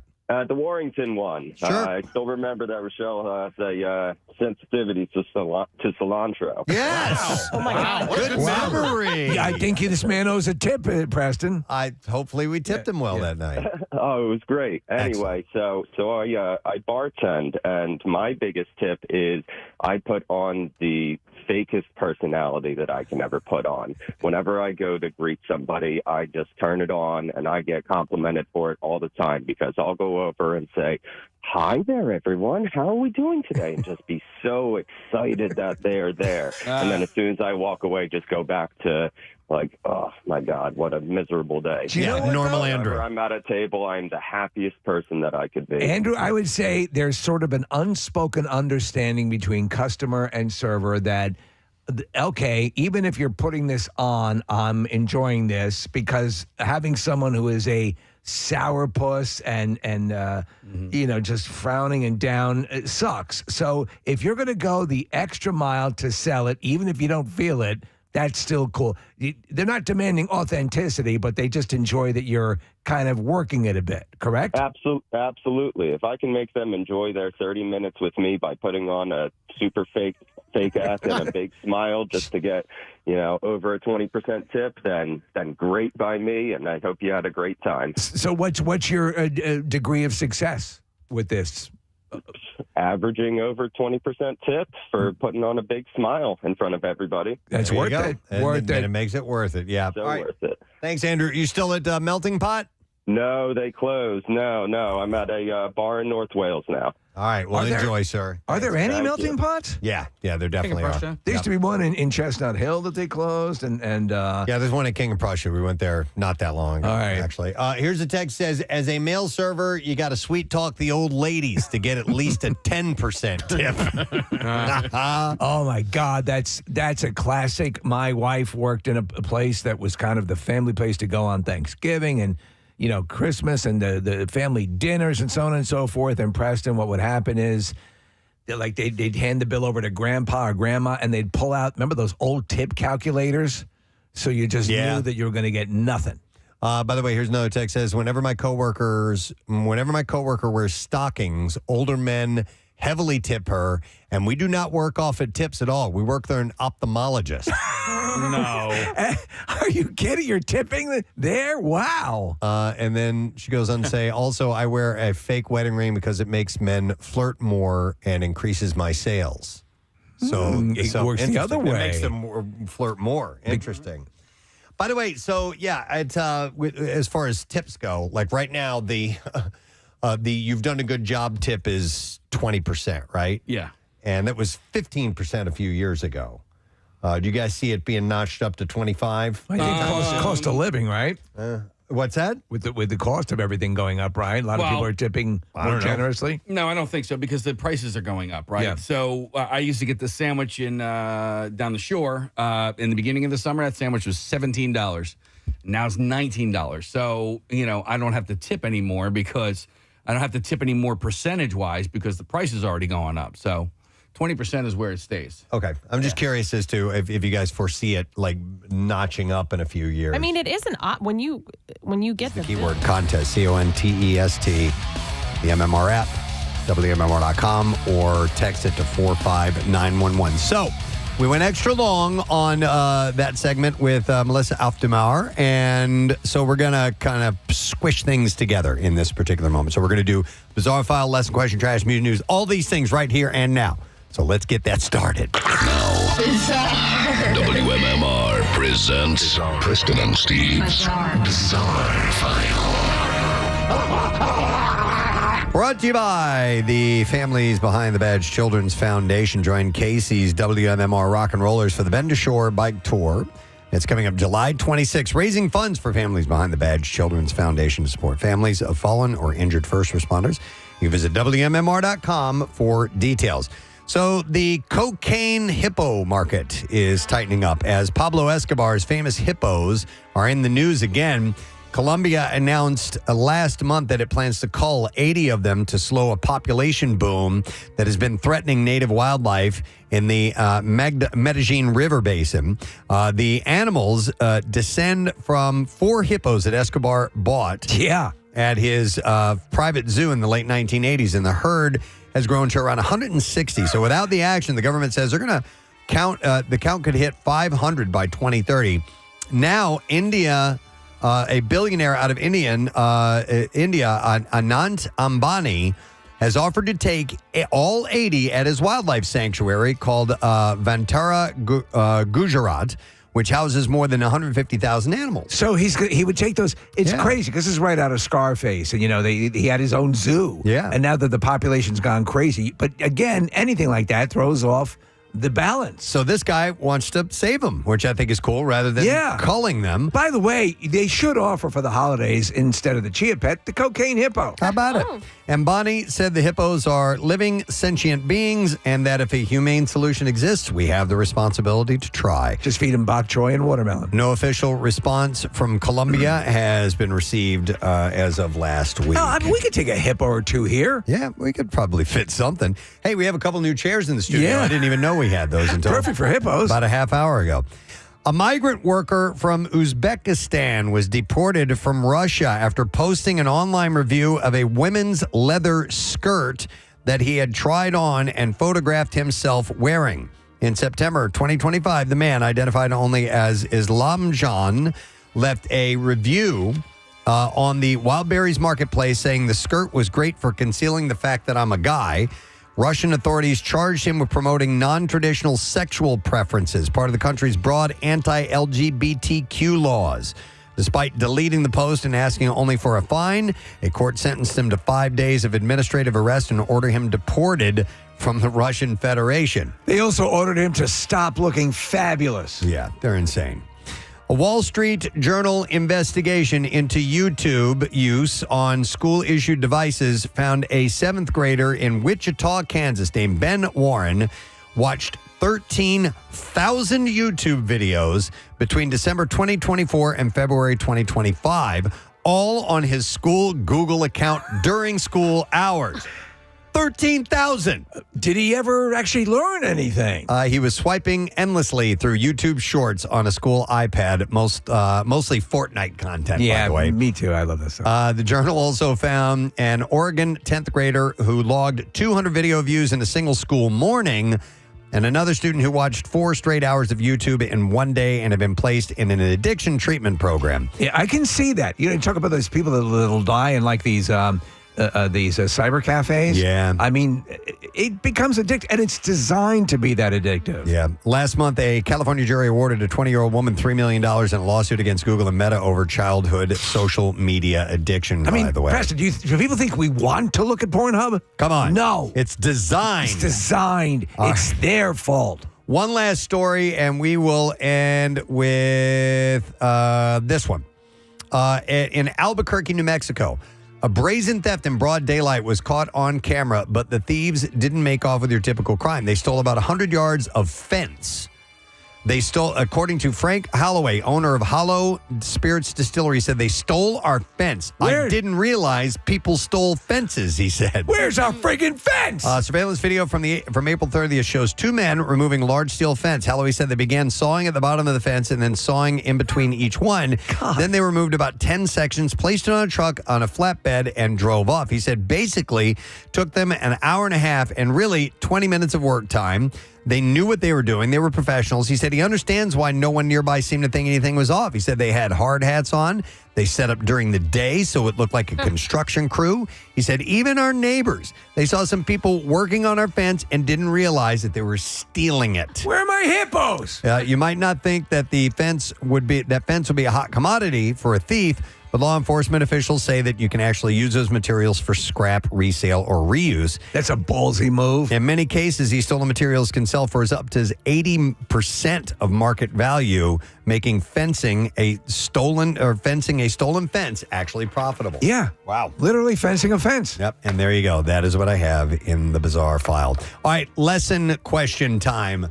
Today, we're going to give away a pair of tickets to see Adam Ray, November 4th at the Fillmore. Tickets are on sale now through Ticketmaster.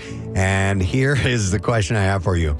What Korean burger takes at least 6 men to prepare? 610-660-9333. Let's see if you know the answer to that. That was during the Connoisseur segment. What Korean burger takes at least 6 men to prepare? 610-660-9333. If you know, you should call now. While you're calling, we'll do the trash. The trash business is a gold mine. 93.3 WMMR with Preston and Steve's Hollywood Trash. Brought to you by Horizon Services Cooling. They have a precision AC tune-up for just $79 for a limited time.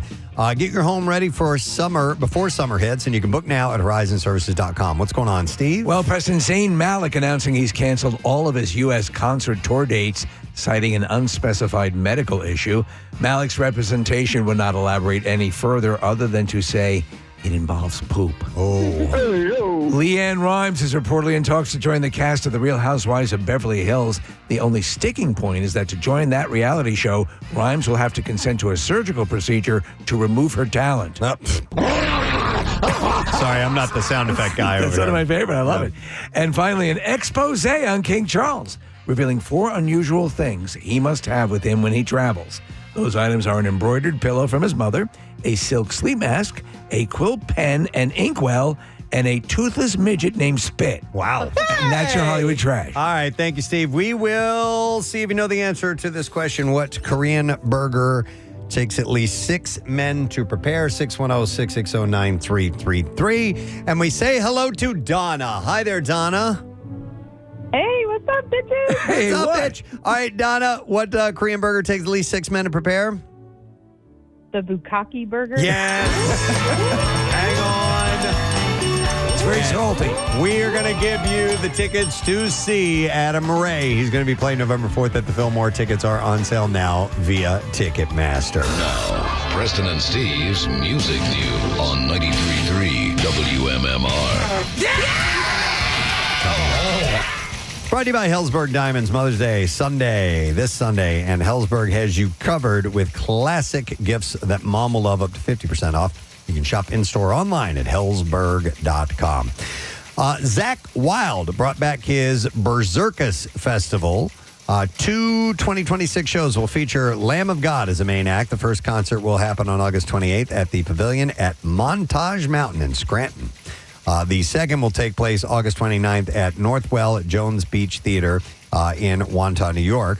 Black Label Society will play second at both venues. The roster also includes Down, Suicidal Tendencies, Zach Sabbath, and Dark Chapel. 3 tribute bands will appear at the Scranton stop as well. So Van Halen. I love that.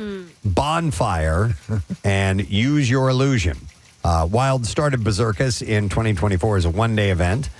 So get ready for that. Lamb of God released their Into Oblivion album this year, and Black Label Society released Engines of Demolition in March through MNRK Heavy. Is he still doing Zosh Groban? Probably. I hope so. I mean, come on. The new Black Label Society record contains 15 tracks with Ozzy's song honoring, of course, Ozzy Osbourne. And then one last story, and I'm sorry to end on a downer, but singer Bonnie Tyler reportedly placed in an induced coma following emergency intestinal surgery near her home in Portugal, with a spokesman saying doctors made the decision to aid her recovery. He said, "We know that you all wish her well and ask for privacy at this difficult time. Please, we will issue a further statement when we are able to." This follows reports that the singer was recovering following emergency surgery. So that's all I have in music news for you. Marissa, do you have something? Yeah, you know what? This actually just came over in the WMMR newsletter. There is information, Know Before You Go, for MMRBQ tomorrow, including the set times. I know everybody is always looking for those. So if you head to WMMR.com right now, there's a whole Know Before You Go section. There's information about how to get there, parking, public transportation, what you can bring in, especially, if you're thinking about bringing in a water bottle, an umbrella, or anything like that, plus all the set times of when the bands hit the stage and when you can come see the Preston and Steve side stage with the live band karaoke with Sidearm. Excellent. All right, so get it, WMMR.com, and come and see us as we are at the MMRBQ. Excellent. Tomorrow. All right, one final break to take. We'll come back in a second, wrap things up. Letter of the day, word of the week prize, giving it to you. Stay there. Places that calculate it for you. 25 is an option on there. Oh yeah, I know that. Oh. But I'm saying the accepted, the standard accepted. Like if you tip less than 20%, it's considered okay. You didn't do that good of a job. Right. Okay. We've all been guilted into 20%, by the way. I know. It used to be 15%. Totally. That's what I was saying. It used to be 15%. But I was a server, and if I didn't get 20%, I was like, oh man. Oh man. I was a server at a restaurant in the mall, and King of Prussia Mall, and it was a place that used to be called Rock Bottom. Brew Moon, and then that became Rock Bottom. Yeah, so when I worked there, Casey, it was Brew Moon, and it was a great restaurant. I really liked working there. And then Rock Bottom was a good restaurant as well. But people generally tipped less because they'd been shopping in the mall. And so it was not a great place to be a server because people would come in and they would have spent a lot of money while shopping, and then they felt like they were going to cheap out a little bit at the meal. That sucks. Yeah, it did suck. Yeah. So location, obviously. Yeah, for sure. Yeah. The only other time I was a server was this place called Murphy's Old Irish Pub, which is still in Alexandria. It's on King Street, and that was a great job. And Steve, we would have regulars there almost daily, and people would come in for lunch, and then Friday and Saturday nights people would come in, and you get to know the customers, and once you get to know them and there's a rapport, you usually get tipped pretty well as a result. You also appreciate when a customer understands that means everything. The tip means a lot. Yeah, and so. you knew which guys wanted coffee as soon as they got there, and when you get to know your regulars, it's a cool experience. Nah, love it. Let me go to Mike next. Hey, Mike. Good morning. I have 3 testicles. Pretty close to sounding like Gary there. Wrong. Nice, Mike. All right, what's up, bud? I was working at a pizza shop years ago, and a guy would bring his daughter in, and he would dress up as Santa Claus, and she would dress up as an elf. As an elf. Yeah, that's so smart. I took my daughter and did the same thing, and we made bank. That's a good idea. Delivering pizza around the holidays dressed as Santa Claus. Man, that's a smart move. That's a great idea. Santa, getting a present from Santa. Yeah. Ooh, solid. All right. Owing to your impression, dressed like Gary Lauer. Well, then could you do it for other holidays? For, around Easter, you the Easter Bunny, or around Halloween? Veterans Day, dress as a veteran? Or no, that'd be wrong. Probably not do that. That's false valor. Yeah. Or you could do, but for the 4th of July, you could be like Uncle Sam or something like that. Sure. I do have a cousin that used to deliver at the same pizza shop I have, and he used to wear these crazy hats. He was a DJ. Love it. A party DJ. Okay. And he would wear these crazy hats, and he would make ridiculous amounts. Good idea. For Hanukkah, you could dress as Jackie Mason, Preston. Something that kind of stands out. I like that. All right, thanks, Mike. By the way, we did a welfare check on Gary Lauer, and we never heard from him. We never heard back. Yeah. You're right. We did that the other day. So, Gary Lauer, if you're listening, we just want to find out if you're okay. Doesn't sound it. Call us and let us know. I had 3 testicles. I'm going to go. Here's another interesting one. A good idea if you deliver. I'm going to go to Steve. Hi, Steve. Good morning. Good morning. You bitches keep bothering me at work. Well, that's what bitches do. What's up, man? Yeah. So I deliver in Lansdale. And one is they usually give about 45 minutes to an hour to deliver, as you guys know. If I'm coming close to that, I will call the customer and let them know that I'm on my way. That's one thing that, does work. Another thing I will do is I will wear Philly shirts and Eagle shirts. That also helps. Oh, that's nice. So support the wearing sports shirts, teams. Yeah. Okay. Right, especially during the games and Sundays. I mean, I'll bank like $200 during the games and Sundays. Now, if you pull up and there's like a Pittsburgh flag in the window, do you? Do you keep a bunch of jerseys in your car? Go Steelers! That's a good idea too, man. If you see some indicators, a license plate frame, or something like bench that, day, yeah. You switch real quick. That's pretty smart, and it would be worth the investment. Absolutely. All right, thanks, Steve. There's a great Ben Stiller from the Ben Stiller show. There was they had a study of this guy. It's supposed to be a documentary, and he sells life insurance. This was the whole premise to people who are deadheads on tour, following the dead. All right. And so he's dressed up. He goes, "Man, you gotta understand, it's all gonna come down at some point." And then you see him going back to his car, and across the street is a concert for The Cure, and he's putting on the lipstick and he's doing the whole thing and walking across. It was great. I love that. I wonder if I would. I kind of enjoyed being a pizza delivery guy. You want to do it again? I wonder if how enjoyable that would be. We should deliver pizza to people for one night. Make that. Yeah, we should all of deliver us in a van. Lorenzo's. We could get a semi-tractor trailer and load up with Lorenzo's and take those around. One pizza. Yeah. What was the name of the pizza place that you worked at? Emo's. You worked. Oh, you were at Emo's, dude. I didn't know you worked Emo's. Absolutely. Do you remember the address?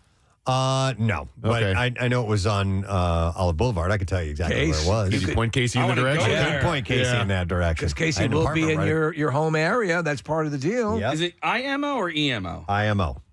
But there's tons of locations all over the place. So. Conveniently located? To me, I had an apartment right across the street from there. But it was I wasn't living in the apartment at the There's time. only one on Olive Boulevard. Really? In University City? No. No, that's no, not no, it. No. Those guys are losers. Anyway, that's a completely different part of town. Those are almost. You got to look in Chesterfield. Chesterfield. That's emus, EMU. Hang on a second. I want to go to Chris. Hi, Chris. Good morning. Hey, good morning, bitches. What's up, bitch? I don't have much of a voice left from the Shinedown concert last night. Oh. Glad you had a good time. Oh, they're amazing. All of them are awesome. Nice. But I was pregnant with all of my kids when I waitressed. And all at once? Well, all at once, all three at once. No, 3 different times. Okay. So you got more tips when you were pregnant? I got more tips when I was pregnant. You would start to even arch your back, do a little waddle, when you're bringing things out. Playing on the sympathy. Exactly. You work it. You carry pictures of your babies inside your little folder that you're going to write down their menu, what their order was. Right. A quick question. When you were done having children, did you ever one evening consider stuffing a pillow under your... Well, after all the kids, I actually didn't go back to waitressing, but I don't think I would be above that. No, actually, it works. Now I think about that. Thank you, Chris, by the way. If you're a place that doesn't have regulars all the time, you could put on a fake cast or some kind of little fake injury. Well, what's the thing that we've heard that they'll do? It's okay. I'm working on my birthday, but it's still okay. They'll mention that it's their birthday. Yes. Right? Isn't that a thing? Is that a go-to? You could easily do that. Yeah. Right. Absolutely. All right, Casey, I got a call on line one here. Good. Yep, I don't know what kind of setup we need for this, but apparently he's on the line, and I guess he's okay. It's Gary Lauer, ladies and gentlemen. Gary? What's up, Preston? All right! How's my family? How's everybody doing, man? He's alive. We're good. We're doing all right. We just haven't heard from you in a long time. You know what? Absence makes the heart go fond. That's my mom said. Wow, that's actually Gary. that's correct. Very prescient. How you doing, sweetheart? Good. How you doing, sweet tea? Good. How are you, Gare? I'm good, babe. I miss you guys. I miss you terribly. I would really like to win Bill Weston's seats, man. He would love that. Oh, my God. He would. Yes, he Oh, would. my God. I would be in a suite. Oh, my God. We'd have so much fun, man. So, Gary, what's been up? I don't care if it was Manilow. What have you been up to? Barry Manilow. Oh. No, I said I don't care if it was Manilow. Just to be in Bill Weston's suite would just blow my mind. It's not a suite. I don't think these are sweet. Yeah. It's just their tickets. But I don't care. Give me a ticket. I'll have one for Bill. You'll have one for You Bill. remember I'll have a cold beer for Bill. Gary for one day worked for Bill. He was Bill's assistant. We got to do it again. We have to do it again. An encore performance. Bill loved that. How's your summer been, Gary? Everything's good in the hood here, man. I'm just dodging bullets, man. You know. Oh, yeah? Yeah. Oh, literally. Yeah. It's terrible, man. It's terrible, bro. Gary, where are you working these days? What's that, bud? Where are you working these days? I'm not. Oh, not at all, huh? Cool. I'm not right now. I'm having a hard time walking with my right leg. What happened? I don't know. My doctor's a quack. He took blood, like 8 tubes of blood. I don't know. He's a quack. And then drank it. Yeah, I don't know, man. He told me. Tubes of blood. I don't know, man. He's a quack. I need to see another doctor. He said I need 8 tubes of blood. Gary, you got to get that looked at by somebody who's really, a solid doctor. Yeah, Mike. This guy should retire. He needs to see a doctor. This guy. He's like 80 years old. Don't they have to retire at a certain age, doctor? I think it's probably wise when you lose the ability to walk or have vision or. Well, that's on my to do this right now. I got to get myself back together, and then I'm job hunting. Do me a favor. Describe what's wrong with your leg. You know what a Charlie horse is, right? Yeah, sure. Yeah. Yep. Well, no sooner I walk from here to 7-Eleven, then I should get my beer, and I can't even walk back. I have this Charlie horse. It just goes all the way up my leg. Yeah. Sounds like it's sciatica. Very, very painful. And I mean, muscle relaxers. I would love to have one of them. But No, you don't want that. No, it doesn't go well with your beer. Yeah. Well, I drink that every day. Yeah, doctor's orders. Exactly. How are you doing, Nick? And how's your son doing? Yeah, doing great. Thanks, Gary. Appreciate it. No, you're a good guy. Everybody's there. It's a good guy. Casey's a great father, great dad. Preston, you're a great dad, a great father. Ah, well, thank you. Nice. Thank you, Gary. Steve Morrison, Shotgun Steve Morrison, you're an excellent husband and a great dad to them dogs and cats. Folks. Thank you. Am I shotgun? Yeah, you're Shotgun. I was So Shotgun. bad. That's why I said Shotgun Steve Morrison. It's been so long, I forgot my name. Who's the oil can? Me. Oh, that's Casey. oil can Foster. Oil can Foster. Yeah. Okay. All right. Remember we used Foster to came in drink the oil can? And I'm just. Foster oil cans we used to drink. Oh, that's what that's. How you doing, Case? How's your family, bud? Everybody's good, man. Yeah, I was just worried about you. You didn't check in last week, so we got a little bit of concern. In a while, man. I only call Pierre Robert once in a while, and I wish him a good day and tell him I love him, and it's cake. So what kind of job are you looking for? I want to Gary? work. I want to work back in the kitchen again. I can run a kitchen and morning manage. It's what I do, man. Okay, so you've worked the breakfast shift at a restaurant. I like to open up in the morning so I get everything ready for lunch and prep and get it all ready for dinner, and I'm out. A classic 93.3 WMMR. Queen, little help from David Bowie. Under pressure. 10:42. We're at the very end of our show and the very end of our work week, and beginning to get excited about MMRBQ tomorrow. Come and see us if you haven't gotten tickets yet. Maybe something pops up tomorrow, and your plans open up. You haven't gotten tickets yet, but all of a sudden you feel like, hey, I got nothing going on today. You can come on over, man. Yes. The forecast is looking. We had talked about the fact there's some rain expected. But it's just going to be like the beginning of the day, I believe. And when by the time we get to like 2, 3 o'clock, I think we're going to be in the clear. That's the word. Yeah. From multiple sources, including Nor'easter Nick. High of about like 65, 66 degrees, something like that. So a tad bit cool. Jacket, long pants. May want to keep that in mind. Tuxedo? Be there. It's up to you. Yeah. Depends on how you want to represent yourself. So just letting you know. Some thank yous. Thanks to Matt and Aliana, 6ABC. Hey. Checked in with those guys this morning. Christopher Titus stopped by. He's at Helium Comedy Club tonight and tomorrow. Andy Haynes, who is at Punchline tonight and tomorrow. And then we had a great conversation with bassist Melissa Auf der Maur. She was wonderful. And she's got a book out right now, and it's called Even the Good Girls Will Cry, a 90s rock memoir, which is available. So did you catch some of that interview, Matt? Yeah, what a lovely lady. Yeah, man, she's awesome. Oh, my goodness. I got to say hi to her. And, her mom was on the radio. Yeah, big time. When I went to college, I went to Plattsburgh State, so we got Montreal radio. Oh. And the big station up there was Chaume FM. Okay. Where they would do English and French. And she's like, yeah, my mom was on Chaume FM. I'm like, no way. That's great. Yeah. Her mom dated Frank Zappa for a couple years. Yeah. Wow. And so Didn't these know things that you one. learn. She's got stories, man. No, and I forgot she replaced Christina Pfaff, who passed away in Hull. Yeah. Just crazy career. But you know, she's just so down to earth. And absolutely. And anyway, and Titus, I never knew he was such a car guy. I didn't know that either. Yeah, He thinks that we don't always talk about that every once in a while. Yeah, he knows everything. Yeah. I know nothing. Me either. Yeah.